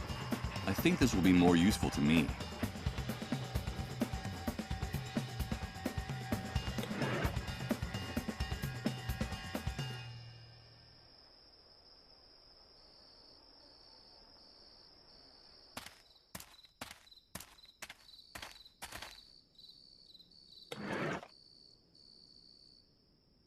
I'm afraid I can't do that. The acid won't melt these bars.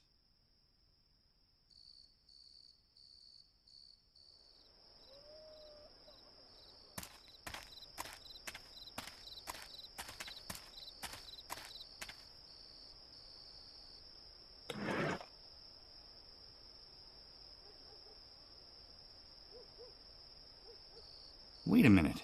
There's something floating in the pit, but I can't see what it is from up here. Before I go down, I'll leave the heavy stuff here, in case the rope doesn't support my weight.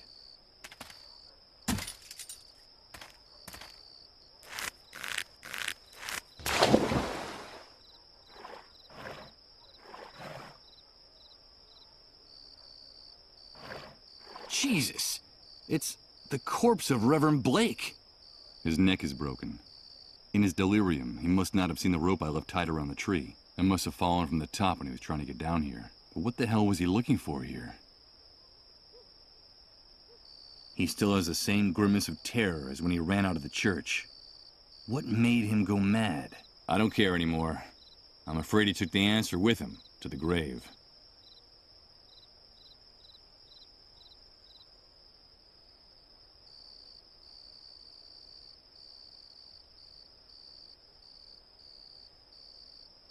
What's that? There's something sticking out of the Reverend's jacket pocket. Let's see what's in here. A damp, moldy business card. It's almost illegible, but it looks like it's from a place called Beechwood Oracle. Most of the text is too worn off to read. All you can make out of it is an address. 24 Mammothswood Street.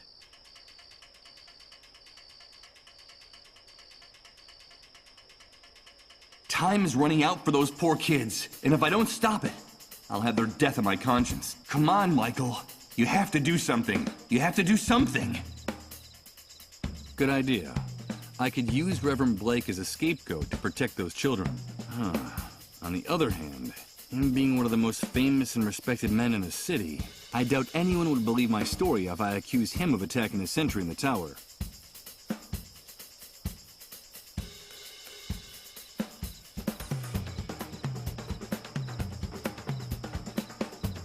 The corpse of Reverend Blake. He has a broken...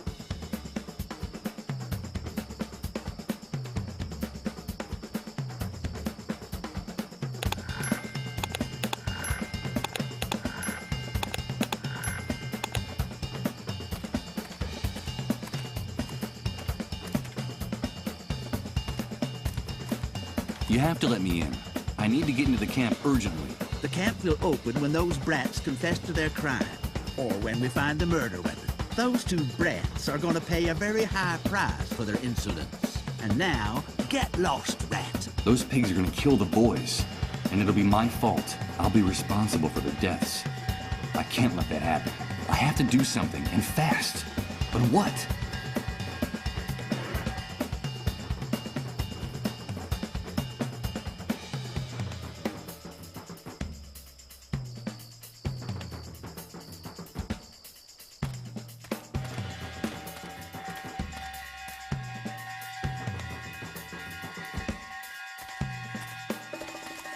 Before I go down, I'll leave the heavy stuff here.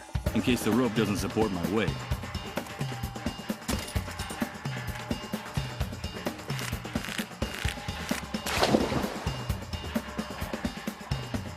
How long will those animals in uniform wait before shooting those boys? Their time is running out. Jesus, Michael, think of some way to save them.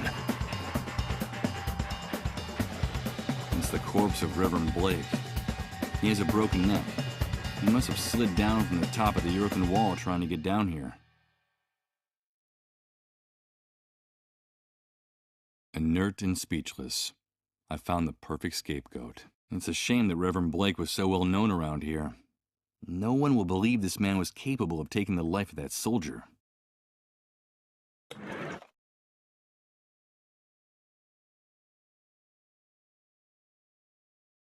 I think it's a little late to ease his pain.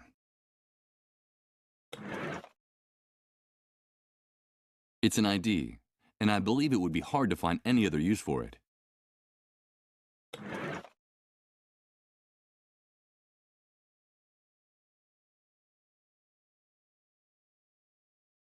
This is gonna be hard, very hard.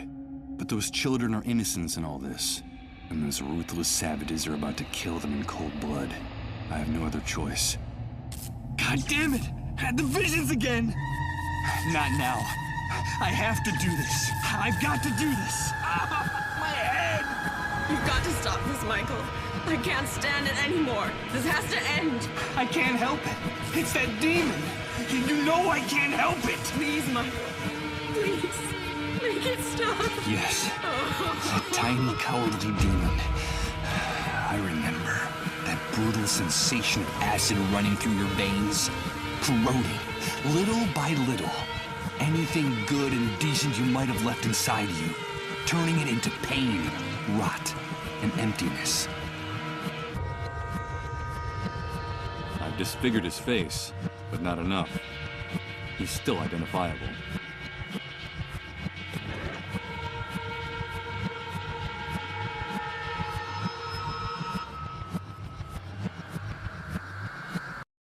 I remember it. I remember. I can smell it, feel it, touch it. No, please, don't do it. No! That cowardly demon, that dark and intimate specter that only you know, that gains strength in this new world. Digging its claws into your soul like a jagged piece of glass. Whispering in your ear that what you're doing is right. Because nobody has the authority to tell you otherwise. Good God, what have I done? What have I done? Why are you showing me this? Please, answer me. Who was I before the catastrophe? Before the world collapsed? Do I really want to know? God, I'm afraid. I'm afraid of myself.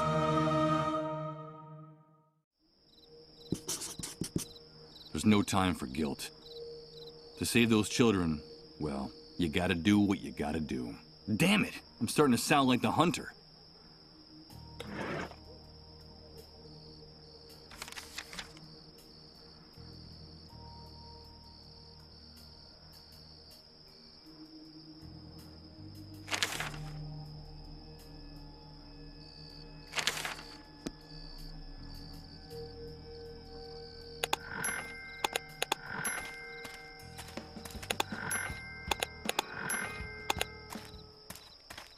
You have to let those boys go. They're innocent. You've got the wrong people. What are you insinuating, Rat? You better have a good reason for saying something like that, or we'll splatter your brains all over the wall of shame, and then use the kids for target practice. I know who the guilty party is. I know who committed the crime, and I know where he is. Hey, we've got to hear this. Start talking, Rat. Okay, here goes. I hope those pigs take the bait. Because if they find out the truth, I'm a dead man. The murderer was a deranged man I met in the city a few hours ago. He told me he was desperate, tired of the humiliation and violence he had to face every day. He was determined to do something crazy. I didn't believe him at the time, but now I see that he wasn't kidding. After the attack, he committed suicide by jumping into the cesspit next to the camp road. You'll find him there. His face is unrecognizable from hitting the rocks and scraping against the rubble. but I'm sure you'll find the murder weapon next to his body. We'll check out your story and see if it holds up. We're approaching what looks like a body. It looks like that worm was right. Over. What a mess. What the hell happened to his face? Meh, who cares? We found the guilty party with the murder weapon. Let those kids go. And unlock the camp gate. Over. You can come in now, Rat. Prolonged contact with these animals would be detrimental to my health. I'm not going to talk to them anymore.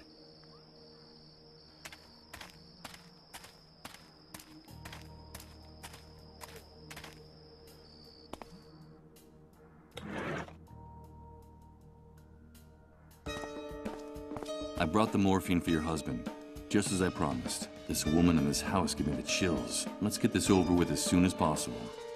So you've come for your money. Is that it, you rat? You offered it to me. I didn't ask for anything in return. No, you're right. Yeah, I guess you've earned it. That's what we agreed. I'm an honest woman. I think you have a very wrong impression of me. Take your money, Michael. All right, thank you and good luck. I'm sure we'll be seeing each other around the camp. Wait! Michael, is it money that you want? I have more money. I still have some savings. Those camp rats didn't manage to take it all. I'm sure we can figure something out. I don't understand.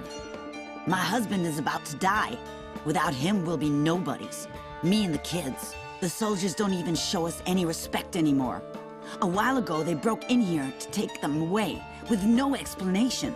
And it didn't matter to them in the least whose children they were. But if you stay here, all that could change. I still have some contacts. I could arrange for you to become the new Camp Mole. You're not like the rest of those rats out there, Michael. You're one of us. We'd be important again. We'd keep our privileges. Or do you want to be just another beggar in this sewer? I can't lower myself to that. I'd do anything. Stay here with us, Michael. No. I don't doubt for a second that this woman would be capable of anything, like a cornered scorpion. I don't think that would be a good idea. It would be better for me to leave. Take good care of those boys. They're good kids. Yeah, get out of here, you disgusting rat. You're all alike. In this camp, all you rats are alike. I don't need you. I don't need any of you. You're just waiting to see us fall. But I won't give you the satisfaction, you disgusting rats. I'll do what I have to do. But you won't see me crawling around in the trash like you. A cornered scorpion, surrounded by flames that are closing in. I think it would be best not to speak to this woman ever again. She could be dangerous. Hello, Michael. Did you see us out there with the soldiers? They were pointing their rifles at us, but we didn't squeal on you. We're two brave, strong men, aren't we? Well, we did cry a little. Shut up! Of course you are. I'm proud of you. When you're grown up, everyone will know that you two can be trusted. Grown up? But that's not going to be for a long time. Yeah, besides, our mom says that's not gonna happen. There's no future for anyone. Not for us either. Don't pay any attention to what people say. You should only worry about taking care of each other. That's the only thing that matters now, okay? I gotta get going. Goodbye, boys. Goodbye, Michael. Goodbye, Michael.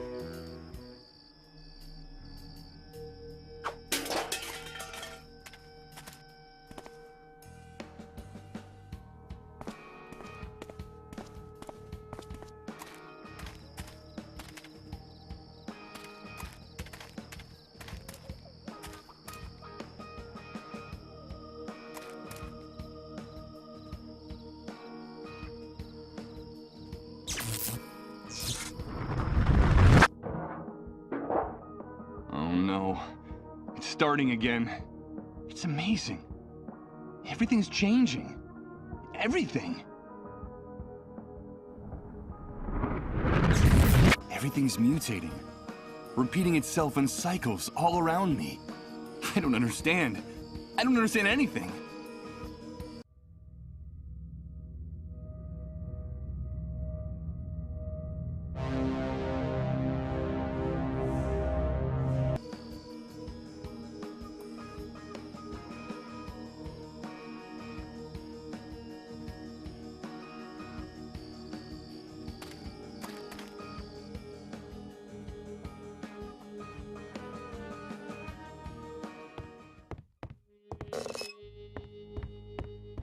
Michael, thank God you've come back.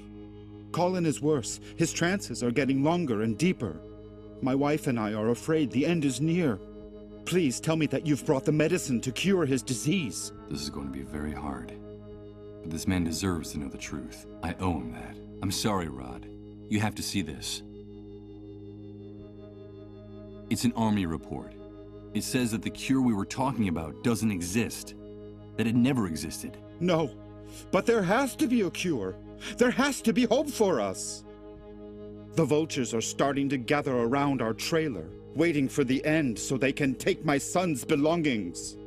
Colin himself can see them from the window of his room. Calm down, Rod. Don't tell me to calm down! You've brought ruin to this house. You've come to sentence Colin to death. But that drug exists. It has to exist! Listen to me, Rod. I've done everything in my power to find the drug, but there is no such thing. Try to understand. There's no cure for the dissolved.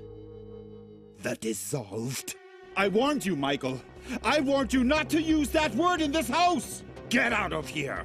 Get out of our lives forever! Wait, Rod. I'm sorry, but you promised to help me. You promised to help me get my identity back. Help you? You've ruined our lives. You've condemned our little boy to death. Get out of here. Get out of here at once! Michael? Michael, I have to talk to you. I have a message. I have a message from her. My God, it's Colin. A message from her? Michael! Michael, please! She told me to talk to you. Where do you think you're going? Don't you dare go into that room. You're not welcome in this house anymore. But the boy, he called out to me by name. Colin's delirious. He doesn't even know who you are. Get away from my family immediately. Michael! Michael! I have a message from her. It's very important. Damn you. Don't go near that door. Get out of this house! Listen, Michael. We have a gun in that room with 2 bullets in it. Don't make me waste one of them on you. It's all right, Rod. Calm down. I'm leaving.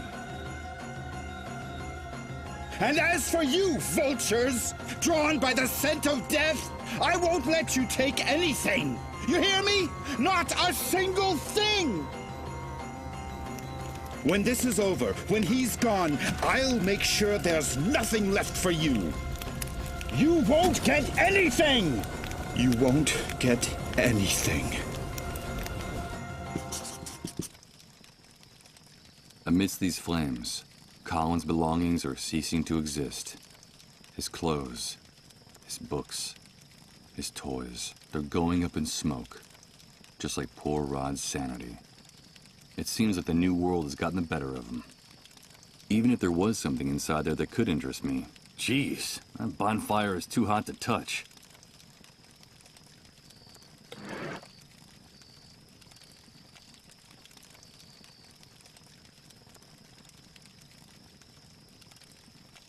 They're not fireproof.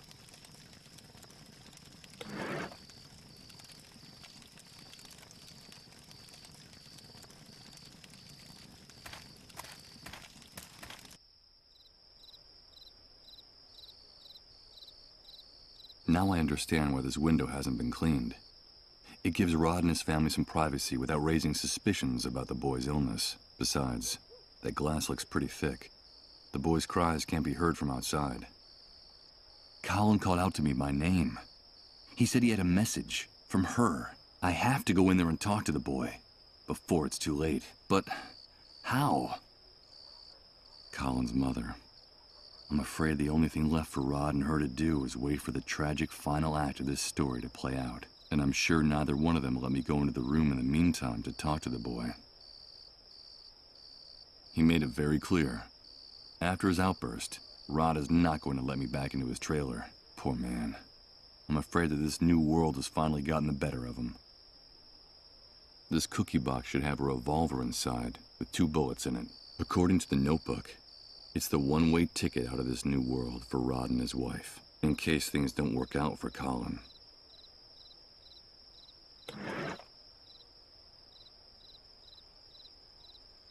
If I hit this window, I'll shatter it. It's pretty quiet around here. and the sound of the breaking glass would alert everyone in the camp, including the soldiers.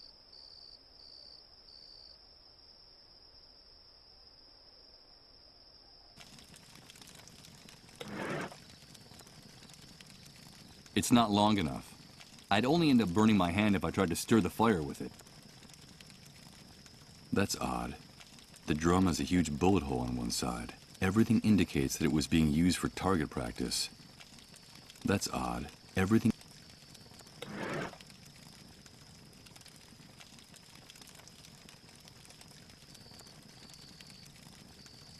It's not long enough.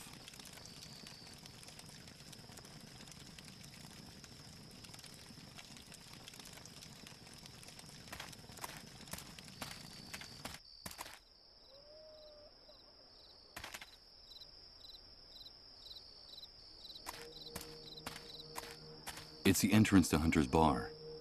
They must have closed the place while I was outside the camp. Oddly enough, there's light visible under the door, and I can still hear that grating country music coming from the other side.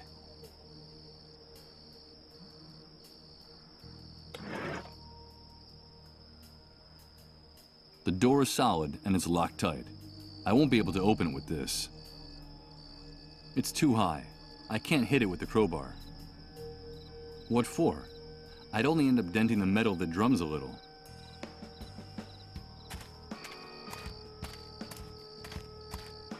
Okay, here goes. It's impossible to budge these drums at all.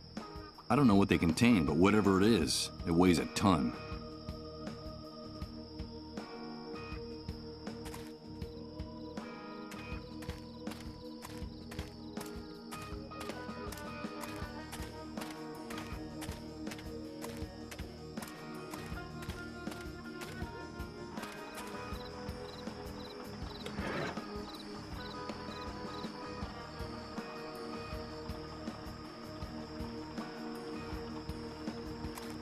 I brought money. Let me see Rose. Hey, this is a lot of dough, pal. So, is it enough? More than enough. This'll get you into Rose's van for the rest of the night. All you can eat. Have a good time with our Minnie Mouse, but be careful with the merchandise. You know how it works. You break it, you buy it. Yeah, I get it.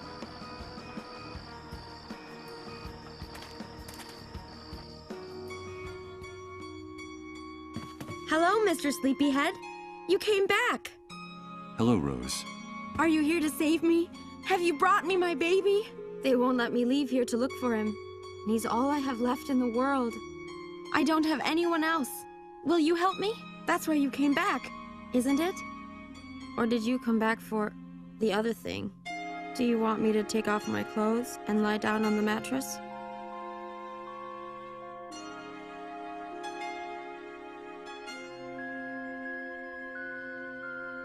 I'd like to talk to you, Rose. You told me you had a secret to tell me. I need to hear it. Yes, Mr. Sleepyhead. I know a secret about you. It's something very important, but I'm not going to tell you. Why not? Because you haven't brought me my baby. I asked you to help me and you haven't done it. I want to hold my baby again and rock him to sleep. Aren't we friends anymore, Mr. Sleepyhead? Yes, of course we're still friends. But Rose, please. I need to know what it is. What is this secret? Okay, I'll give you a clue. It's a riddle. I have something of yours from before the Great Wave. It's the key for you to lock and unlock your chest of dreams, you sleepy bear. But I won't give it to you unless I can hold my baby again. The key to my chest of dreams? I don't know what the devil she's talking about. But if it's something from before the Great Wave, no doubt it could help me recover my past. Rose, I don't have time for games. Give me whatever you have, please. No. You have to help me first. Please bring me my baby. I want to rock him to sleep again, like in the picture on the wall. Have you seen the picture of my baby and me? It was taken before the Great Wave. I have no one else. I need my baby. Bring him to me. Bring him to me! Bring him to me! Hey, pal, you can have a good time with our Minnie Mouse, but don't mess up the merchandise. Don't make us come in there. You know how it works. You break it, you buy it. All right, Rose, all right. Calm down. No, I don't want you to lie down. Tell me, Rose, why can't you leave here? It's because of them. They don't let me go any farther than that empty lot over there. They say I have to be ready in case a client comes. They only let me go see Rod and Colin in their trailer every once in a while. And why don't you run away? Those men are too scary, Mr. Sleepyhead. They yell at me and hit me if I don't do what they say. Sometimes they lock me in here in the dark for hours. And I'm afraid the soldiers will come back. They say they'll call them, and if I don't behave, they'll hurt me again. I'm so afraid of the dark. Aren't you? Colin is afraid of the dark too. Before he got sick, he told me, and now they won't let me see him anymore. I like the light better. Do you like the lights in my room, Mr. Sleepyhead? Yes, they're very pretty, Rose. It's like it's Christmas every day, isn't it? But the one who scares me most is the hunter. He's always ordering everyone around with a voice like an angry lion. He even gives orders to those men outside. He's like a horrible big dog about to bite you. I get the shivers every time he comes to visit me. But I like your voice very much, Mr. Sleepyhead. You sound like a knight in a fairy tale. And I'm your princess. You said you don't have anyone. Where is your family? I don't know, Mr. Sleepyhead. The last time I saw them was when that great wave came. They said they were leaving, but that they'd come back to find me. And then they left me alone with my baby. They told me they'd only come back if I took good care of him. If I held him and rocked him to sleep, like in the picture on the wall. Did you see my baby and me in the picture, Mr. Sleepyhead? But someone took him while I was asleep. You see, I had this dream while those soldiers were hurting me. Do you like to dream, Mr. Sleepyhead? It depends on the dream, Rose. I dream about my baby a lot, sleeping in his little cradle. And I also dream about my room in the house I used to live in before the Great Wave. The sun came in through the window every morning and lit up everything. Sometimes it looked like the walls were going to catch fire. This room is darker. I don't like the dark. That's when they come and hurt me. And sometimes they lock me here in the dark to punish me if I don't do what they say. Have you brought me my baby, Mr. Sleepyhead? That poor girl is more disturbed than I thought. It looks like her mind hasn't been able to deal with all the pain of these last few months. Someone needs to get her out of here. No, Rose. I'm sorry. I haven't brought you here, baby. Goodbye, Rose. I should be going now. No, don't go. Please. Will you help me, Mr. Sleepyhead? Will you bring me my baby? And will you bring me a cradle like this one in the picture? Be my knight in shining armor. Bring me what I ask and I'll give you the answer. The key to unlock your chest of dreams. I'll try, Rose. I promise.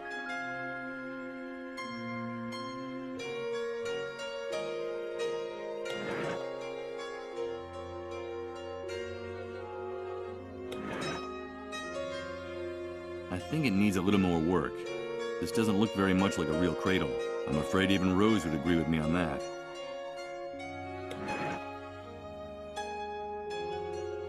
I don't see any need to put this in here.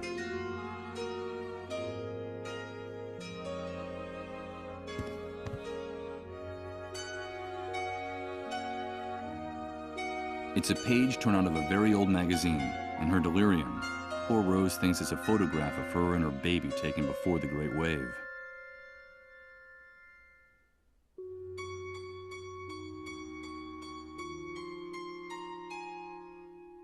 It's the pile of rags Rose is saving for her baby. When winter comes, my baby will get cold.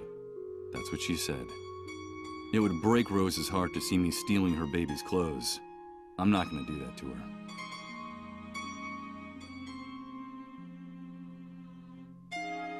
I doubt this belongs to Rose. I suppose that after installing the lights on the ceiling, those poker addicts left this old toolbox here.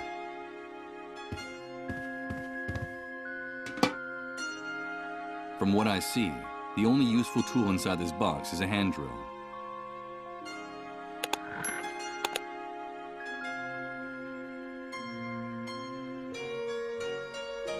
A string of Christmas lights is the only source of light in this room. The reflections of the colors make this place seem even gloomier and more sordid. There's makeup scattered at the foot of this mirror. I suppose those savages out there force Rose to put on makeup to make herself look older than she really is.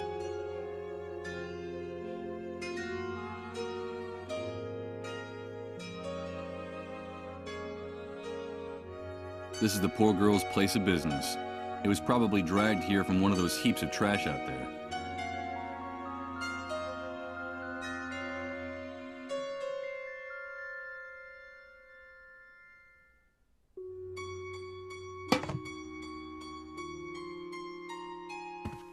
Hello, Mr. Sleepyhead.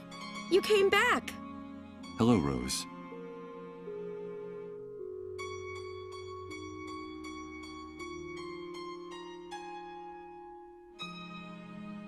Goodbye, Rose.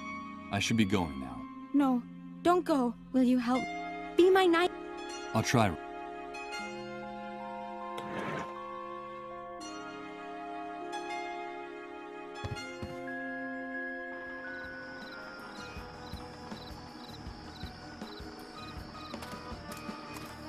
Huh? Leaving us so soon? Hey, you're quick, pal. So, how'd our little mouse do?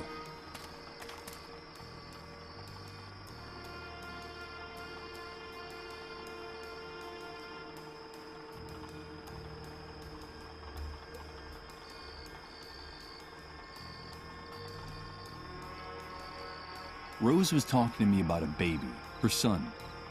Do you know where he is or how I can find him? That little mouse's mind is gone. I wouldn't pay much attention to what she says. Hey, as far as I know, her entire family died in the Great Wave. After the explosion, she wandered around in a daze for weeks, until she finally ran into a group of drunken soldiers who wanted to, you know, have some fun with her. When we found her, all she had left was that wrinkled old magazine clipping clutched in her hand.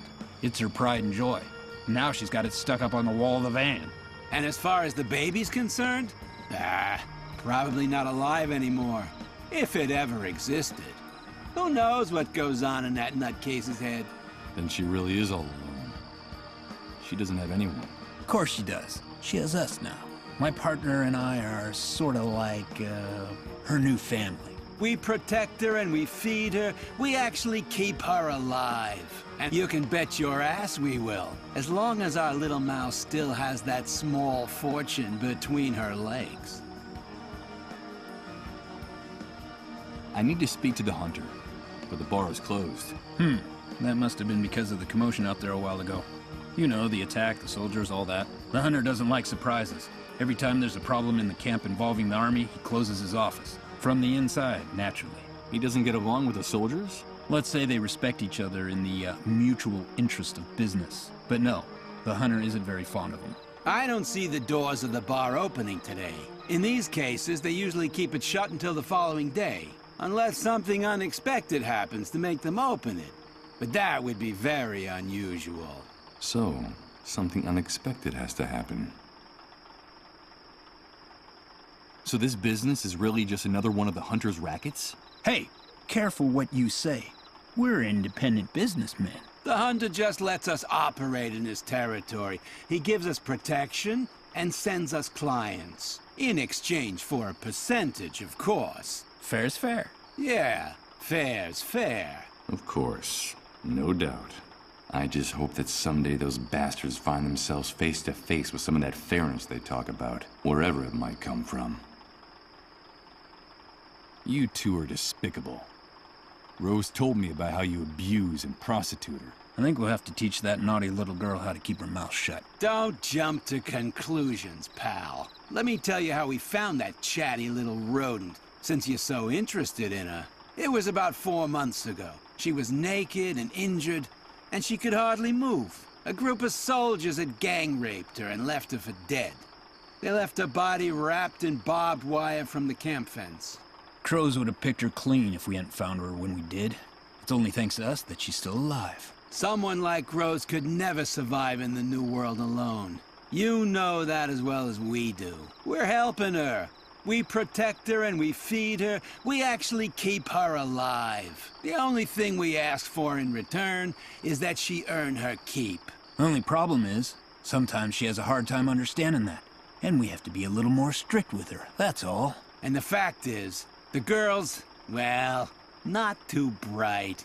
But for some jobs, that's almost a blessing, don't you think? What good Samaritans. Well, I wouldn't say that, but you're catching on. I don't have anything else to discuss with you two. Okay, come back anytime you like. You paid for her. The door to the van is open to you all night long.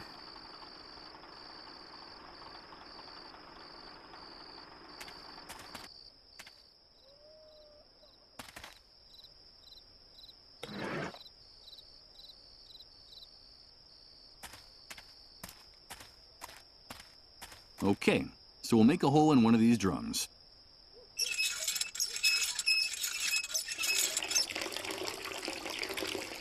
Blah. This must be the poisonous concoction they serve as a beverage in the bar. The drum is already empty enough. I think I can now get rid of this old hand drill. I doubt I'll be using it again.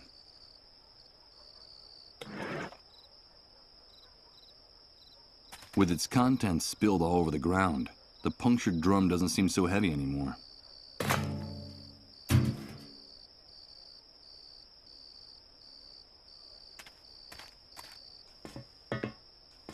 Up close, I see that it's a high voltage wire. It probably carries the electricity for this entire building.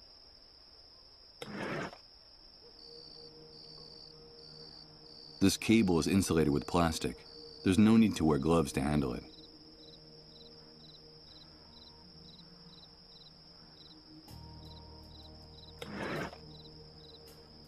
This is the only way I can think of to draw those thugs out of their den. What the hell is going on now? Ugh, another power failure. Go figure, nothing works in this damn camp. This damn sewer is gonna be the end of us. Everything's okay. Calm down and shut your mouth. You, light some candles. Get us some light in here. And you, come with me and take a look. It would be better if they didn't see me around here. Hey, look! The main cable is broken. How could that have happened? I don't know, maybe the wind or a bird. Bunch of idiots. The cable's cut. This was sabotage. Yep. And here are the tools he used to do it. Gloves and a pair of bolt cutters. Damn it. I can kiss that stuff goodbye. Sabotage? Someone sabotaged us? Who would dare? I haven't the faintest idea.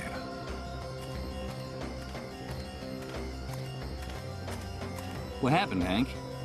Hey, Mike. Nothing in particular. It's nice to see you around here, dude.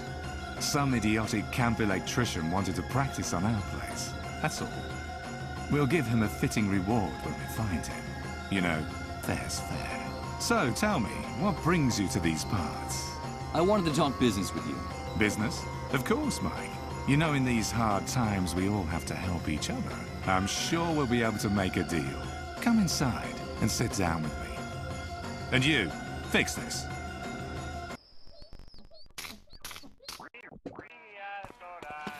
All right, dude. You told me you wanted to talk business. So, here we are. Shoot.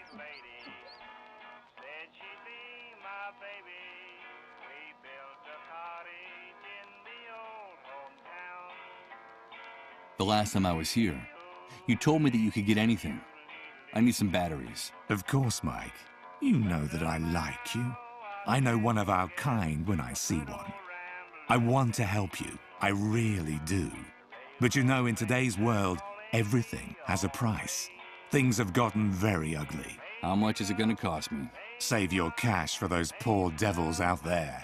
I can see the future, dude. I can smell it and touch it. And that stupid paper will be worthless in a very, very short time.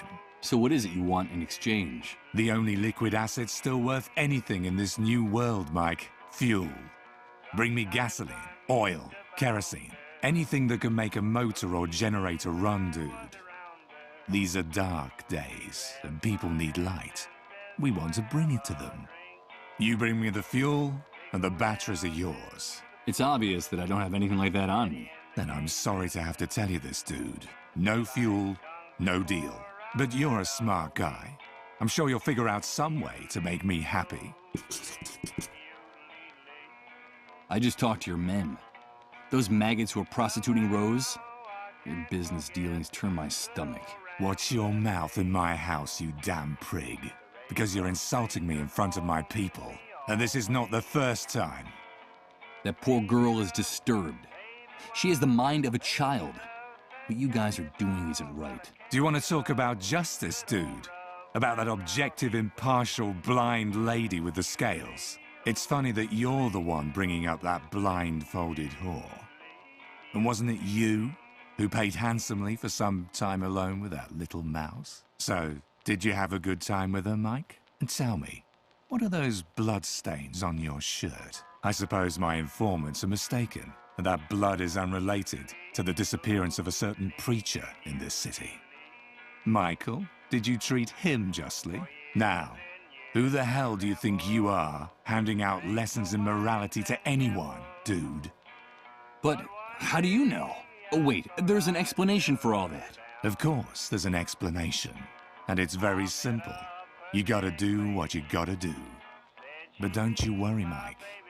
I see everything, but your secrets are safe with me. I like you, dude, because deep down, you and I are much more alike than you think. Our true nature is coming out in all its glory in this new world. You just need the courage to act on it. You're wrong. I'm not like you. I hope for your sake that you're the one who's wrong, dude. You're a predator. I can tell. Don't make the mistake of turning into a lamb, because you already know how that could turn out. And when it comes to Rose, let me tell you that she has every right in the world to defend herself. That's the magnificence of this new world. It's given us absolute freedom to assume our true roles. Rose, just like the rest of us, has to decide if she's a lion or a lamb. Ain't it grand, dude? It's only now that we're truly free to choose. But don't get me wrong, the right to defend herself is hers, and hers alone. So be careful with the heroic gestures, Mike. You touch a single hair on the head of any of my men to defend that little mouse, and I'll rip your skin off, one strip at a time. They're friends of mine. Got it? Yes. You've made yourself perfectly clear. You won't have to tell me again. That horrible music is drilling into my eardrums. Why do you always play the same song over and over again? You're lucky we're friends, Mike. Otherwise, I would have pounded your nose into your skull.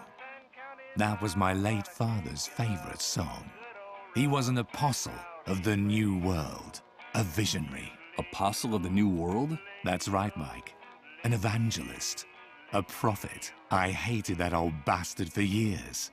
As a boy, the beatings he gave me made me tremble at the sound of his voice, of his boots, of his belt. When I was just a kid, he forced us to live in the forest for days on end. Those were his survival classes, he said. I still have scars from those years. We were all delighted when they found the remains of his body burnt to a crisp in a car, clutching his flask of whiskey like a baby's bottle. It's only now I understand. Understand? What? What my father was trying to do. His commitment to making us strong. He was a visionary. He knew that hard times were coming. He never stopped repeating that. And he prepared us for them. That hell that buried me alive in the old and decadent world gave me wings in this new world. And let me be reborn, cleansed and purified. I don't care if the Great Wave was the work of God or the devil, Mike. I only know that one of them has been very good to me. My father's prophecy came true. And the new world has put all of us in our rightful place. Yeah, I haven't the slightest doubt. I should be going now. Okay, Mike, whatever you say. Remember, get me fuel and you'll have your batteries.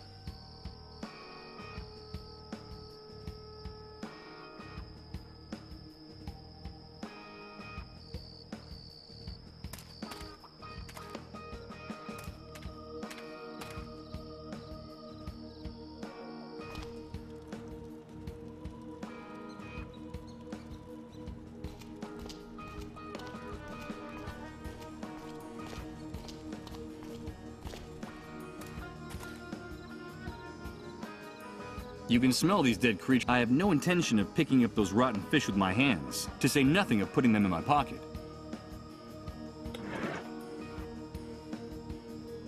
It's too big for carrying them. The fish would just disintegrate and disappear in the folds of the bag.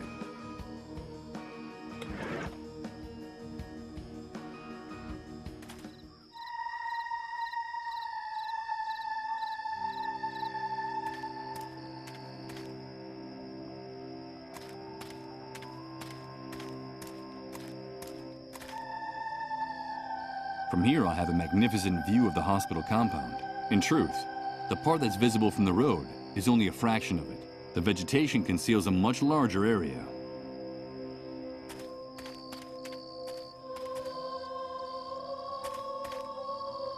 If, as the hunter says, fuel is the currency of the new world, there's a real fortune stored here. I'm not surprised that the army has this place hidden and camouflaged.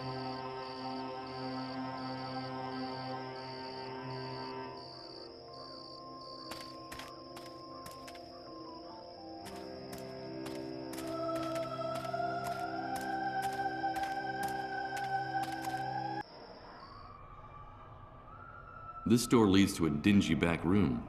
What the hell could be in here? I can hear the buzz of electricity coming from inside, but I can't figure out anything more without a little more light.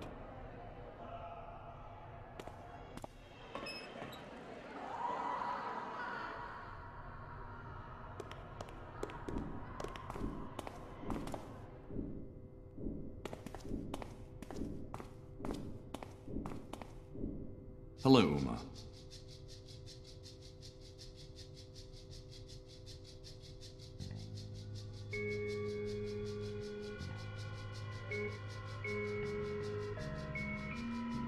Tell me everything you know about the dissolved, Uma. These people suffer the most excruciating pain and die in the most horrible. The first symptoms are bouts of nausea and fainting, until in the end, their entire, there's no medical, but there's something even. What could be strange? The dissolve, that's why until death. It's also why people, and it's all. Uma, I should be going now. Talk to my father, Michael. Tell him that I'm all right, that he shouldn't worry, that we'll be seeing each other soon, very soon.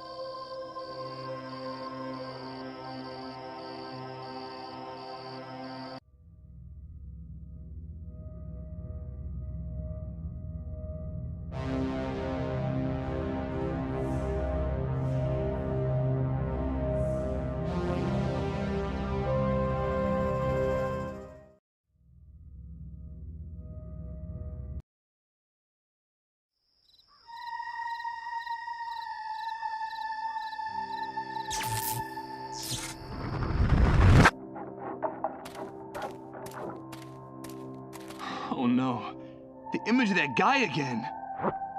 It's like a loop that keeps repeating. Over and over again. A damn nightmare that repeats over and over again.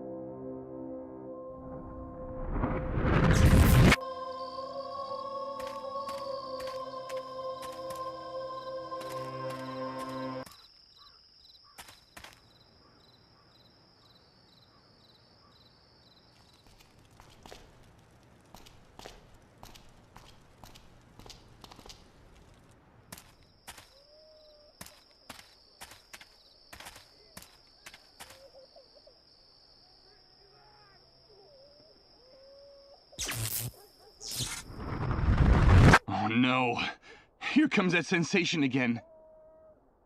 It's like floating in a dense liquid, while everything around me changes and repeats in cycles.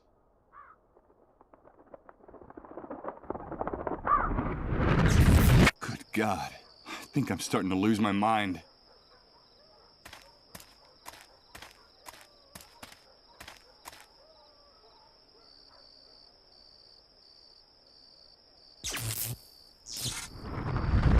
Oh no, it's starting again. It's amazing. Everything's changing. Everything. Everything's mutating, repeating itself in cycles all around me. I don't understand. I don't understand anything.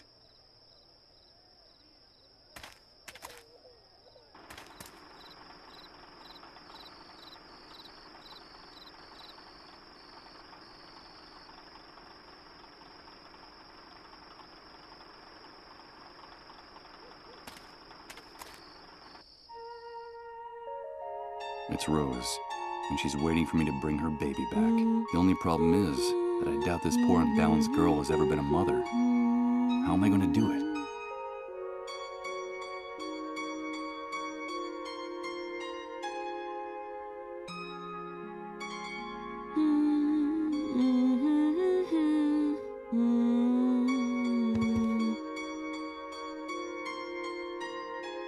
From the mother's hairstyle and outfit, the photo looks like it comes from some magazine from the 50s or 60s. Besides, I swear that these rocking cradles went out of style a long, long time ago.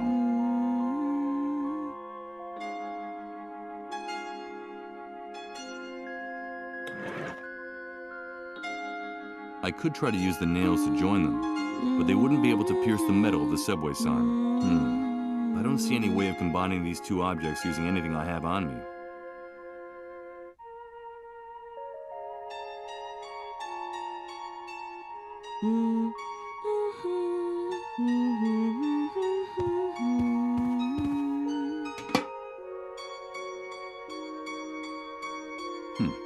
Must be some leftover Christmas lights that are being used to decorate this room.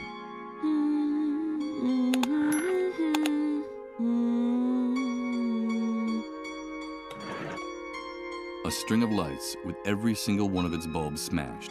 I'd say this is a present by the ghost of Christmas yet to come.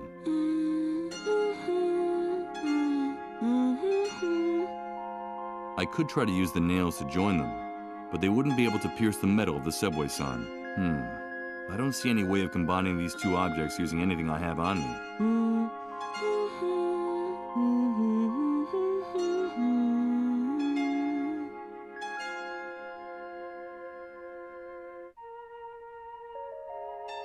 It would break Rose's heart to see me stealing her baby's clothes. I'm not going to do that to her.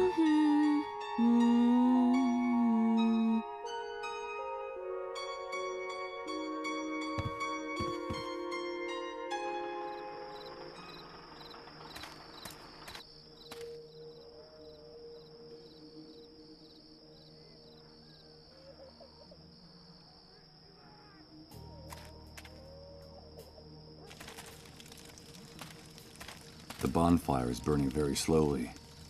I can still see traces of clothing and toys amidst the flames.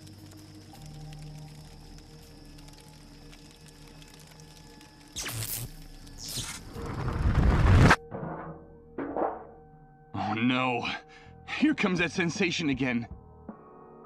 It's like floating in a dense liquid, while everything around me changes and repeats in cycles. Good God, I think I'm starting to lose my mind.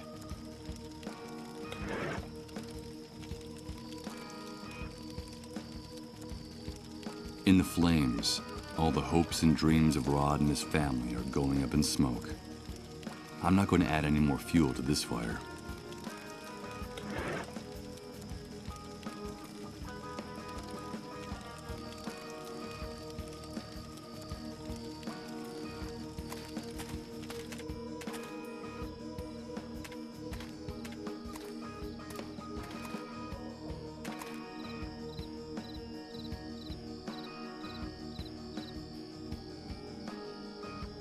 The electric cable that I myself cut. The hunter's thugs made a fairly shoddy connection that will probably only just hold until the next time it rains.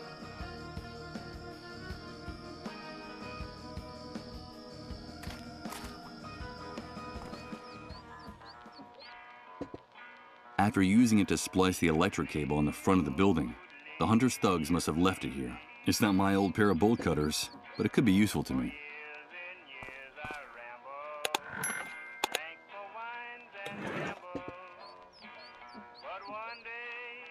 Let's see. I'll use the electrical tape to join these two objects. The bad news is that I just used up all the electrical tape. I've attached what's left of the metal subway sign to the wooden crate I found in the cleanup brigade's closet. And now I have a crate with metal parts.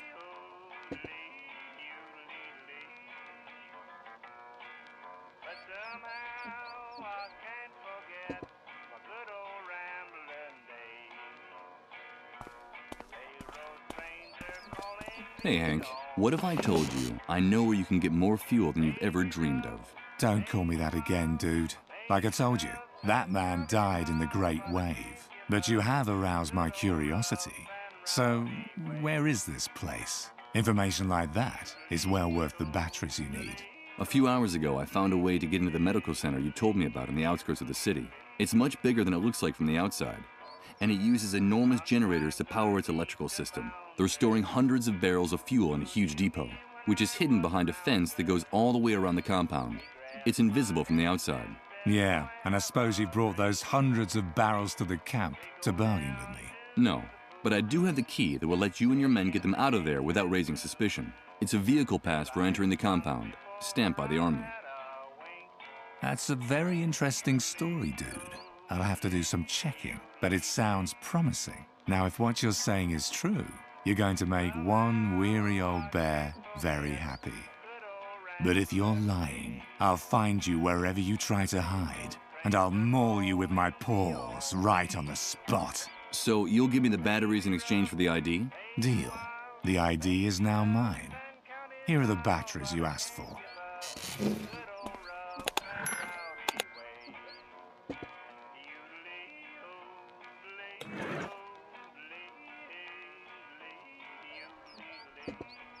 A pair of batteries, bartered away from the king of the black market and dirty rackets. Okay, let's see if this device still works. Huh, it works, but what do we have here? It's a list with hundreds of names, places, and addresses, and a map of the city. So Beechwood Oracle is in fact a location, but what kind? Why was Reverend Blake carrying this card around? And why does that voice inside my head keep telling me to go there at any cost? It seems like a good idea, but the GPS signal is very weak in here. I think it would be better to use it in an open area rather than indoors. Hey, I've been thinking about it, and now it's my turn to propose a deal to you. A deal? Yeah, listen. Me and my boys don't like leaving the camp any more than we have to. We're a bit too well known and sought after by the pigs out there, if you get my drift. I see. All that talk about the medical center, the fuel and the ID got me curious. I need to get the lay of the land, to check out some things and work out a plan. But I can't expose myself. It would look very suspicious if I were to be seen poking around out there. Of course. And what do you need from me? Bring us enough information about that depot for us to make a plan. I'm talking diagrams, coordinates, maps, or better yet, a photo. Bring back what I'm asking for, and I'll give you whatever you want in return. What is it you need, dude?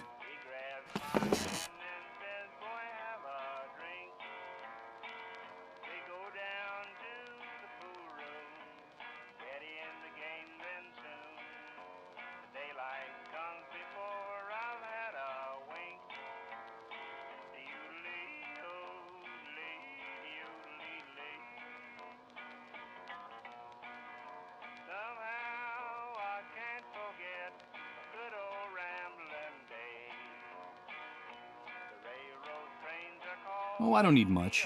Just for someone to recover the old world and bring it back. I'm afraid you're asking too much, Mike. For now, the laws of physics are the only thing from the past that me and my men haven't managed to subvert. In any case, I wouldn't try to prevent that great wave, even if I knew how to do it. Things are fine just the way they are. You know how it is. God, or the devil, has been very good to me. Could you make it so I get my life back? Your life? Oh yeah, I remember now you're a blank head.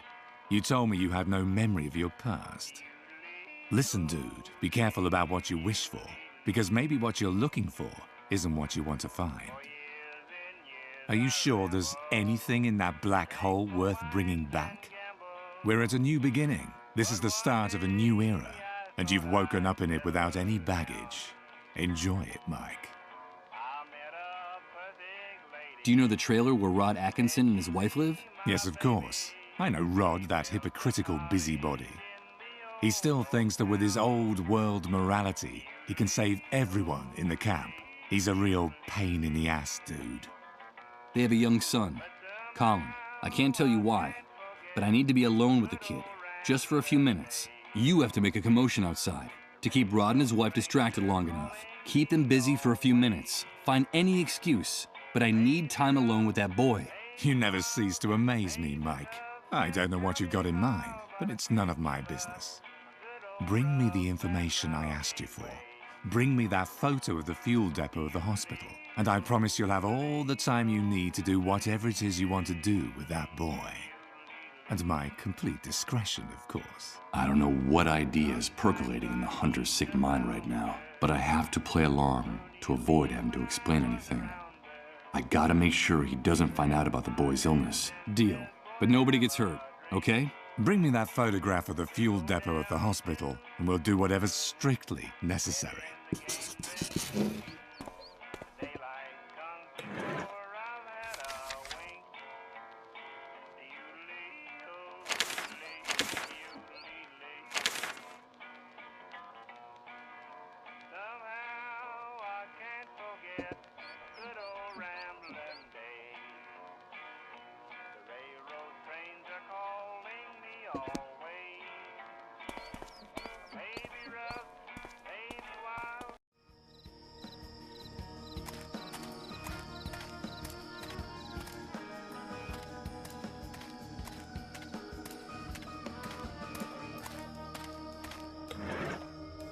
It's the device the cleanup brigades use to navigate during their raids.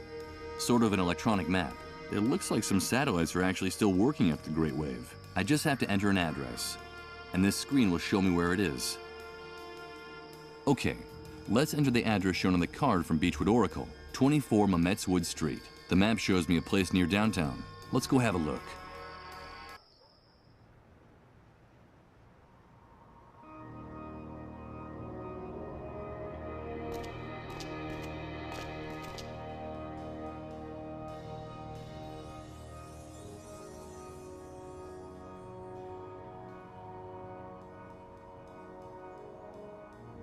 The only light source for the area is hanging from this wooden post, and the tangle of cables and shoddy connections up there speaks eloquently of the quality and condition of the installation.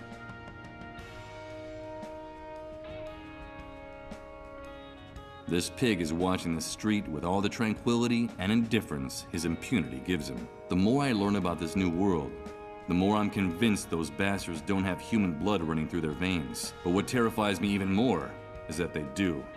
And in abundance.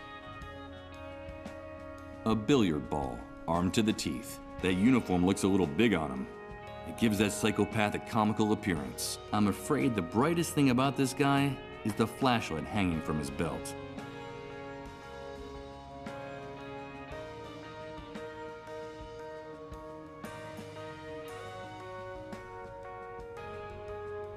Someone put this empty tin can on top of one of the trash cans. Up close, it looks like there are crumbs of dried food stuck to the bottom.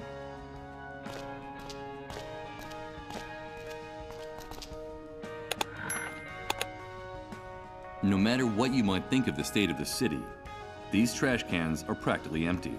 I guess generating garbage is a real luxury nowadays.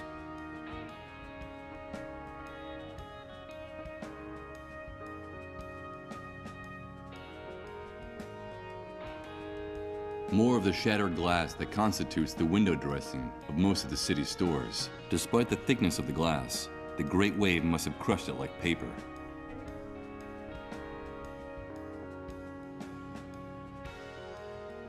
In the old world, this building would have already been condemned and demolished as a ruin. But in the new world, it's got to be one of the best preserved I've seen in the city.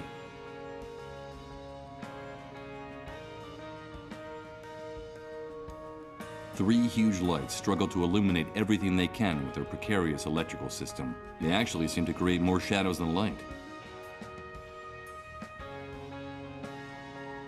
It reigns over the building with its crown of twisted antennas and broken air conditioners. On the rim, there's a shiny object. Although at this distance, I can't make out what it is.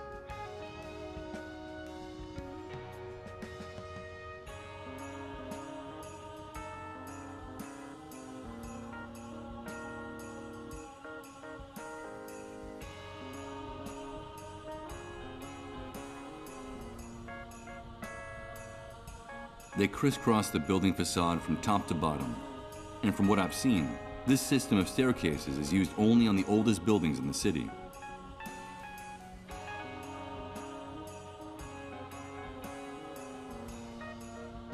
Great. The sign that shows the name of this place is burned beyond recognition.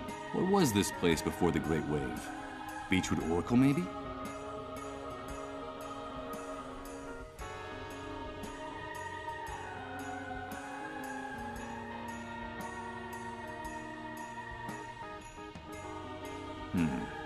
Those two pigs seem to be watching that entrance very intently. They probably pumped me full of lead before I got a chance to turn the doorknob.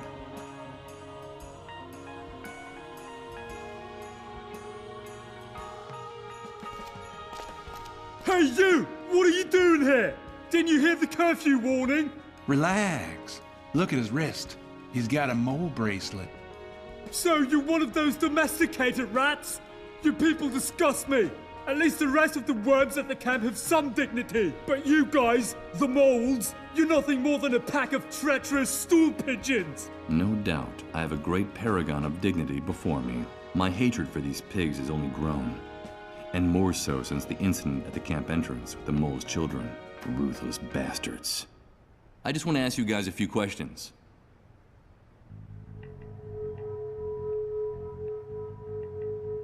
Do you know what the establishment was before the Great Wave? I can't say I do. I lived on the other side of town. But judging from what's left, I'd say it looks like it was a bookstore. Looks like it burned down to the ground after the Great Wave. Well, I for one am glad that nest of bookworms was destroyed. I never liked books. They always were a total waste of time. Is that right? At first glance, I would have taken you for someone with refined literary tastes. I think that description fits you to a T. Watch your mouth, you dirty rat! And don't think that bracelet would protect you. I could blow your head off without batting an eyelid. Don't forget who's in charge here. Why are you posted here? Just following orders. Rat, we're here to protect and serve the inhabitants of this city. That's our mission. Yes, I can see how the people feel much safer with you around. We're doing our nightly rounds, and we have orders to keep a particular eye on this neighborhood. And why this neighborhood in particular? Well, as you can see, this area of the city was left almost intact after the Great Wave. It was kind of a miracle. Most of the homes and businesses are still standing, so burglary attempts are pretty popular. If there's anything left in the city worth guarding, it's here. You ask a lot of questions. Have you come to steal something, rat? No, of course not. With officers of the law like you, I'd never dare do anything like that. I wouldn't provoke my partner too much if I were you. He's plenty jumpy today, and he's sometimes rather unpredictable. And as for you, blabbermouth, I'd watch my tongue if I were you. How I am is nobody's business. And you, get back to your nest, rat! So how's the night going? Very quiet, except for a shooting at the entrance to the city a few hours ago. I think someone tried to steal some food. And when that happens, you have to act decisively. That's our duty. It would be a fantastic night if it wasn't for those revolting cats. This damn neighborhood is infested with them. Cats? My partner doesn't like cats, and tonight they've been howling non-stop since we started our rounds. Filthy creatures! Dirty and pestilent! They're to blame for everything! I won't bother you anymore. Keep up the good work.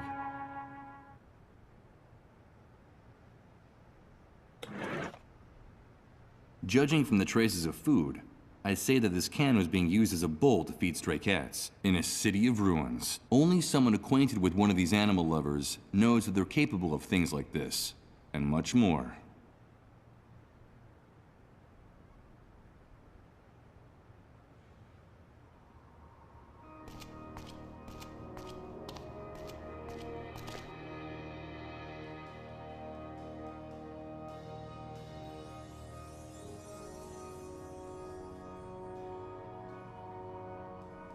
The sign says, "Emergency exit, Beechwood Oracle Bookstore. Do not block." Well, it seems that in spite of the warning, this door is indeed blocked. And now, I no longer have the slightest doubt as to the name of the establishment.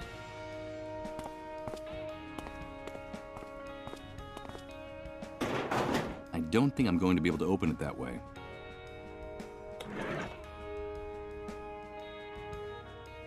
Doesn't look like it's going to be complicated to open this door with the crowbar. Done.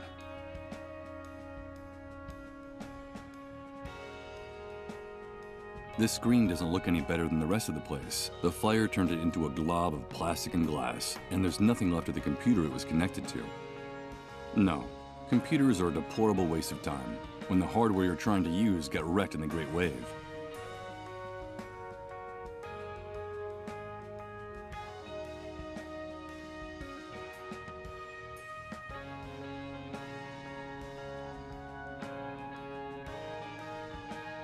In better times, they must have been overflowing with literature. Now they look like the aftermath of one of those book burnings in the old days that maybe aren't as distant as they seem.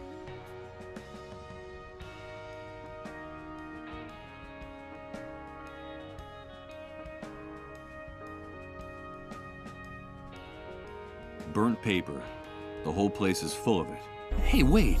One of these posters has a photograph of Reverend Blake on it. The Beechwood Oracle Bookstore invites you to a reading of The Annihilation of Time, where you can meet the book's author, Edward Blake. That explains why that deranged preacher had the card from this place in his pocket.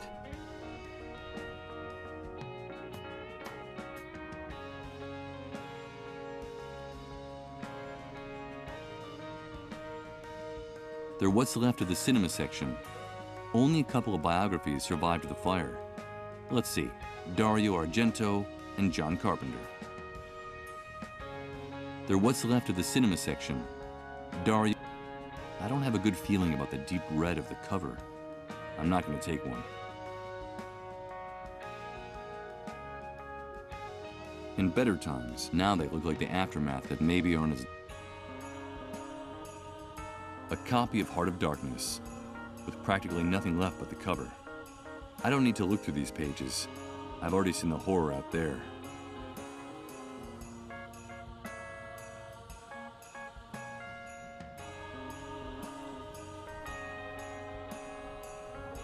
Ray Bradbury, H.G. Wells, George Orwell, Philip K. Dick. This shelf must have been part of the science fiction section, although I suppose that after the Great Wave, it would be more fitting to move them to the current events section. No, I doubt there's anything in these stories that could surprise me. Dystopia could be the city's last name.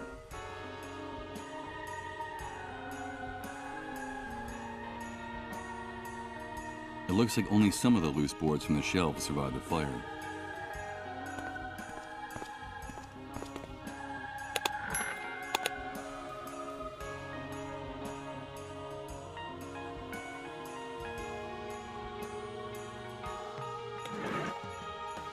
Four wooden boards, somewhat charred. Unfortunately, that's all I was able to rescue from the shelves of Beechwood Oracle.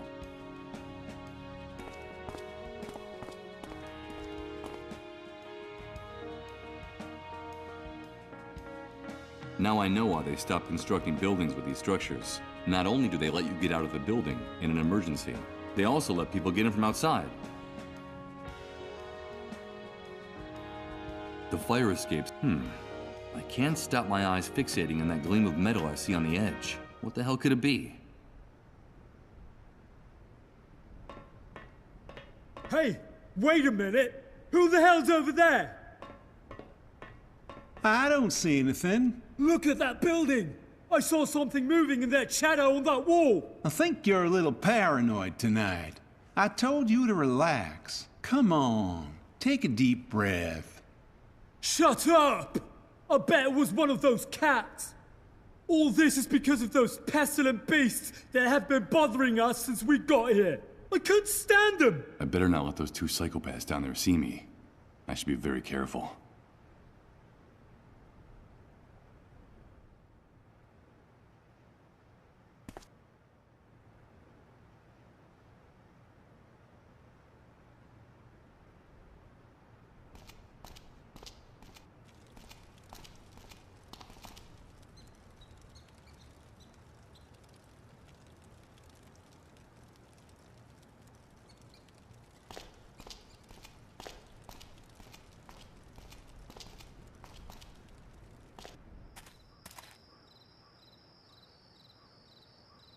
I refuse to touch that repulsive mess and put it in my pocket. It's absolutely putrid.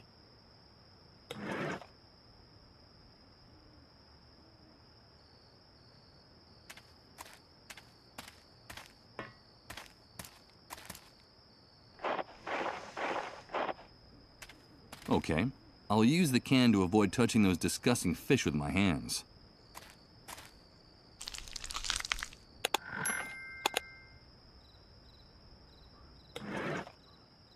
I filled the empty can with the rotten fish from the fountain in Suicide Park, and now it stinks. It stinks to high heaven.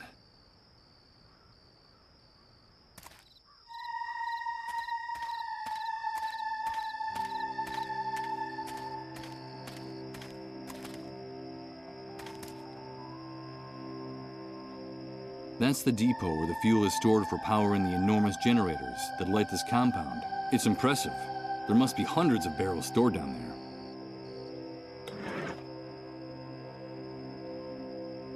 Use this here? How? It's the device the cleanup brigades use to navigate during their raids. Sort of an electronic map. It looks like some satellites are actually still working after the Great Wave. I just have to enter an address, and this screen will show me where it is.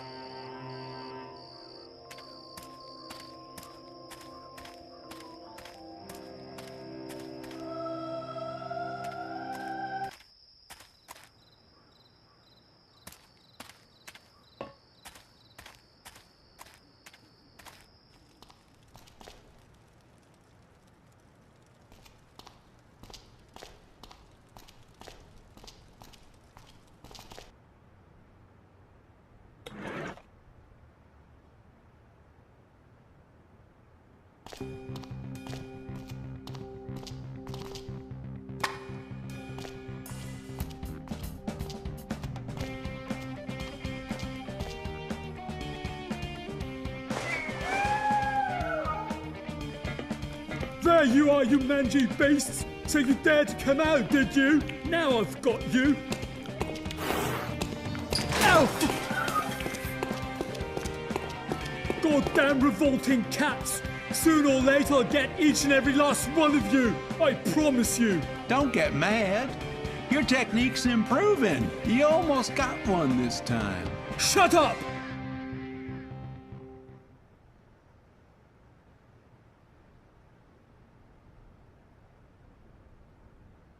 This is the endpoint of the cable that crosses the street and has the 3 streetlights hanging from it.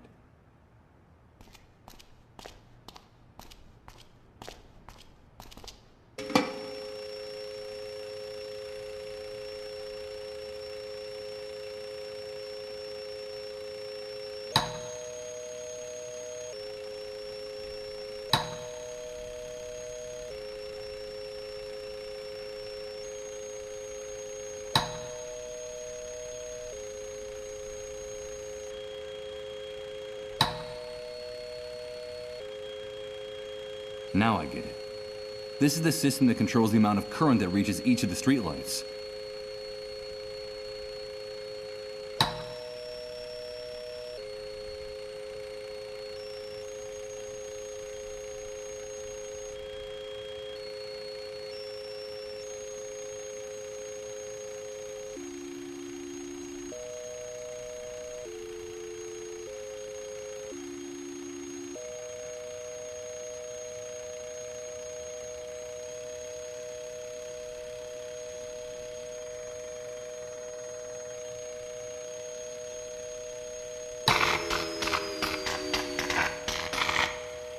What the shit? Why does nothing work right in this filthy city? Looks like a voltage surge. Suppose you think the cats are to blame.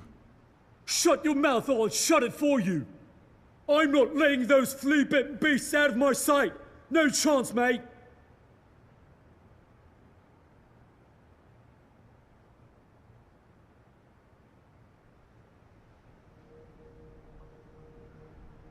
This enormous construction tarp hangs from up there like a stage curtain, covering half the street. I guess it's a vestige of one of the few reconstruction jobs that were started in the city, just after the Great Wave hit. Now, it's just a hiding place for the neighborhood cats.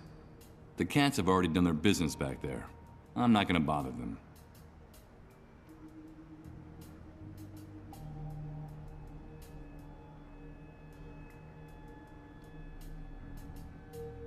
A ridiculous little nobody, but dangerous. It's like Fatty Arbuckle exchanged his cream pies for rifle bullets. I'm afraid the brightest thing about this guy is the flashlight hanging from his belt.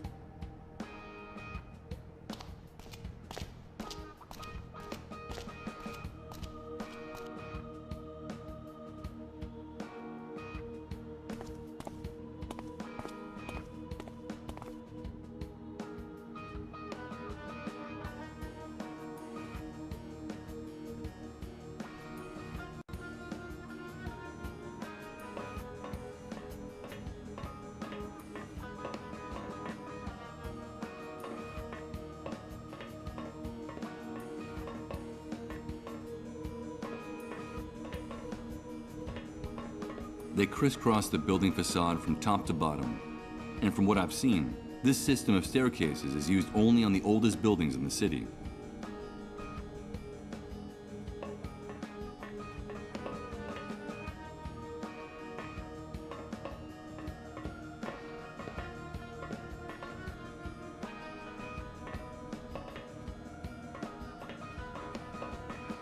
Now I know not only do they also let people get.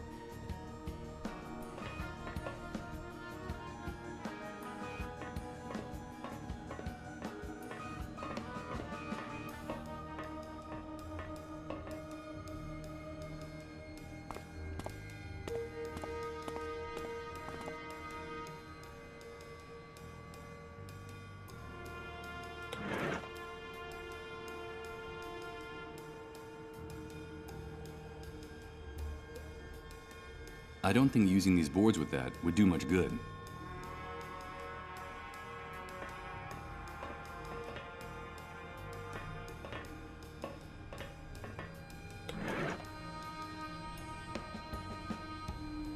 I don't think I'd gain anything by using this here.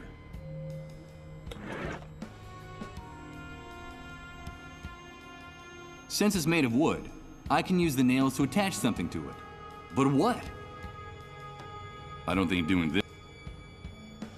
I don't think it would do any good to connect the wire to this.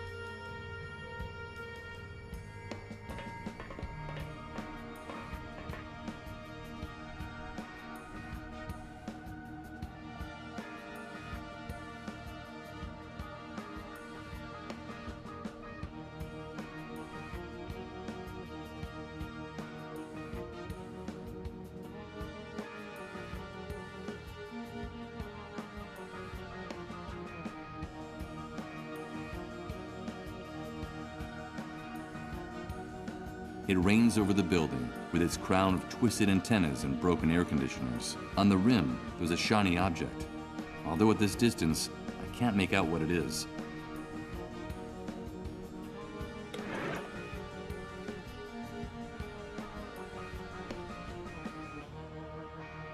Getting into a punching match with this wouldn't help me at all.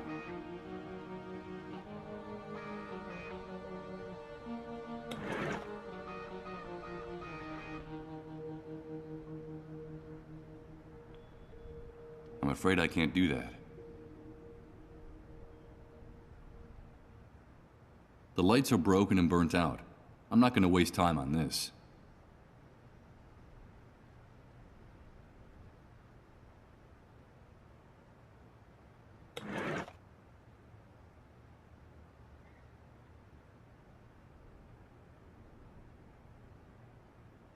Better not.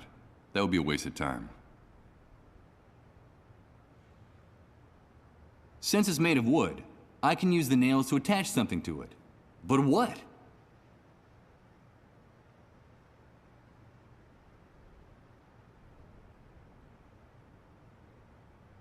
This plastic bag is designed to hold the remains of the dissolved, so I'm not putting that inside there right now.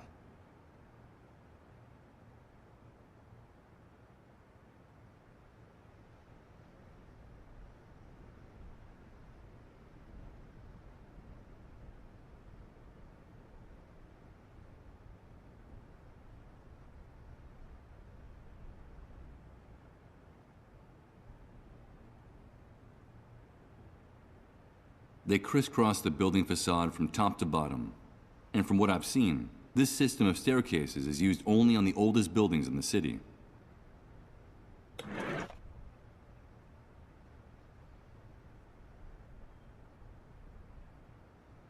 Why would I want to do something like that? Let's see. I'll use the rusty nails to attach these two objects together.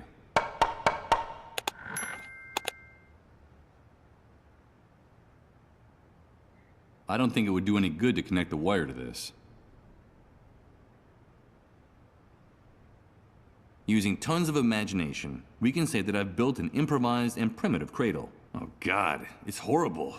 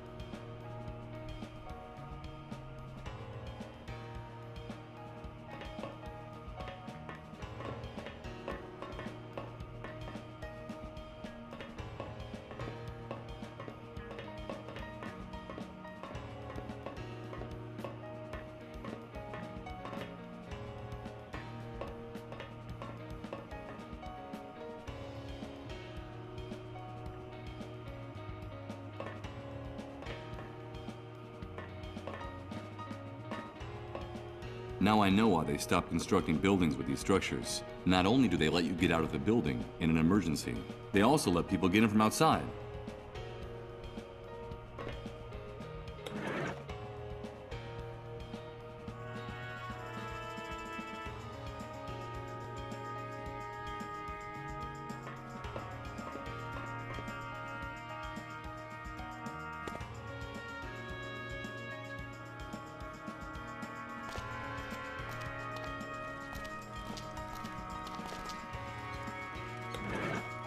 It's the device the cleanup brigades use to navigate during their raids.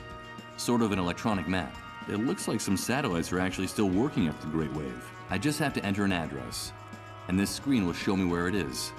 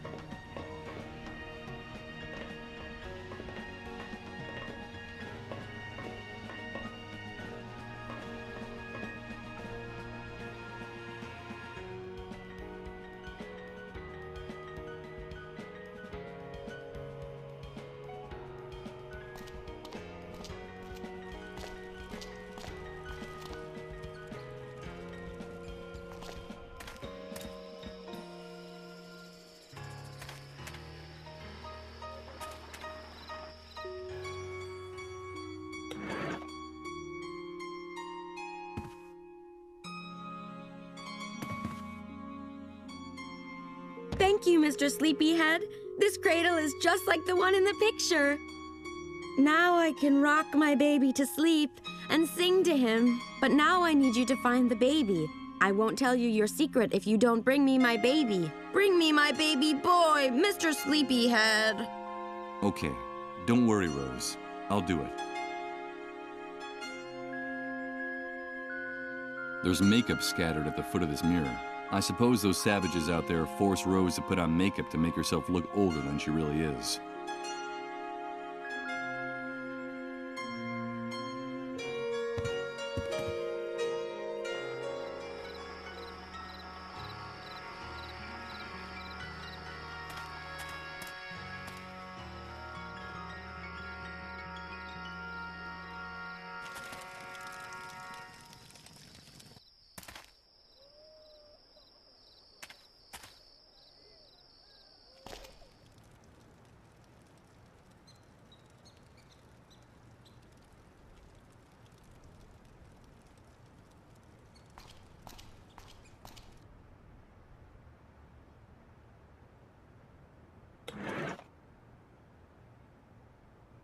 No matter how hard I try to plug these in, I'd need a miracle to get these burnt-out lights to work again.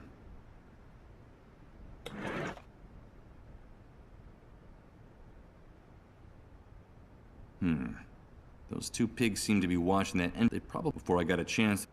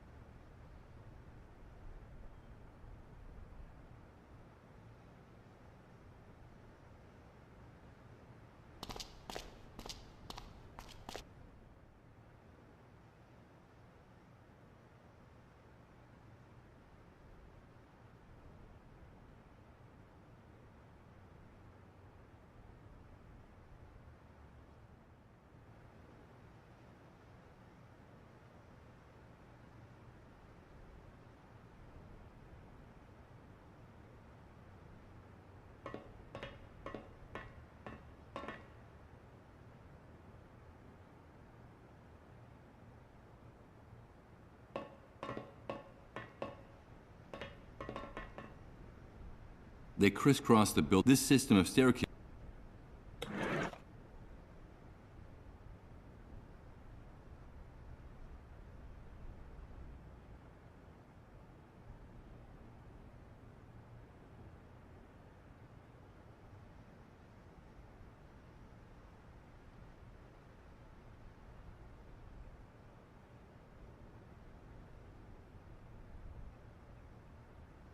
The sign of the entrance to the Beechwood Oracle bookstore.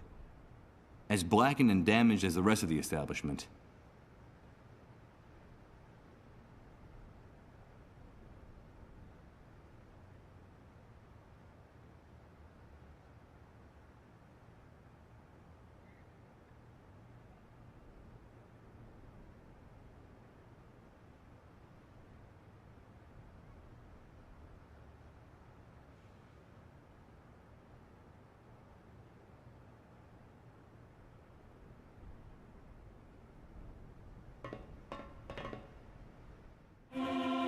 Hey, wait a minute.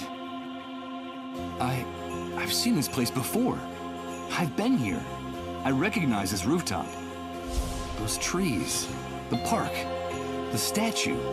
Tomorrow comes today. Of course, the photo from the poster. It was shot from someplace in this very building. But what's the meaning of all this? And could it be that the voice wasn't actually trying to lead me to that burned out bookstore down there? But rather to this building? To this place?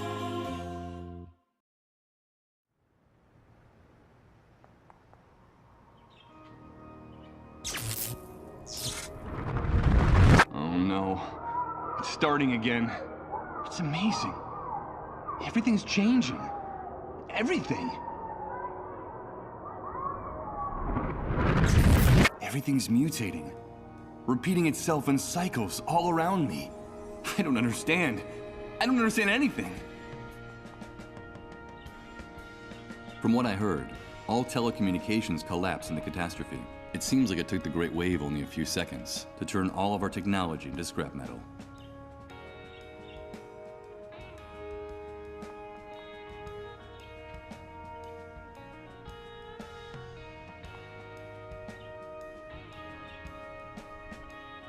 The blades of this contraption must have stopped turning months ago, and I don't think doing without it is the owner's biggest problem right now.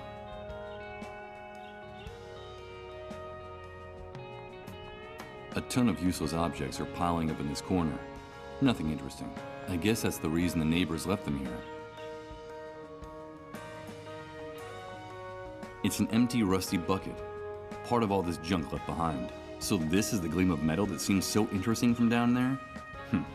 What a disappointment.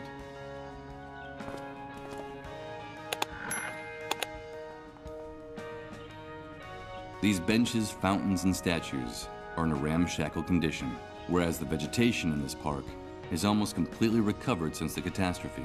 Well, if that proves a failure as a species. It's a sculpture from my poster. Maybe it was an allegory of happy fatherhood, until the Great Wave turned it into a depiction of Saturn devouring his children.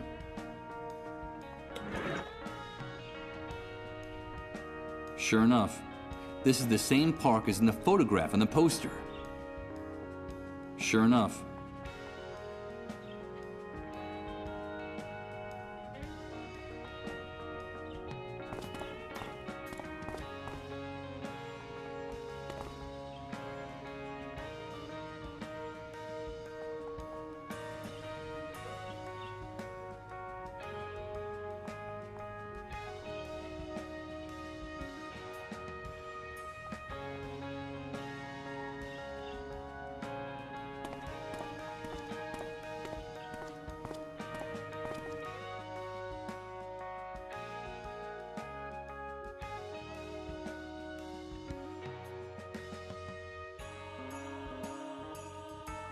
The front door of this apartment has been reinforced with various locks and bolts. Despite the surveillance by the soldiers, the people who live in this building must be terrified of burglary and looting.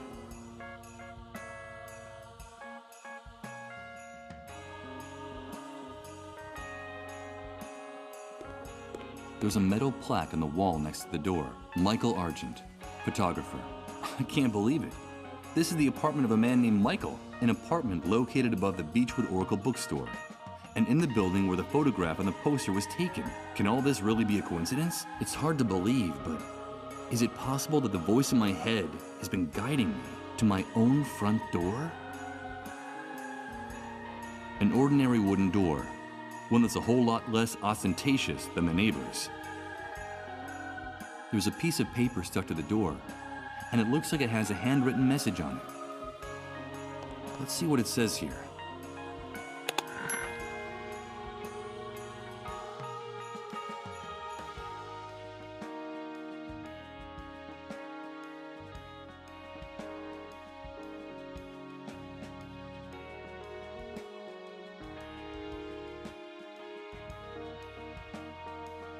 Who could Sarah be? And this Chris, could he have something to do with the person I saw in my vision? Who could Sarah be? Who could Sarah be? Who could Sarah be? And this Chris.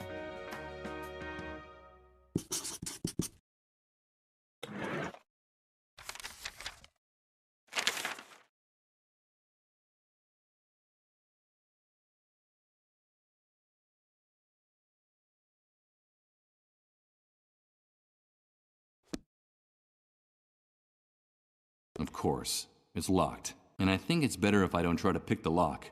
I could be mistaken for a burglar, and the last thing I need right now is for someone to call the guards patrolling this area.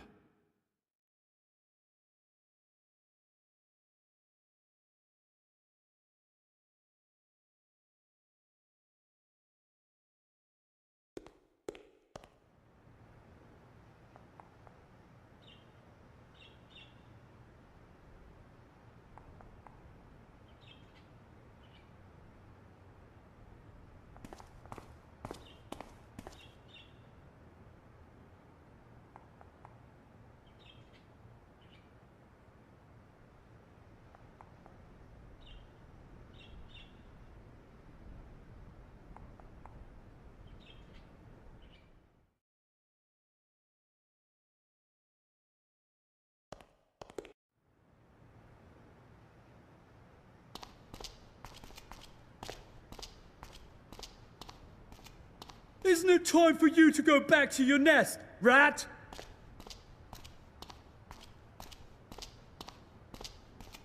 That ignorant bastard is starting to get on my nerves. Yes, I do have to be going. By the way, how did the chase go? Were those cats too quick for you? You'd better go. It's not in your best interest to get my partner any more agitated. Not tonight.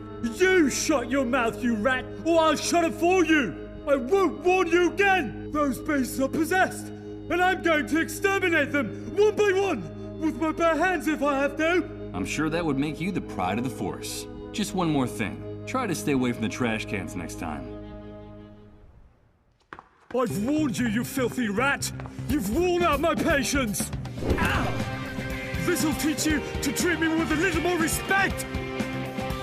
I'm going to wipe that stupid grin off your face! Ouch! This is the only language you shitheads from the refugee camp understand! So, you're going to treat me with respect now, aren't you? Come on, leave him alone. You'll kill him. He is a mole after all, and it's in our interest to keep him alive. Come on, let's get out of here. Well, you're safe for now. But I have a very good memory for faces. Another day, I'll finish what we started, rat. I swear it!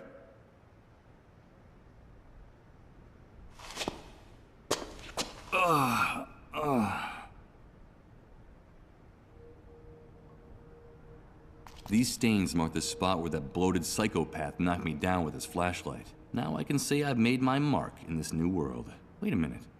In all that blood, there's something white. It's a fragment of one of my teeth.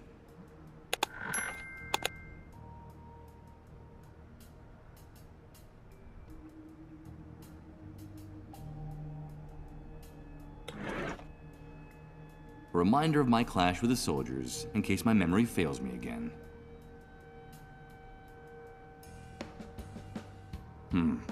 That pig must have left the flashlight on the floor after hitting me, and then forgotten it there.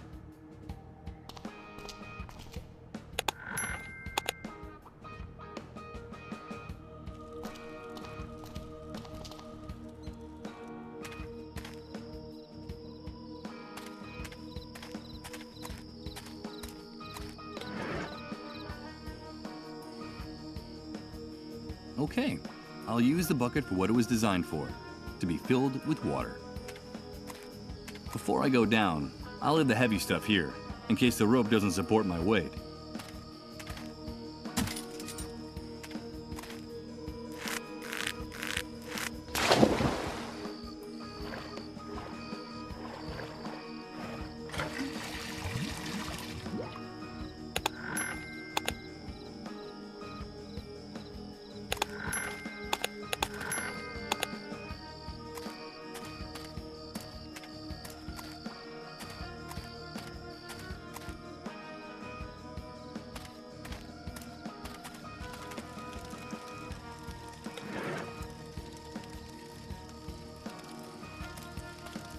Here goes. Maybe we can still salvage something from the fire.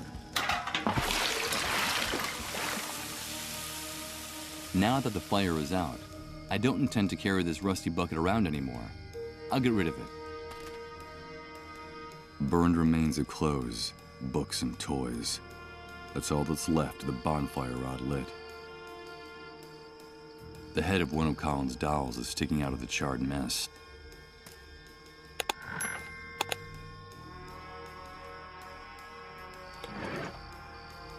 It sends shivers down my spine to think that this hunk of plastic belonged to little Colin. It's a sinister image, considering the boy's fate. Ugh, this doll is already too macabre to do something like that. Well, the baby would have my smile.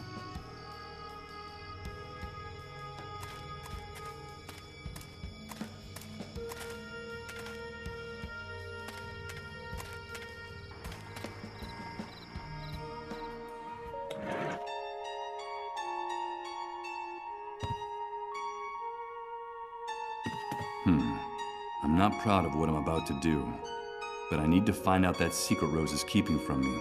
And if she wants her baby, I'll give her back her baby. I've brought you your baby, Rose. Did you bring me my baby? Did you bring him? Thank you so much, Mr. Sleepyhead. You kept your word. You brought me my baby. Now I need you to tell me that secret you promised to reveal if I brought what you asked. Yes, our secret.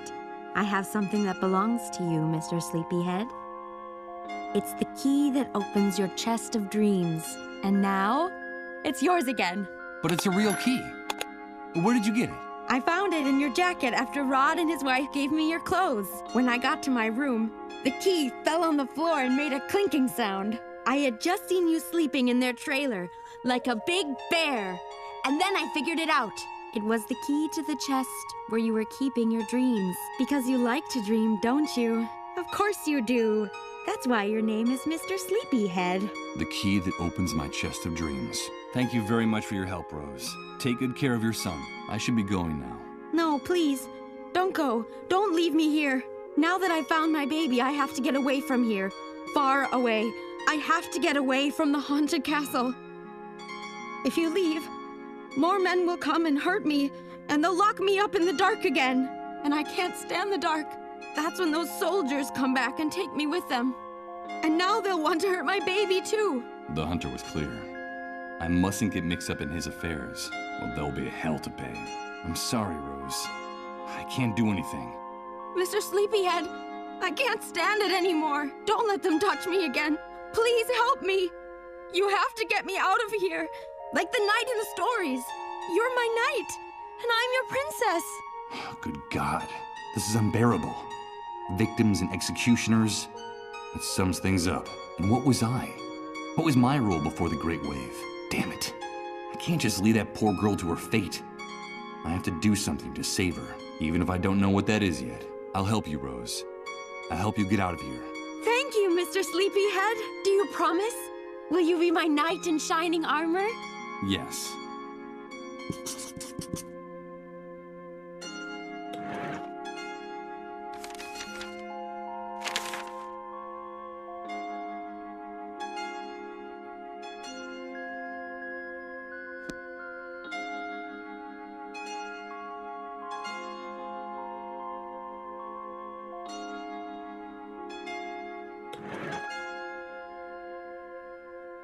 I'm not going to give it to anyone. I might sorely miss the light of this flashlight.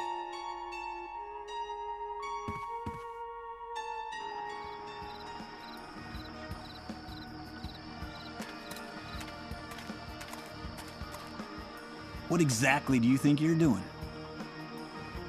Hey, pal. Touch that generator and you're a dead man. My partner and I don't kid around when it comes to defending what's ours. That clear? Extremely. I was just curious and wanted to see this relic up close. You don't have to get nervous.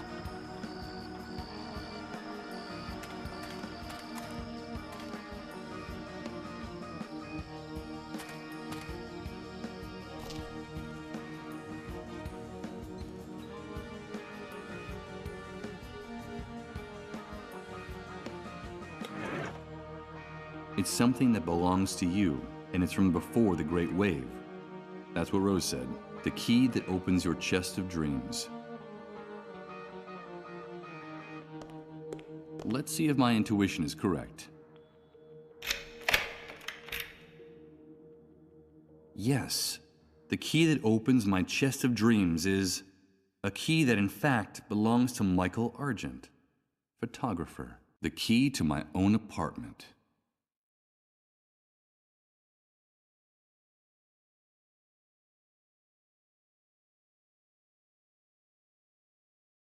The outside of this closet is covered with photos cut out of magazines and newspapers. It looks disproportionately huge in this tiny apartment.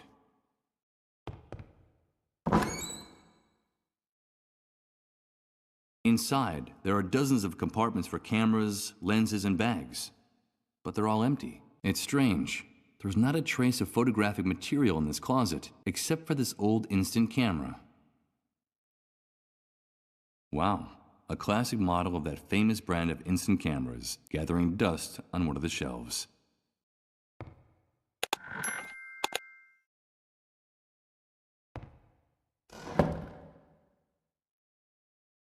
Whoever designed this building Didn't go to too much trouble to conceal the structural elements. There are pillars and wooden beams all over the place. A line of tiny screws holds up the white backdrop that hangs from the crossbeam. Whoever designed this building, there are pillars, a line of... This must be the corner where I did my least complicated photographic jobs. Just a white backdrop, and these 2 shattered lamps to light the scene. It's the backdrop I used for the photography I did at home. It's hanging down from that wooden beam, held in place with screws. No, I'd only rip it if I tried to pull it down without first taking out the screws.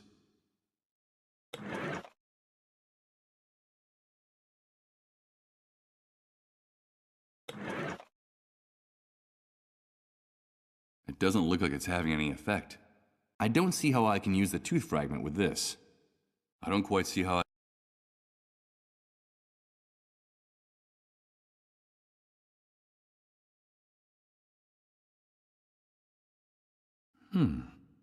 The corner of a photograph peeking out of this old music box. It can't be. It's me. This photo. I remember it. I remember this photograph. Please, Michael, help us. Only you can do it. And this woman is... she's...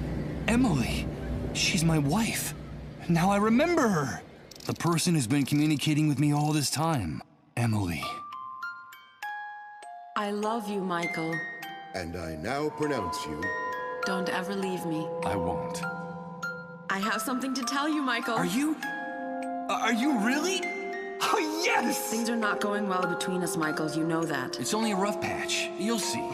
It's all your fault! You have to get on top of this, Michael. It's destroying both of us. I'm afraid of you. Shut up! Shut up! Everything will be different. Remember that vacation we took to the beach? And we were getting to know each other? Everything will go back to the way it was. Promise me. I promise. Oh, Emily, what does all this mean? Where are you? How can I find you? What are these messages you keep repeating in my head? I've lost my mind. I've lost my mind. That's the only logical explanation for this. Oh, Emily. My poor Emily. Where are you? How can I find you?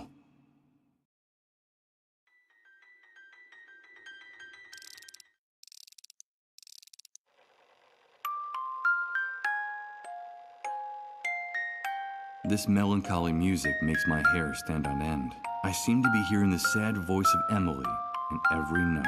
Where are you? How can I find you?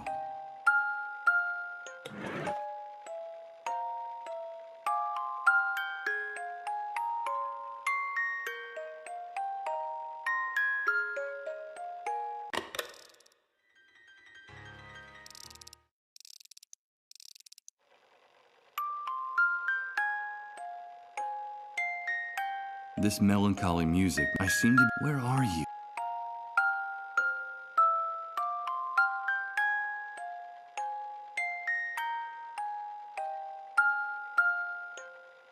As dry and as empty as the contents of my memory. I see various liquor bottles scattered around the room. That explains the odor I find so unbearable.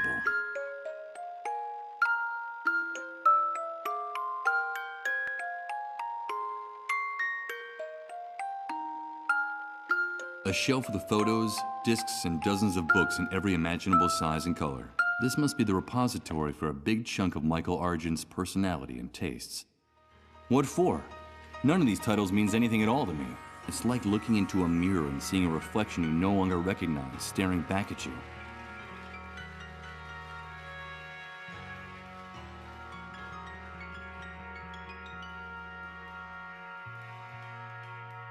It's exactly the same view of the park and the statue that appears in the photo on the poster. No doubt this must have been one of my simplest and most lucrative jobs. I completed it without even leaving the house.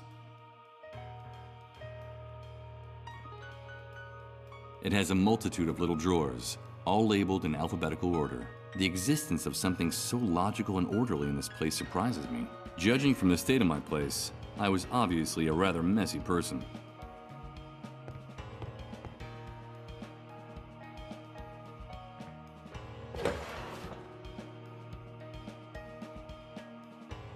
Alexander Tribune. That's the name of this newspaper. Now I understand. This file cabinet holds copies of newspapers and magazines my photos appeared in. It seems like as a photographer, I was very fond of my own work. Central Outrider. The title of this publication appears in the front page. Bjorn City Paper. One of the many newspapers stored in the filing cabinet. It's the note I found on the door to the apartment.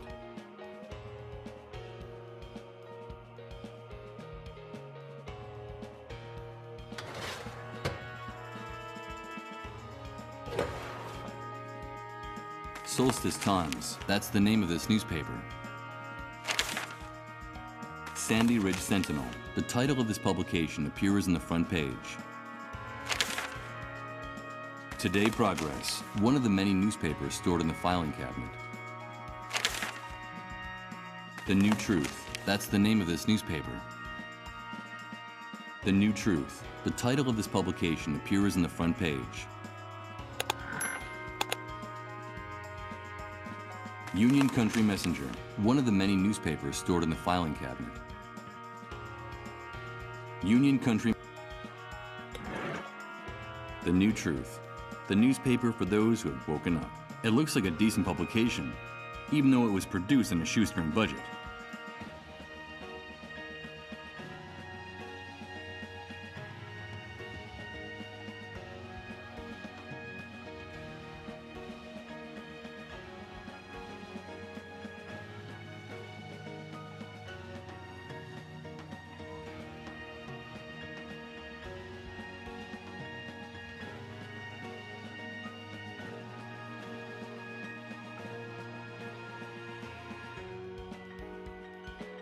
The address of the office is at the bottom of the first page, and the article on the front page is under the byline of one Chris Bluntstone. The address of the office is, and the article.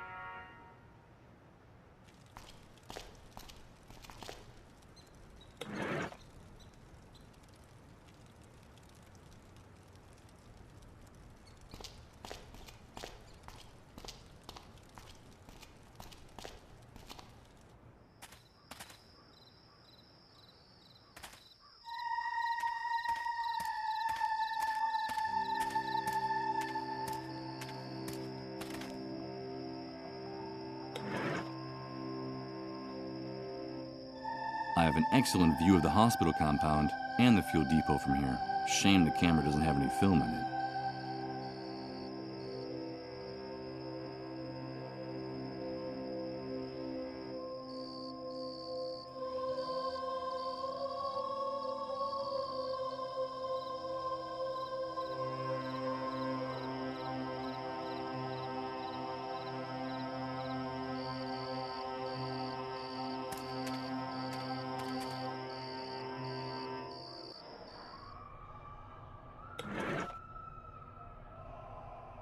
Let's see what this room actually is, with a little light. One of those electrical panels that control the different lighting phases in a building. The majority of the circuit breakers are broken or ripped out. All but one. All right, I'll flip the switch for the only circuit that's not blown. I think I hear the buzz of electricity coming from the surface.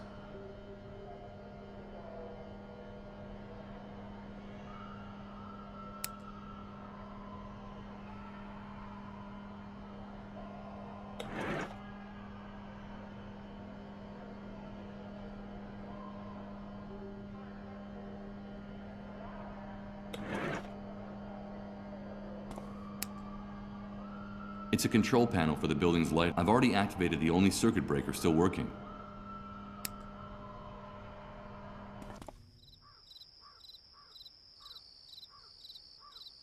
With the help of a pair of bolt cutters, all electrified fences cease to seem so menacing. That's a proven fact.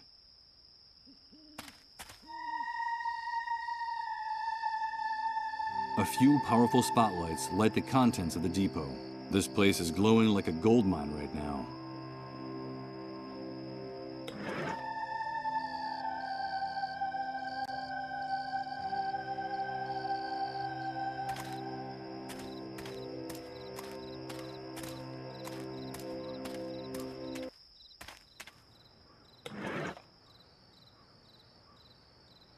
Okay, here goes.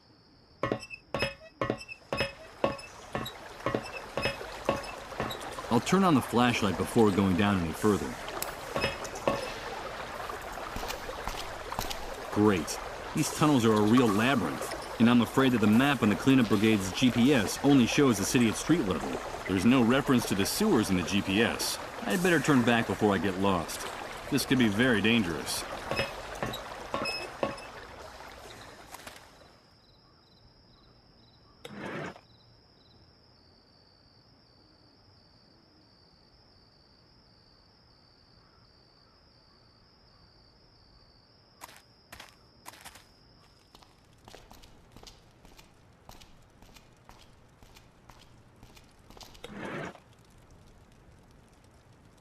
Of course. The letters TNT on the letterhead of Sarah and Chris's note stand for the newspaper, The New Truth. I'll enter the address of the newspaper office shown on the front page. The map indicates a place near the main avenue of the city. Will it still be standing? Let's go find out.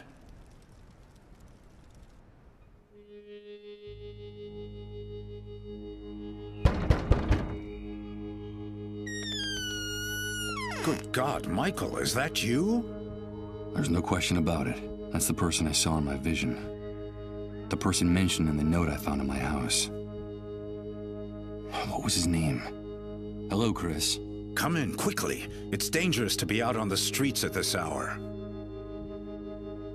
Michael, I'm so glad to see you again. After all that time without hearing from you, Sarah and I feared the worst. But tell me, why didn't you come sooner? Where have you been all this time? From his enthusiastic welcome, it looks like this man and I were good friends in the past, before the entire world collapsed. But can I trust him?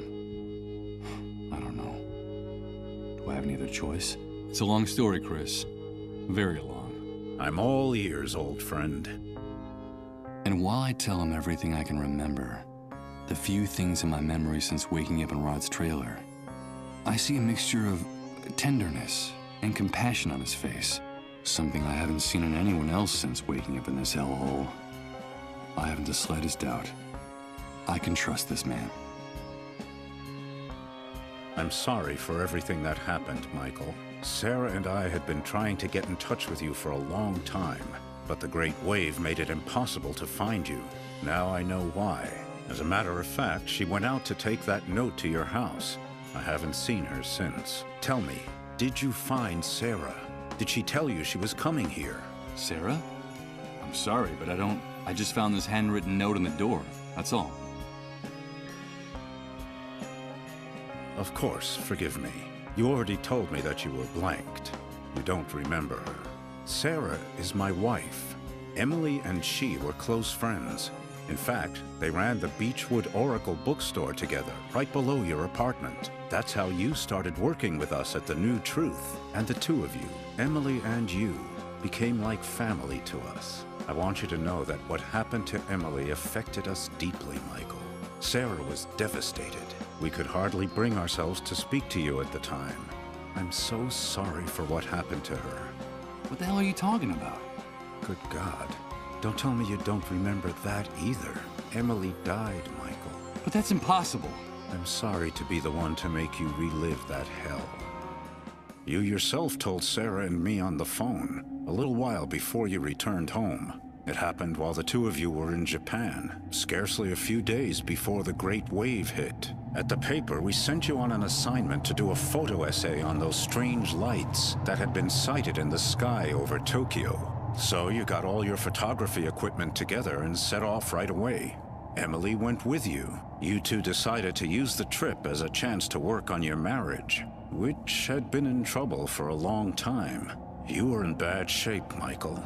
Your financial problems, her miscarriages, your violent, self-destructive nature. Emily couldn't take it anymore. You were putting her through too much back then. Things are not going well between us, Michael. You know that. It's only a rough patch. You'll see. It's all your fault! You have to get on top of this, Michael. It's destroying both of us. I'm afraid of you. I can't help it. It's that demon. You know I can't help it. From what you told us, things were getting better. After so many years, both of you were starting to rediscover each other. Everything will be different. Remember that vacation we took to the beach? When we were getting to know each other? Everything will go back to the way it was. Promise me. I promise. Until one night in your hotel, Emily started to feel sick. It all happened very fast. She was having fainting spells, vomiting, running a fever. You took her to the nearest hospital where she was admitted immediately. Emily, what's happening? Emily! Emily! And a few hours later, they told you she was dead. They wouldn't even let you see her body. They wouldn't let you see her. The Japanese authorities hustled you off on the next plane out. It was all very strange and disconcerting. And the very night you arrived, the great wave hit. Oh, Emily. Now I remember it. I remember everything. I remember her pale, haggard face when she took my hand. Don't worry. It's nothing. Everything will be all right, she was saying, while they were wheeling her deep into the hospital. And she waved goodbye to me, forcing a smile to cover her fear. And then I saw it. I swear I could see how time was stopping. Little by little, in her eyes. Emily can't be dead. She talks to me. I've been hearing her voice for some time now. You must think I've lost my mind. From the little you said you would never be able to forgive yourself. It's possible that the pain warped your mind, but it's also possible that what is happening to you is real. If Emily died before the Great Wave, how can what's happening to me be real? Let me tell you something. In spite of the catastrophe, at the New Truth, we've never stopped working. For Sarah and for me, this newspaper is our life. And since the Great Wave, our contacts and confidential sources haven't stopped bringing us the most incredible and chilling information you could imagine. Thousands, no, millions of unexplained phenomena are taking place simultaneously all over the world, Michael. We're living through the strangest and most confusing times in our history, and any hypothesis, no matter how crazy, must be taken into consideration, even what you just told me. There's no question that something extraordinary is happening all over the world because of the Great Wave, the emergence of the dissolved, and our gradual approach to the Dead Synchronicity point. Yes, the Great Wave. People have been telling me about it since the moment I woke up. Everyone talks about it, but no one really knows what it is. Did you know that the catastrophe didn't just strike here, but all over the world? They keep us isolated and misinformed. But that's the truth. The Great Wave didn't just destroy this city. It affected the entire planet.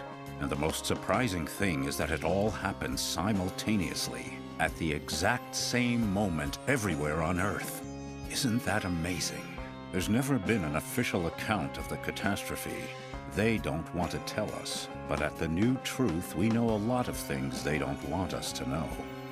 They? Who are they? The elite, the army, the shadow government. Whoever is in control at any particular moment. They're determined to maintain the power structures of the old world by any means. The irony is, for the moment, any notion of order or control is absurd. The rules of the game have changed completely, and the entire world is slipping through their fingers. They're disoriented and frightened, and they'll do anything to prop up the old system. That's what makes them so dangerous. But information weakens them, makes them vulnerable. And that's why we have to keep investigating, Michael. It's our duty to uncover the truth. The dissolved. That horrible disease.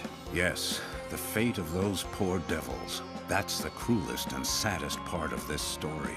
From reliable sources, we've been able to find out that while it is true the Great Wave multiplied the number of dissolved drastically, a few early cases of dissolution were actually detected hours, even days before the catastrophe. What?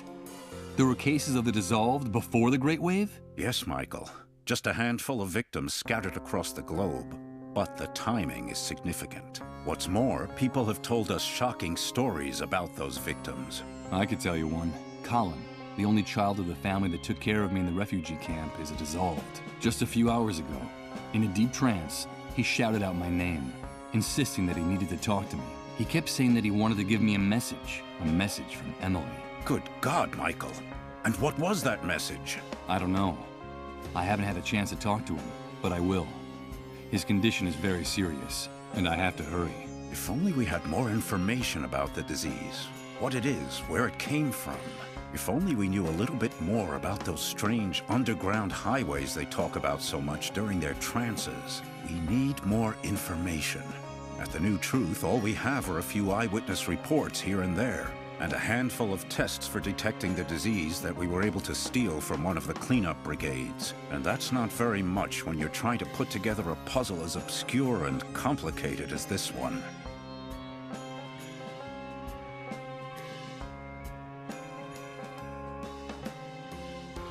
Dead Synchronicity? What's that? It's very difficult to explain, Michael. We're still so short of information. But I will tell you one thing. Time is running out. The Great Wave triggered a landslide of death and destruction that's accelerating by the day. And the end will be absolutely devastating. Look around you, Chris. It's impossible for the situation to get worse. If the theory about the approach of the Dead Synchronicity point is true, the future that awaits us will make everything we've seen up to now seem like a walk in the park, Michael. The arrival of the Dead Synchronicity point will mean the end of the world as we know it. The end of the laws of nature, the laws of physics, the very meaning of existence. And with them, of course, the end of the human species on the face of the Earth. Our inability to adapt will wipe us out in a matter of minutes, and indeed, in some cases, it's already happening. But the good news is that if this hypothesis is correct, the very nature of this anomaly could also allow us to reverse the situation. Reverse the situation? You mean avoid the future you're talking about? Avoid the consequences of the Great Wave? Is that possible? Of course it is. How can I explain it to you? No, not yet. It would be too complex for you to understand, and I don't want to create any false hope. I can't tell you anything more for the time being. We need more information, more sources, and we need them urgently. Time is running out, in every sense of the word. I need answers too, Chris. Where can I find the information you need? How can I help you? A few days ago, one of our confidential sources in the Army contacted the New Truth. He told us he had a bombshell in his hands, an official report of the results of all the investigations conducted to date on the Great Wave, the Dissolved, and the Dead Synchronicity point. It's a real gold mine, Michael. The answer to our prayers. And where is that report now? The same day she left the note at your house, Sarah was supposed to meet our source at the same place we always meet people who cooperate with the New Truth, which had been the safest place in the city up to that point, the sewers. But she never came back, Michael. I was hoping she'd found you. Or perhaps some problem had come up in the sewers, and she'd taken refuge in your apartment. Don't worry, Chris. Sarah will be fine. Yes, I know. Sarah is a strong woman and very resourceful. I know she can take care of herself. If you want to help us, Michael, get us that report. I'm trapped in this basement in this wheelchair, but I know that you'll be able to get it for me. It's vitally important that we get it. That's where we'll find the answers to all our questions. Even answers about Emily and her messages. Follow the trail of Sarah and our source. Go down into the sewers and find some clue that can lead us to them. But be very careful down there. It's dangerous. Dangerous? You just told me the sewers were the safest place in the city. Indeed, they were. That's why they became the perfect hiding place for the Dissolved and their families. For some time now, the Army has been reinforcing its dragnets for catching the Dissolved hiding in the sewers. If they find you in one of those tunnels, they'll shoot first and ask questions later. I'll be fine. Take this. You'll need something to guide you. The city sewer system is a veritable labyrinth. I've marked the exact spot where the meeting was supposed to take place. It's a huge subterranean gallery where several pipes converge. Michael, please, bring me that report. And for the love of God, bring Sarah back to me safe and sound. I'll do it.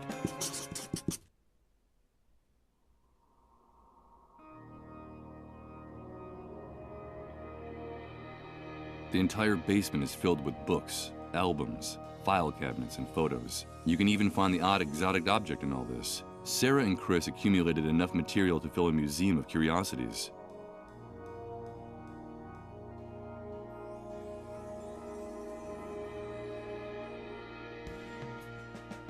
Mythology, parapsychology, history, anthropology, cutting-edge scientific material. The subject matter of the books packed in this basement is as varied as it is disconcerting.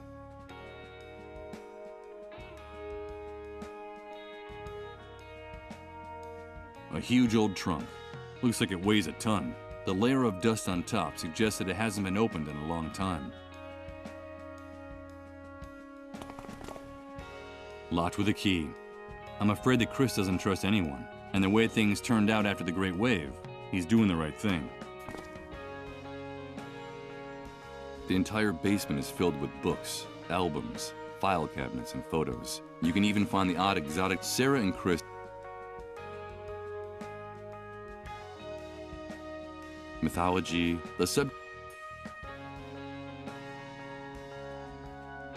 It's Chris. Nowadays, the only person I think I can trust. He's waiting for me to find and bring him back that report that promises to reveal a lot of secrets about this new world. And to do that, I first have to find Sarah and her source.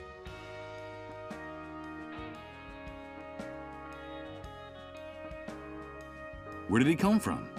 How did he end up running this newspaper? What happened to put Chris in that wheelchair? When did it happen? Oh, come on. This man and I were supposedly close friends. It's so frustrating to remember hardly anything. It's Chris. Nowadays, the only person I think I can trust. He's waiting for me to find and bring him back that report that promises to reveal a lot of secrets about this new world. And to do that, I first have to find Sarah and her source. While I can't remember her clearly, looking at this photograph gives me a pleasant sense of tranquility. I'm sure Sarah and I were very good friends before the world collapsed.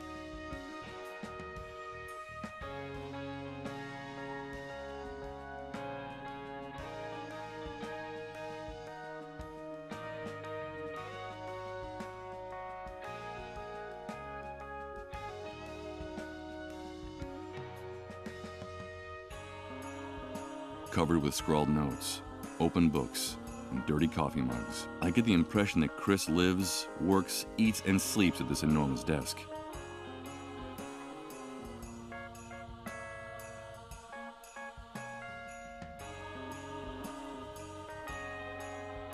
A beat-up armchair covered with patches. It's funny. It's pretty tatty, but it looks extremely comfortable. Oh Lord, I'm completely exhausted.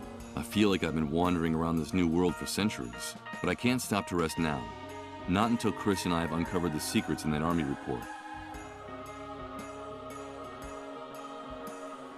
Dozens of documents and newspaper clippings about conspiracies, attacks, inexplicable occurrences. Looking at the topics of all this material, I can imagine what the editorial line of The New Truth is.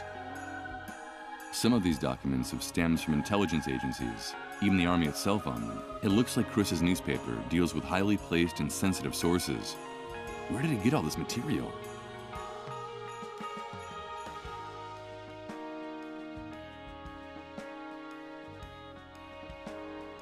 Chris, I need you to refresh my memory of a few concepts.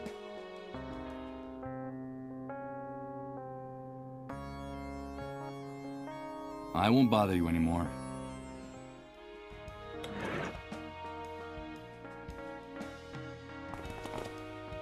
Locked with a key. And the way things...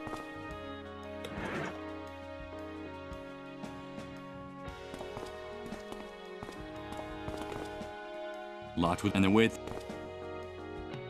Chris... I won't bother you anymore.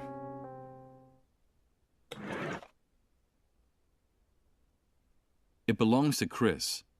Although I could open it with this crowbar, I have no intention of breaking the lock on this chest. What kind of friend would do that?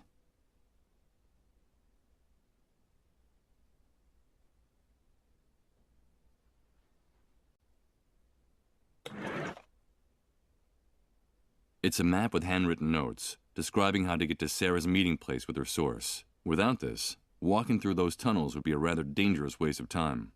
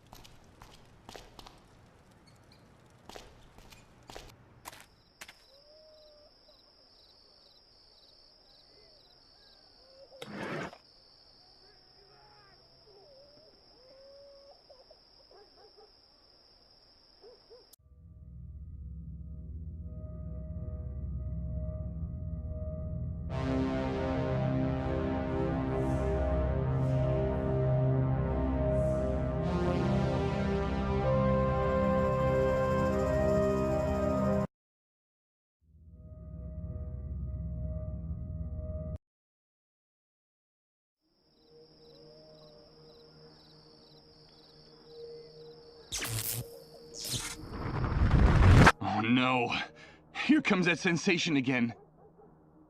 It's like floating in a dense liquid, while everything around me changes and repeats in cycles.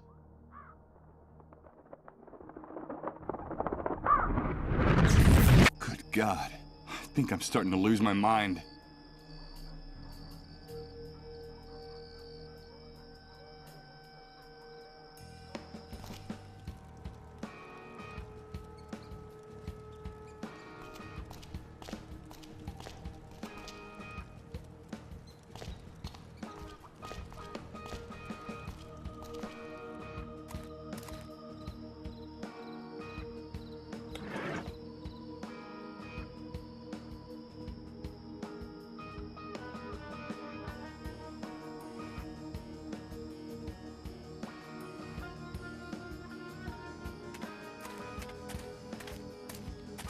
Here goes. I'll use the map Chris gave me as a guide. These tunnels are a real labyrinth.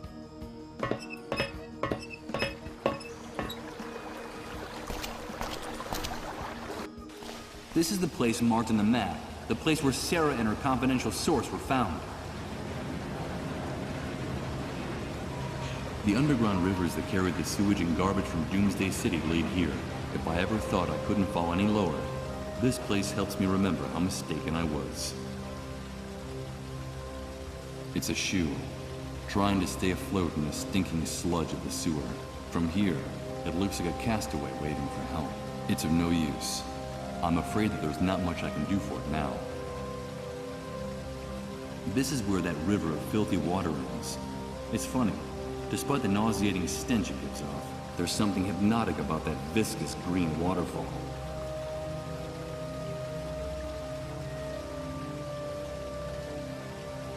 Dozens of dark tunnels converge in this area, most of them closed or inaccessible from here. This place must be the true subterranean heart of the city. That skylight leading to the outside is the only lighting in this place. The combination of the architecture, light and water, give this place an unearthly appearance. It looks like a cathedral built inside the sewers.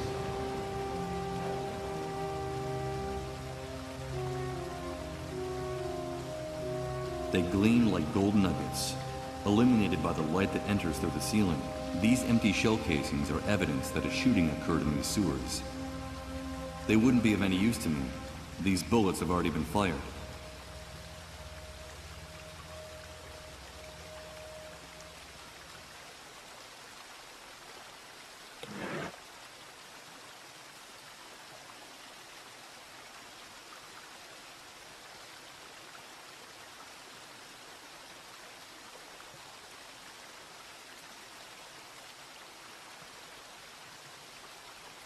There's a very familiar sound coming from the depths of the tunnel behind this grate. It's a subway train. I don't get it. If they boarded up the subway stops and shut down the subway service, what the devil are those trains carrying? And where are they going?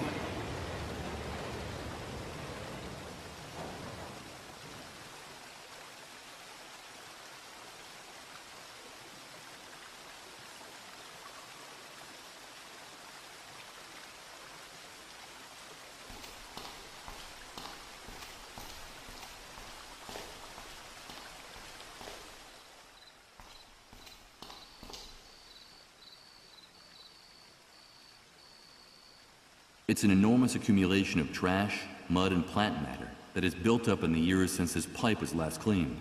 Ugh, there's a stench coming from inside it, even worse than the rest of the sewer.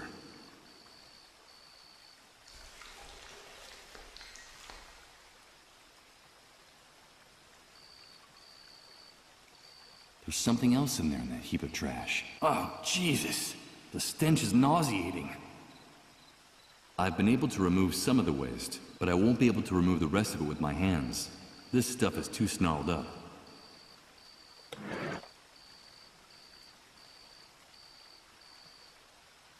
All right, let's see what the devil is so tangled up in here.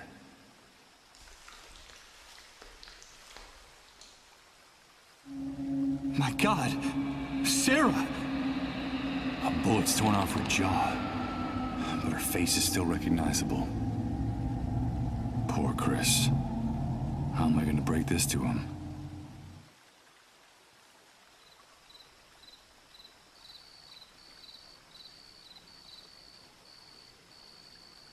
A flash drive. It's sticking out of the corpse's clenched fist. Sarah is holding onto it for dear life, even in death.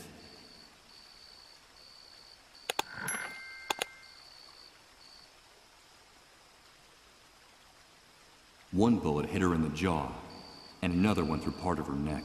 There's no doubt that Sarah bled to death while using the last of her strength, trying to drag herself out of here.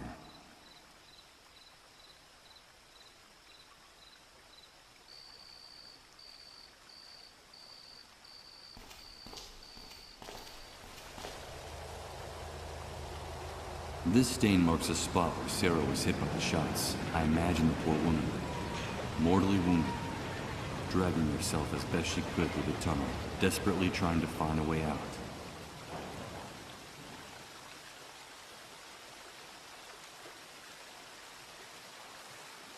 They wouldn't be of any use to me. These bullets have already been fired.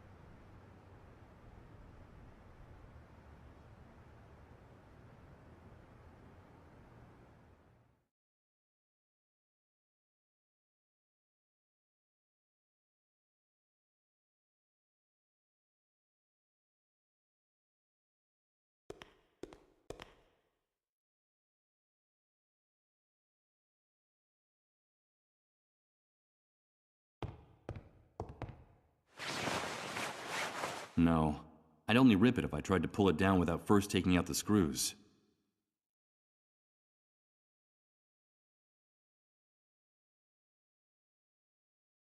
What for? None of these titles means anything at all to me. It's like looking into a mirror and seeing a reflection you no longer recognize staring back at you.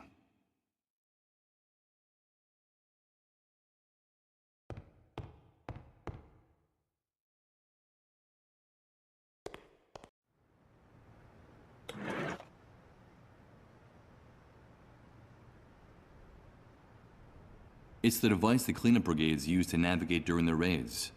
Sort of an electronic map. It looks like some satellites are actually still working after the Great Wave. I just have to enter an address, and this screen will show me where it is.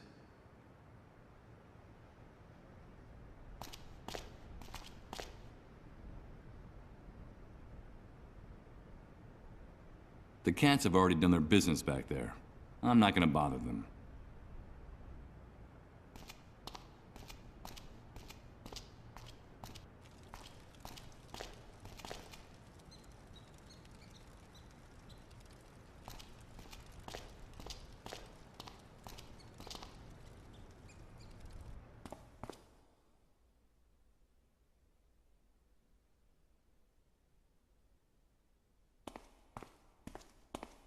Hello, Chris. Michael, you're back already? Tell me, did you find Sarah? Did you bring the report she went out to get? I brought the report. Here it is. Oh, that's great news. I knew you could do it. Ah, damn it. I should have guessed. I was expecting a paper dossier, not an electronic document. We have a serious problem, Michael. Problem? What's wrong? We're not in the old world anymore. And access to electricity is a privilege very few people have nowadays. The good news is that I was able to save my old laptop from the Great Wave.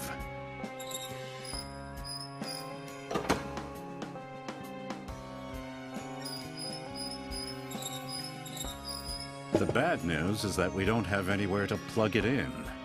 What can we do?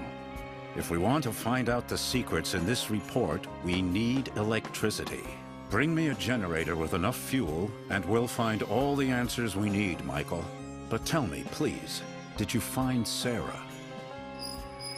Why didn't she come back with you? What happened?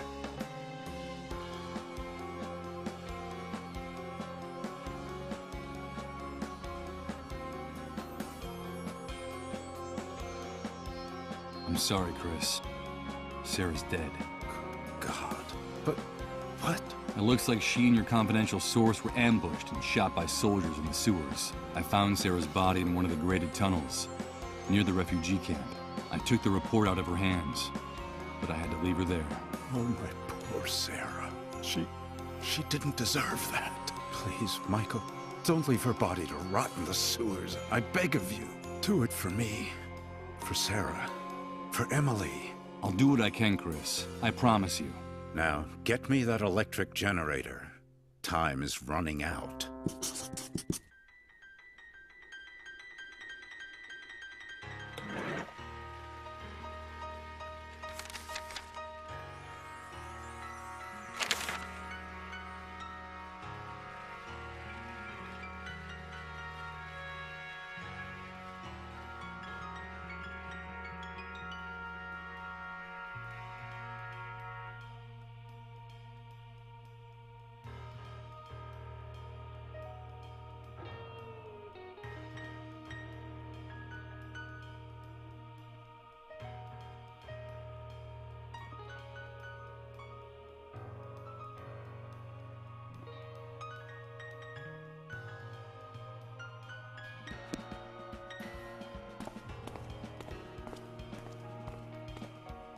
Before leaving his house, I shoot a furtive glance at Chris. He's gazing at Sarah's photo in silence, completely lost in thought. Maybe I should have lied about what happened to her. Told him that she got away, leaving the report behind. That she's safe and sound, and just waiting for the right moment to come back. The truth is a poisonous inheritance from the old world. What good does it do to know it, if it snatches away your last hope?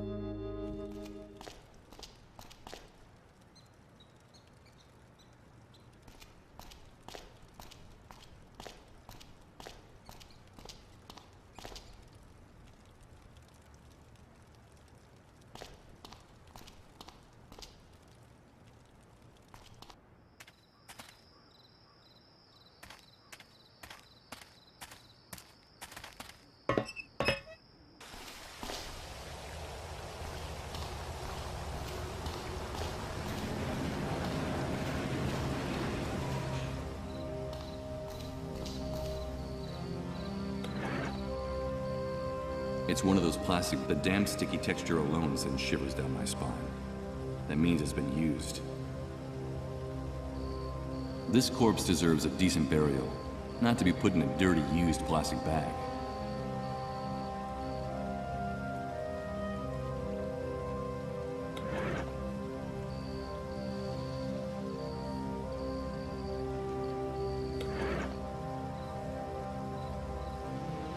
The lights are broken and burnt out.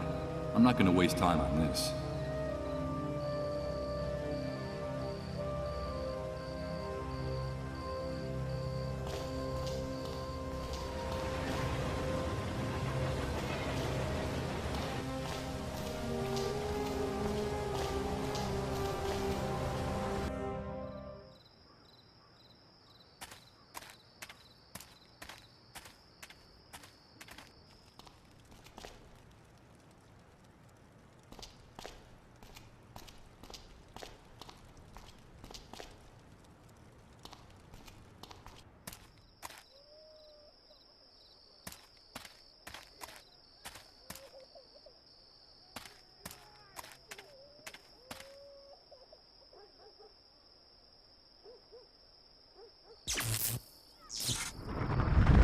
Oh no.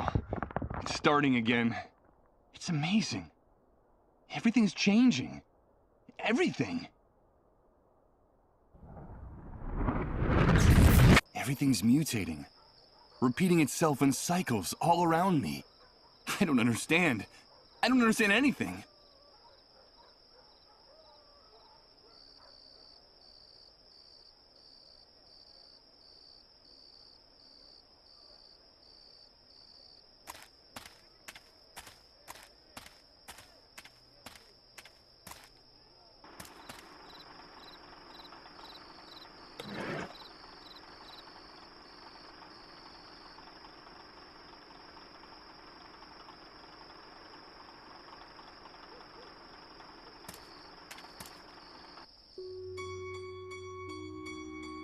No doubt about it. Rose is the most sorely abused of all the victims I've seen in this new world. Someone should take her away from all this, before it's too late. But the hunter was clear. Try to be a hero, and you're a dead man.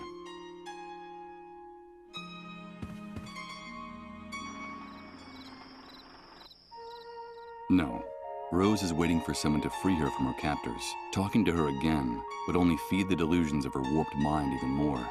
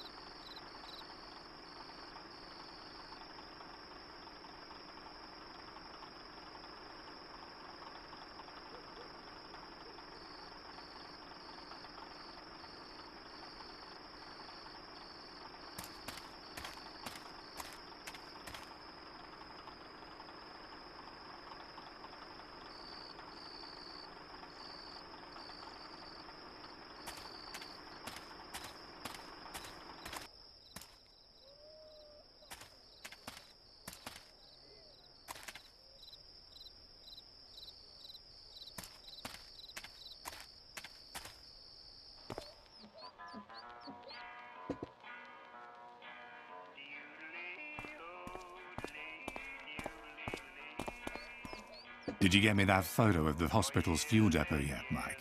No, not yet. What are you waiting for, dude? You know the deal. Bring me that photo and I'll give you whatever you want.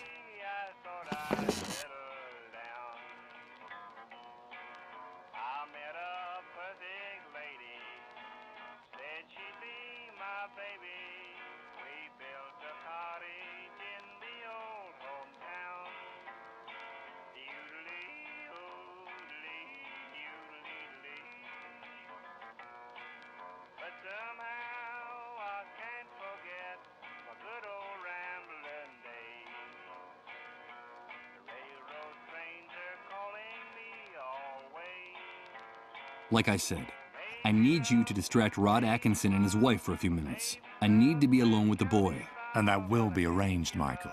You have my word. But bring me that photograph first. Agreed?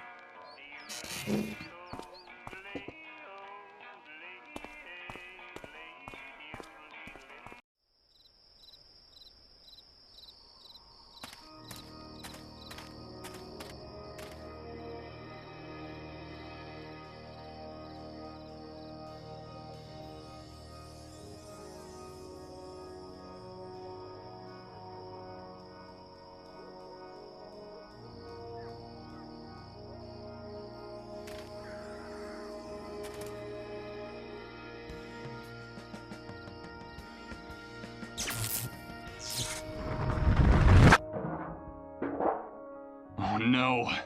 Here comes that sensation again. It's like floating in a dense liquid, while everything around me changes and repeats in cycles. Good God. I think I'm starting to lose my mind.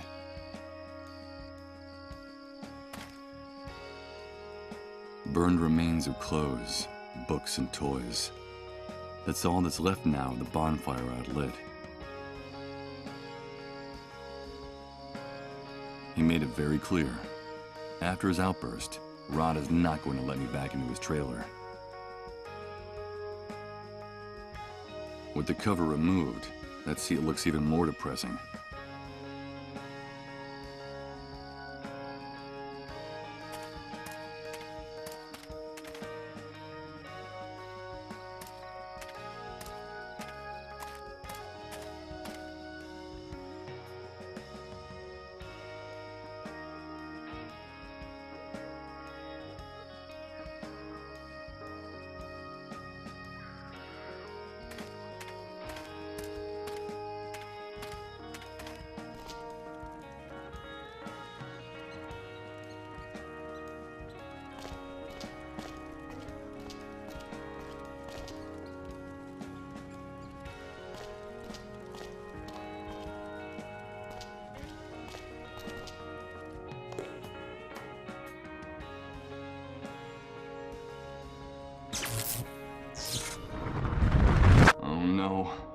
Starting again. It's amazing. Everything's changing. Everything. Everything's mutating. Repeating itself in cycles all around me. I don't understand. I don't understand anything.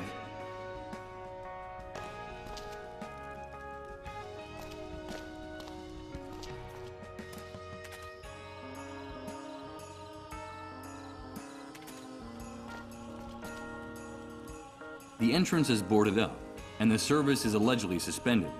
But from the sewers, I heard subway trains running. Who uses them? And to get where?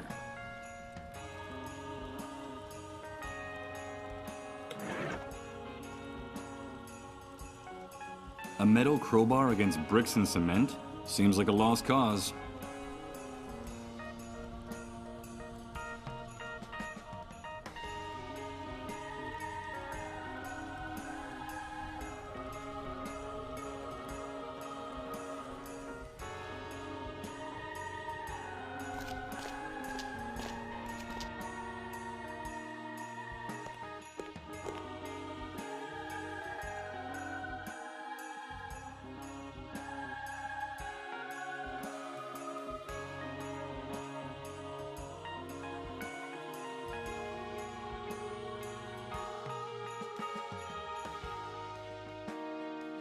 Maybe to the pre-Great Wave Michael, what's in this cabinet was important.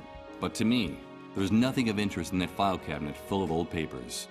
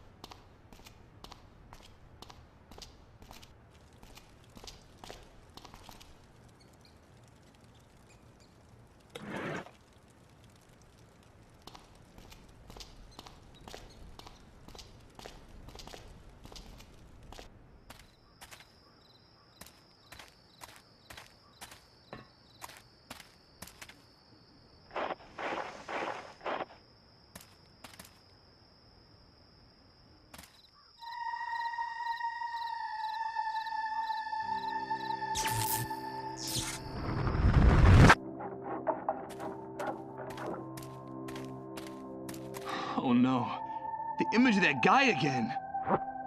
It's like a loop that keeps repeating. Over and over again. A damn nightmare that repeats over and over again.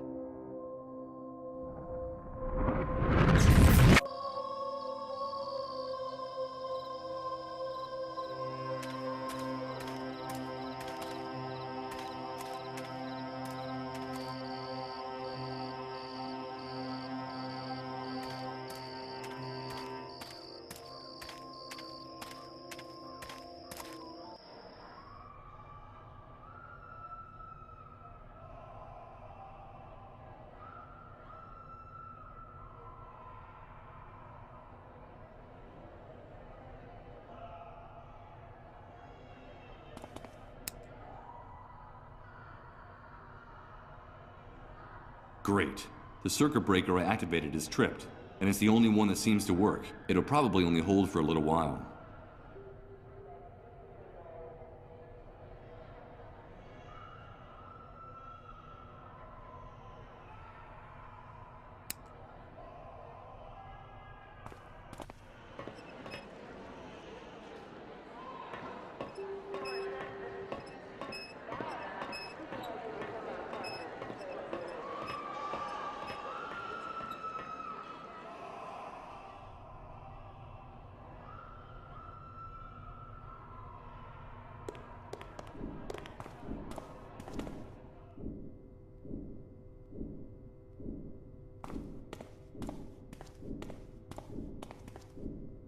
Hello, Uma.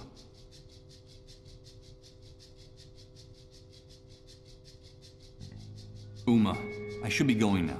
Talk to my father, Michael. Tell him that I'm all right, that he shouldn't worry, that we'll be seeing each other soon, very soon.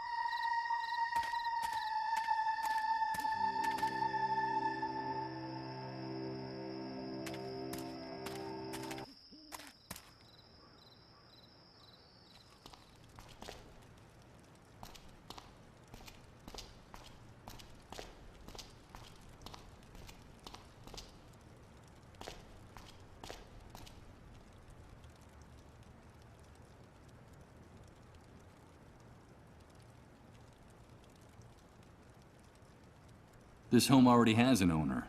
Let's leave him in peace.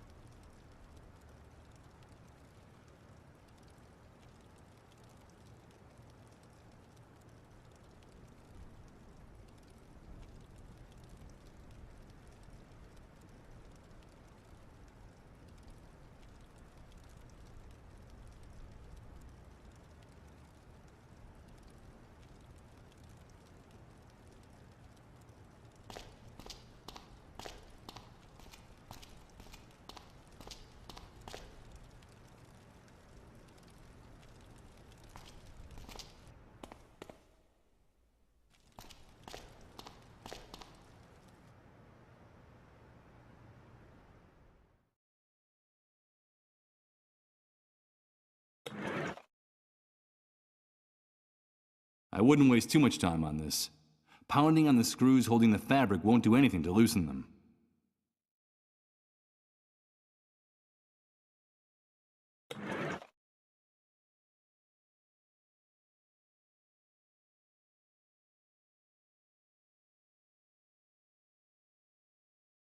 I don't see why I would want to hold on to it.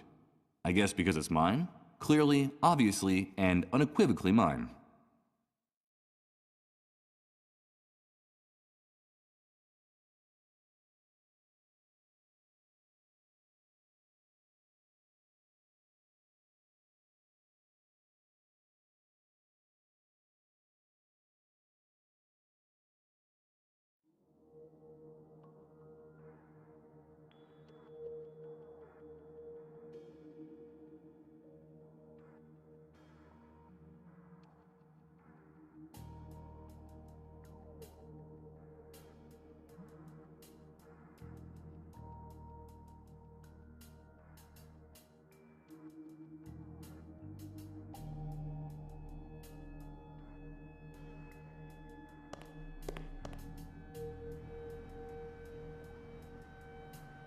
The cats have already done their business back there. I'm not gonna bother them.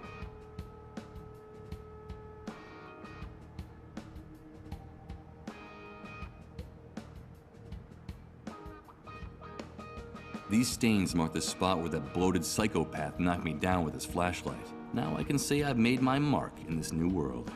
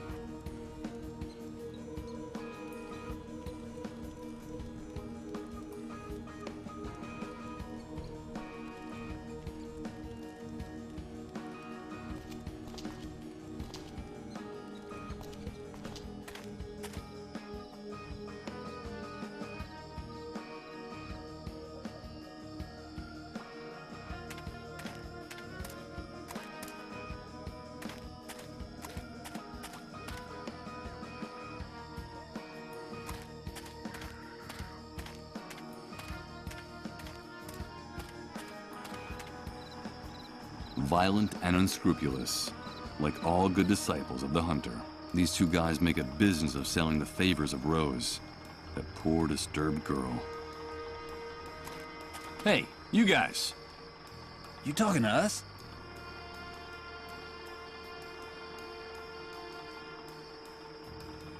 I don't have anything else to discuss with you two. Okay, come back anytime you like. You paid for her. The door to the van is open to you all night long.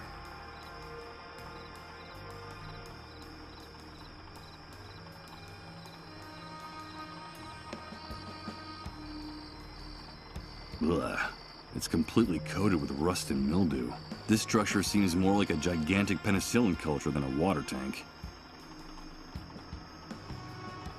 This is the only generator I've seen in the entire refugee camp. It's worth a fortune. That's why those goons won't let it out of their sight.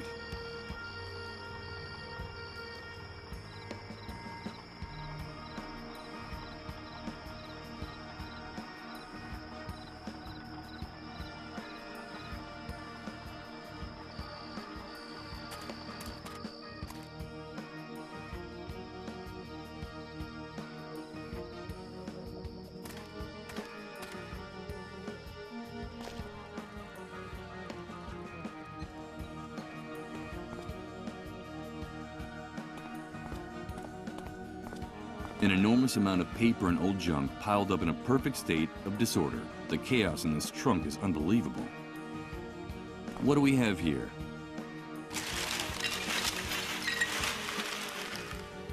As one would expect, there are only old magazines, stacks of paper, and outdated printing supplies here. No, wait a minute. It looks like there's also film for instant cameras here.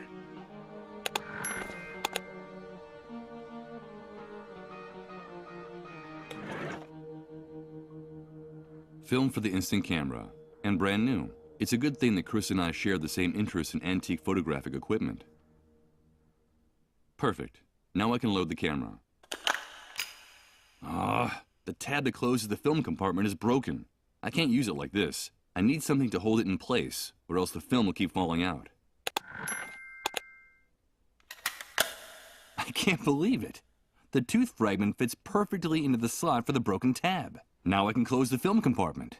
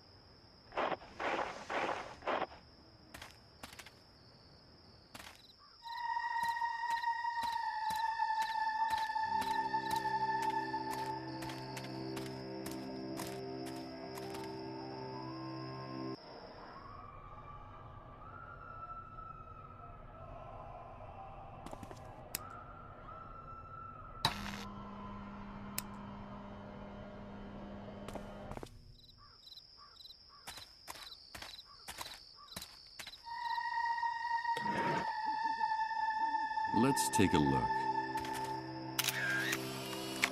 Perfect.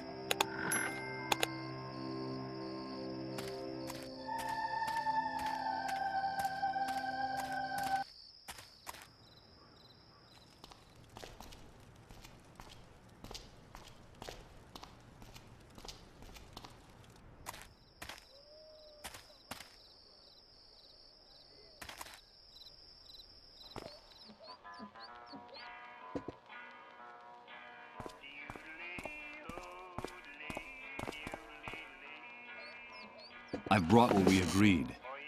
Here's the photograph of the fuel depot. Fantastic, Mike. Let's see what you've got there. This is incredible. Those pigs have been storing thousands of gallons of fuel, and all within our reach. With your ID, all we have to do is go into the compound, say, "Hello, boys," and bring it all back here. You've just made me very, very happy, dude. I knew I wasn't wrong about you. Now you have to hold up your end of the bargain. Yes, of course I will, Mike. You know I'm a man of my word. Besides, these are hard times, and we have to help one another, dude. I'll get Rod and his wife out of their trailer, so you can have a little time alone with the boy. You have my word, and my complete discretion. But remember that you promised that we'd do it my way, quietly and with no violence. I don't want anybody getting hurt. I just need your men to distract his parents on some pretext for long enough for me to slip in there, okay? Of course, Mike. You have my word that we'll only do what's necessary. Only what's strictly necessary. Give me a few minutes and then go to the trailer. Everything will be fine when you get there. Okay, but before I go, can I ask you for something else? Today you've been the bearer of the best possible news, dude. So shoot. I'll see what I can do.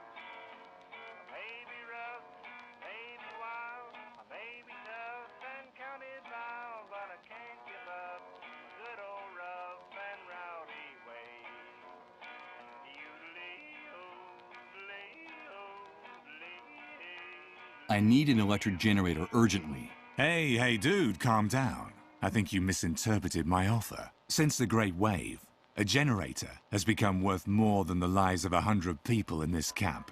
Don't think I couldn't get you one. But the price will be so high that I can't imagine how you'd be able to pay me. I'm sorry, Mike. But I just gave you access to thousands of gallons of fuel.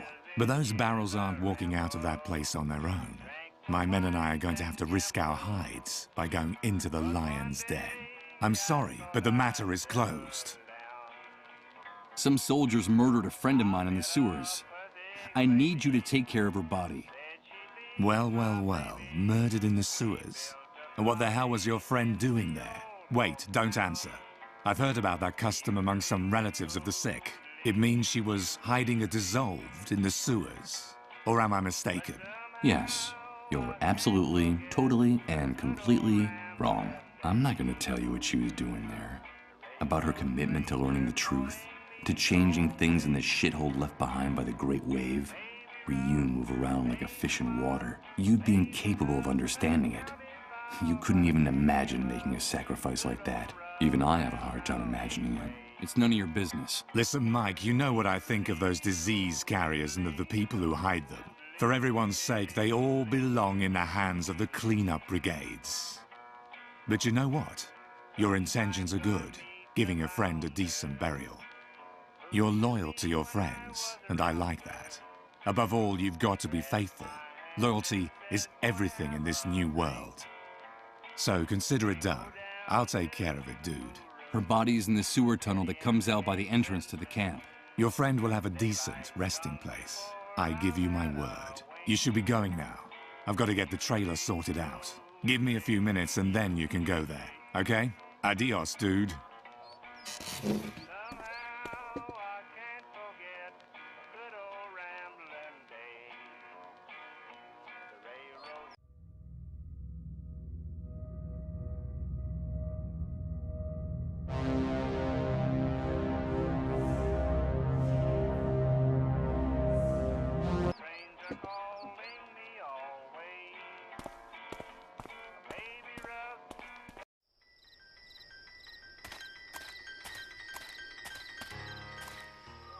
Wait a minute.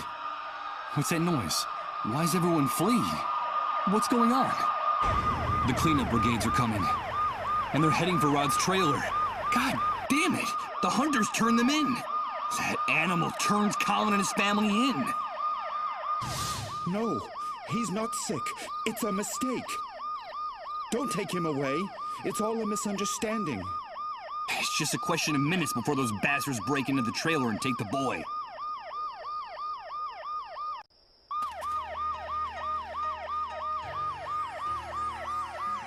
No, don't take him! Please! One of those vehicles of terror the members of the cleanup brigade used to get around. The ambulance's siren is making an infernal noise. Good God, it's deafening. Leave us in peace.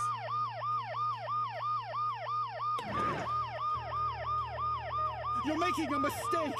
My child is If I want to use something with it, Out! Get out of here! For God's sake! Leave us in peace!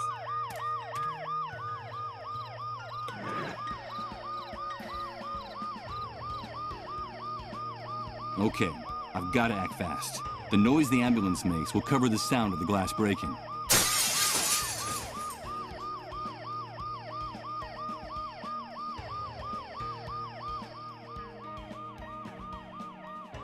Colin, in spite of the noise I made breaking the glass and the ambulance's deafening siren, little Colin seems to be asleep or in a trance. This cookie box should have a revolver inside with 2 bullets in it. According to the notebook, it's the one-way ticket out of this new world for Rod and his wife, in case things don't work out for Colin.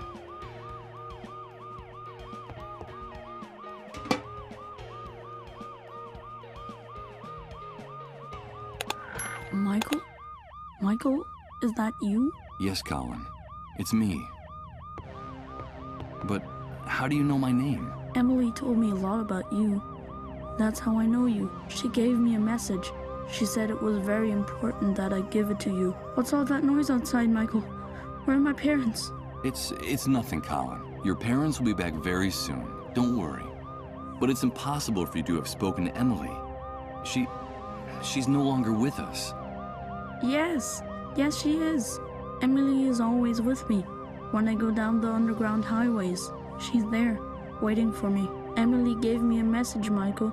She told me it was something very, very important.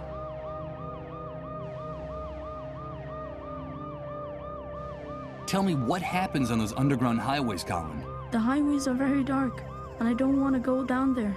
They're too scary. There's no light, and they're full of ghosts. There are only shadows and voices down there. Everyone seems very sad and angry, and they tell me things I don't want to know, things I don't even understand. At first, I hid the whole time, so they wouldn't find me. Or I wandered around by myself for hours in the dark, until I met Emily. Now I'm not so afraid of the underground highways, Michael, because she's always there. You say that Emily takes care of you? But how is that possible? She protects me. She keeps me from feeling scared, because I used to be really scared. I didn't know what was happening to me. I didn't understand anything. But now with Emily by my side, everything is much better. She tells me that what's happening to me is normal, that I'm just sick, but that the sickness will go away soon. And that the pain will go away for good then, that she also got really scared when she got sick. Emily told you that she also got sick? Yes, she told me that she went through this before me, that a while back she got the same sickness I have. She told me that she felt very lonely too, and that the pain was unbearable, but that it finally ended. And that's why I shouldn't worry, that the pain and the fear will go away. She's very kind to me, Michael. She's very kind to everybody, isn't she? Yes, Colin. Yes, she is. Emily contracted the same disease. No, it can't be. Emily, a dissolved? Is that why they didn't let me see her body? Is that the reason for all the secrecy surrounding her death? And what is this message you have to give me that's so important? She told me that she couldn't come back to be with us, that she will be trapped forever on the underground highways, and that the same thing will happen to me very soon. That's why she asked me to tell you that we're connected, Michael. She told me that you'd understand. We're connected, and it's very important for you to remember that. Connected? What does that mean, Colin?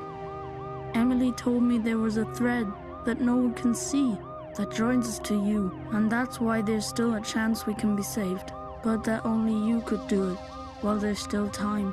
She told me that if we're connected, there's still some hope for us all. Can you make everything go back to the way it was, Michael? I don't want to be stuck on the underground highways forever. Can you really make everything go back the way it was, Michael? We're connected? What does that mean? I don't understand anything. This is all crazy. Michael, help me. It hurts so much. Make it stop. Colin, what's happening? Make it stop. Please. Colin!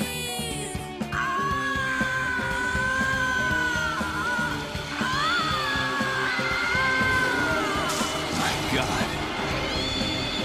I have to get out of here. I have to get out of here. Hey, get out of our way and let us do our job. No, don't go in there. I beg of you. My son! My son! Colin, no! No!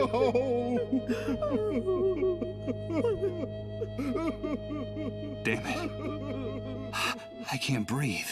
If it's true that there's a way to change all this, I have to find it now. I don't think I can stand it any longer. I don't think anyone can.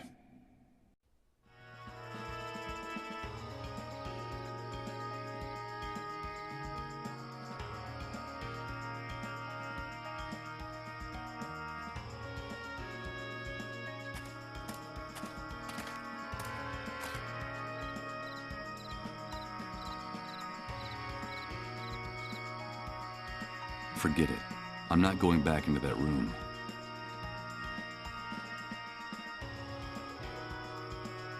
Poor Colin. His fate was sealed long before I woke up. Where could Rod and his wife be? Truth is, I'd rather not know the answer.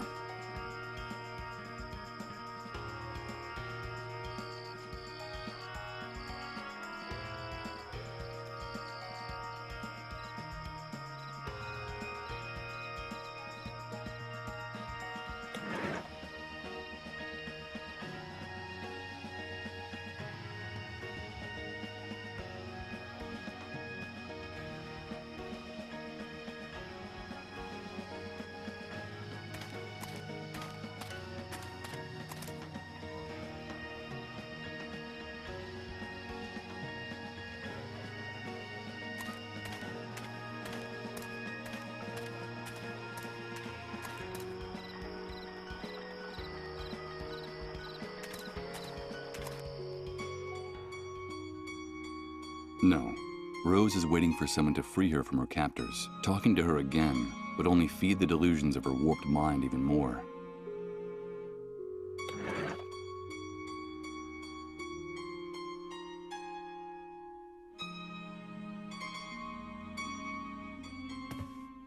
Hello, Mr. Sleepyhead? Have you come to help us? I don't know whether who I was before the Great Wave entitles me to make any kind of moral judgments. But what I do know is that the Hunter and his men are a real cancer on this new world, which is the only thing that really counts right now. The girl has a right to defend herself, that bastard said. So someone should give her the chance to do that. It's only fair, right? I can't get you out of here, Rose. I'm sorry. You're the only one that can do it. Thank you. As she was picking up the revolver, she gave me a look of determination that I didn't know she had in her. Rose acted so quickly that I barely saw what happened through the crack in the door of her van. Her hand was steady, even when the second man begged for his life, sobbing and groveling on the floor. The bullet went right through his heart. Blood splattered all over her white dress. And then she let the revolver drop and sat down, lost in her own world. And she didn't do or say anything else, holed up in her tiny, delirious inner landscape. There she had everything she could ever need, safe at last from the new world, which she will probably never return to.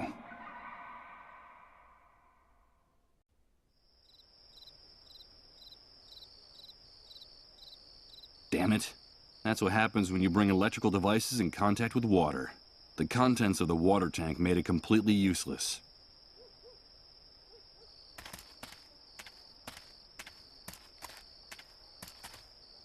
No, the water turned the generator into an enormous hunk of scrap metal. Why would I want to take it with me in this condition?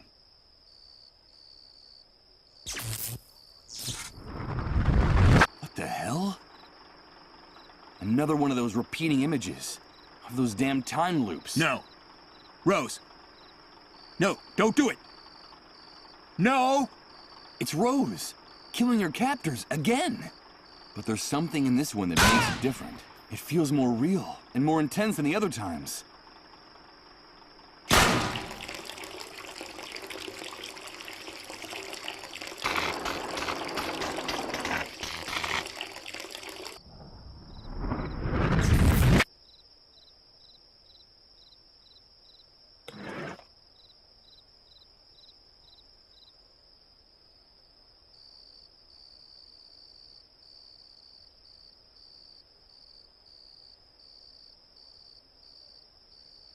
Seeing the current condition of the players, I doubt anyone will ever play cards on that table again. Just some small change to make the game a bit more interesting. A handful of dirty coins, corroded and as thin as the head of a screwdriver.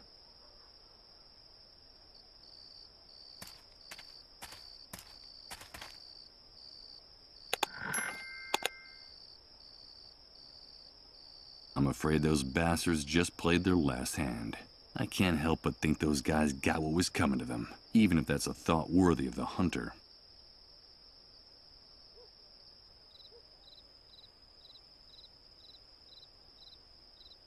After what happened, that room probably looks even gloomier and more sordid than before. I'm not going back in there. It's Rose, sitting perfectly still and staring off into space. I'm afraid she's gone, and she's not coming back. There's no point in bothering her. Fortunately for her, Rose isn't here anymore. I'm not gonna pick up that revolver. What for? Rose fired the only 2 bullets left in the chamber.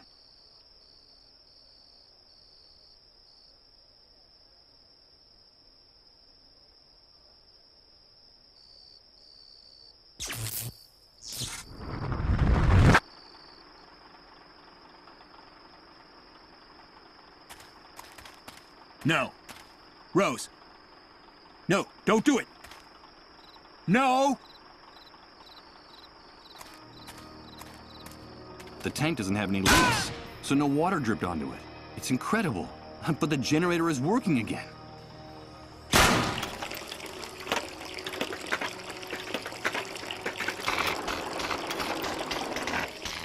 Damn it. It's taking too long to disconnect the cables that connect the generator to the trailer. I won't be able to grab it before the water ruins it.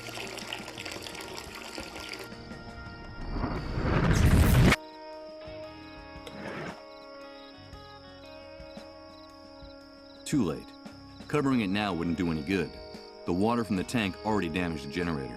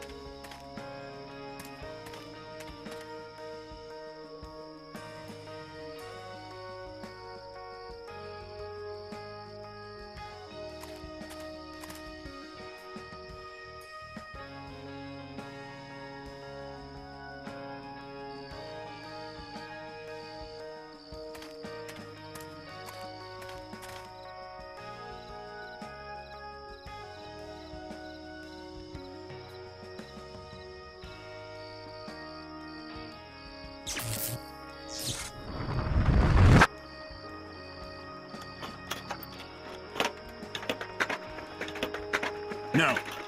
Rose. No, don't do it. No!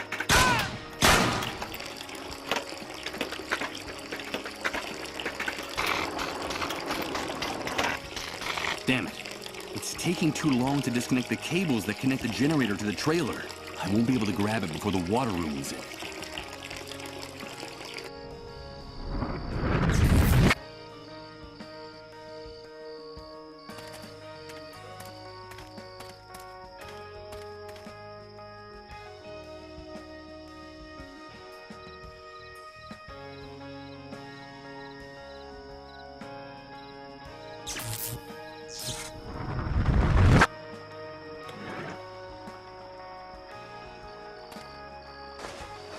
No. Rose. No, don't do it. No!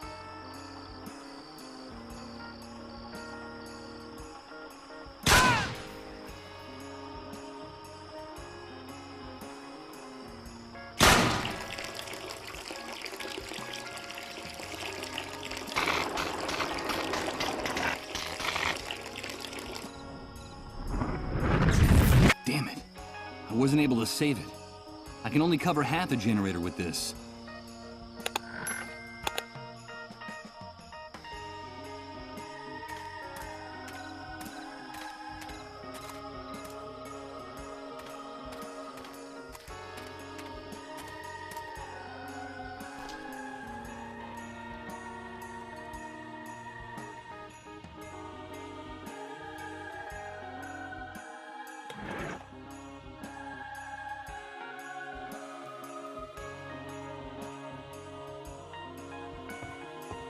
Let's see. The coins fit perfectly in the heads of the screws. It'll be no trouble loosening them and taking the fabric with me.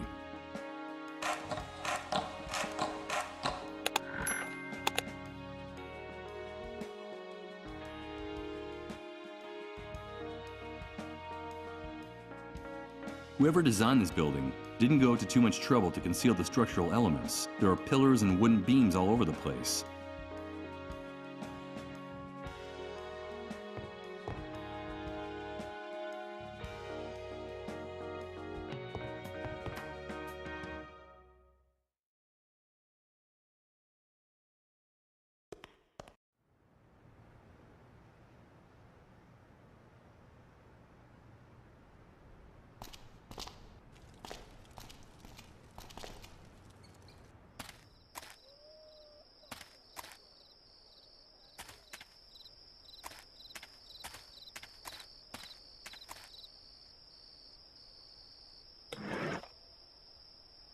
I don't think doing this would serve any purpose.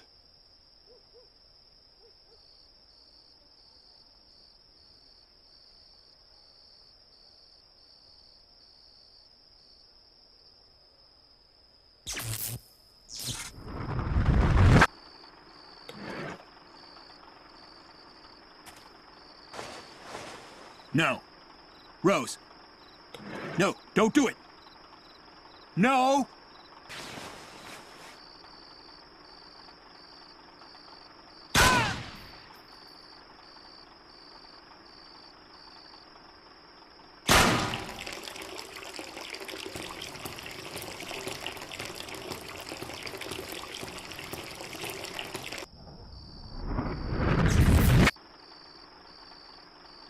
Okay. First, I'll unplug the cables that connected to the trailer.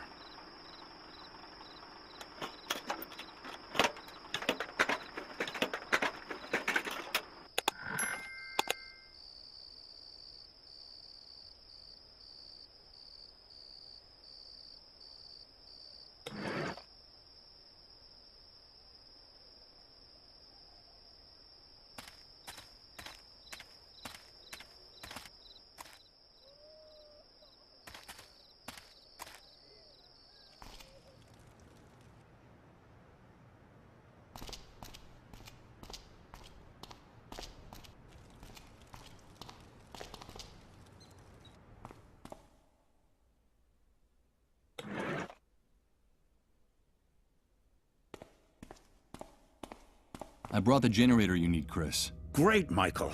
I knew you could do it. Give me a few minutes to set up the computer and open the report. While Chris was getting everything ready, I decided to sit down in one of the armchairs in the office. I was exhausted. My mind had been trying to make sense of the last few hours of my life for what seemed like an eternity. The first hours following my bitter birth in this new world. But how could I judge the new world if I could barely remember the old one? The only thing I was sure of was that we had lost something very valuable along the way. The photograph of our life, overnight, had turned into a dark, blurry, sepia-tinted image. All of civilization had drowned under the Great Wave, and the only thing left on the beach were its remains. But no, I was fooling myself. I was already lost before the catastrophe. To tell the truth, all the other victims of the Great Wave had been luckier than me. They still dreamed of returning to their lives. Mine had already been broken a long time ago. Did I really stand a chance of recovering something I'd already lost forever? What type of strength, what type of miracle could ever give me that second chance? Michael, wake up! What's happening? The report, Michael. It's the report. I was going over it while you were sleeping. It's incredible. It's way beyond our expectations. You're gonna think I've gone crazy, but I don't even know where to start. How about at the beginning? Okay. It's the Dead Synchronicity point. The entire universe is changing, and we're going to witness it. We're going to be witnesses. And victims. Witnesses? Victims? But what the hell are you talking about? What is this Dead Synchronicity point? It's hard to explain. You're a photographer, so I'll try this analogy. Imagine a person's life chronicled in photographs. Up to now, and according to the rules that governed our universe, we were all subject to certain very specific temporal rules. Past, present, and future. That's all there was to it. So, the first thing we'd find would be a photo of the person as a newborn, then another on the person's 6th birthday, then another in college, and so on. Then we'd see photos of the person's wedding, children, old age, death. All in logical, linear, chronological order. Since our universe is conceived along a single line that starts in the past, makes a stopover in the present, and then projects into the future. Do you follow me? Yes, of course I follow you. Well, imagine now that this entire temporal architecture crumbles, falls apart, dissolves. Imagine that something or someone has altered the foundations of our universe, changing the rules of the game, forever annihilating our idea of time, the concepts of past, present, and future. I think you just lost me, Chris. Then let me continue with the metaphor of the photographs. Imagine now that a card dealer takes all these snapshots that sum up the life of this person, shuffles them, and places them in a stack in one spot on the card table. What would we have then? There would no longer be a chronological line, Michael. There would be no past, present, or future. Each of the individual events captured in these photographs, they would all be happening simultaneously, at the exact same point in time. And that point we would call... the Dead Synchronicity point! Exactly. Now our world is abandoning its old physical laws and getting closer to that Dead Synchronicity point where time no longer exists. And therefore, all the phenomena and events that happened or will happen in the universe will start to be stacked on top of other ones, like the photographs in the dealer's deck. That sounds crazy. How credible do you think this report is? Completely, Michael. The Dead Synchronicity point is a fact, and the worst thing is that we're approaching it faster and faster. It'll only be a matter of days, at best maybe a few weeks, before the universe enters this new state. Time is ending, in every sense. And what does all this have to do with us? Come on, do you still not see it? This change in the architecture of the universe, this nullification of time, is the real origin of the Great Wave, the dissolved, and the emergence of the new world.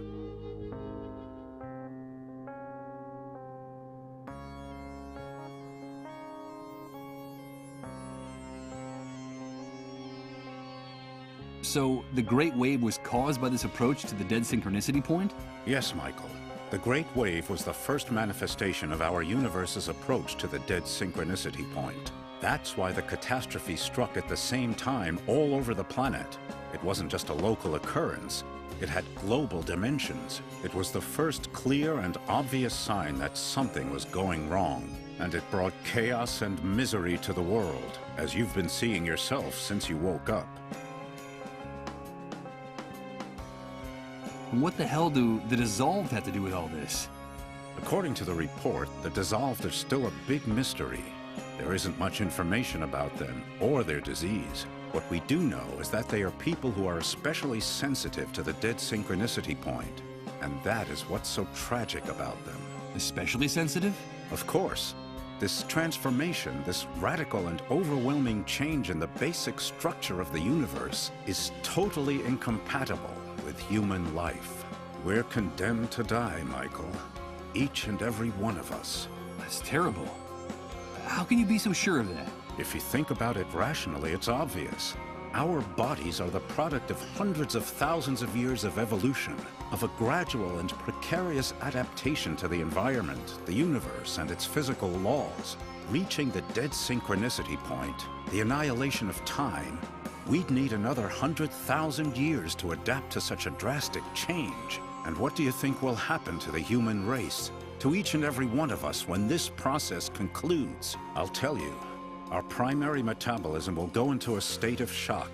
Our entire cell structure will be jolted so profoundly and so violently that what we now call our bodies will lose all coherence, leaving behind just a brown puddle as evidence of our existence. We'll dissolve, like those poor sick people. Indeed. According to the report, the Dissolved are simply pioneers, people who are ahead of their time. The vanguard of the human race in its final extinction. That's why some cases started cropping up so early, even before the Great Wave. Their illness was the harbinger of the enormous explosion that was to follow. It preceded it by hours, even days. And that's why the cases are multiplying exponentially as we get closer to the end. Do you understand? We'll all end up turning into Dissolved.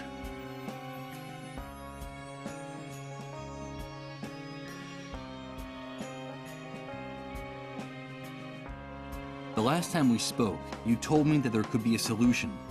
A way to reverse all this madness. Yes, and that's the best part of the report. Theoretically, Michael, and paradoxical as it may sound, our progress toward the Dead Synchronicity point also brings the opportunity to change things. To turn the process around and return to where we were before our world collapsed. And how would that be possible? By penetrating the very center of the anomaly, the deepest nucleus of Dead Synchronicity, and arriving at the point where time is just starting to fold back into itself before the process is completed. If, inside the Dead Synchronicity point, each and every one of the events that have happened or will happen in the universe unfold, then surely it must be possible to gain access to the moment when something or someone triggered the catastrophe and stop it. I can't believe what I'm hearing. You're talking about time travel. Yes. I'm talking about the possibility of accessing the past to save our present and our future. Of turning the Great Wave and all its consequences into a mere nightmare that never actually happened. The report talks about the hypothetical existence of a door leading into the very heart of the Dead Synchronicity point. A door to each and every one of the snapshots of the past, present, and future of our universe. And if, through that door, we had a chance to access the precise instant when everything went haywire, then we might be able to change things. Michael, that's what we've got to focus on in whatever time we have left. But I have to continue studying this report. I'm sure there are more answers in it, and you have got to help me. You're telling me that the Dead Synchronicity point is the origin of all this chaos? That our only chance of salvation is a theoretical journey to the past? Or sooner or later we'll all be obliterated, like those poor Dissolved? That's right, Michael. So we'd better get to work on it as soon as possible. By the way, the report also mentions another very interesting thing about the Dissolved. What is it? It seems that in their trances, through their trips to the underground highways, the sick form a strange relationship with each other. It's as if the disease unites them, regardless of any physical distance that might separate them. The report is very unclear on this point, but it seems as if the Dissolved are somehow linked, connected. My God. That can't be. Remember. Please, remember. Everything fits now. Everything makes sense. Please. Enough!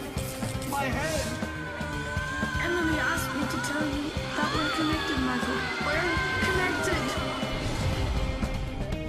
Michael, what's going on?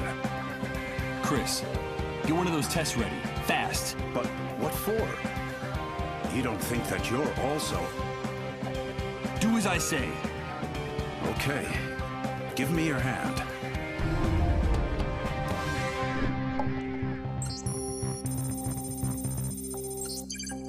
It's positive. Michael, you're sick. You're dissolved. No. That can't be. No. No!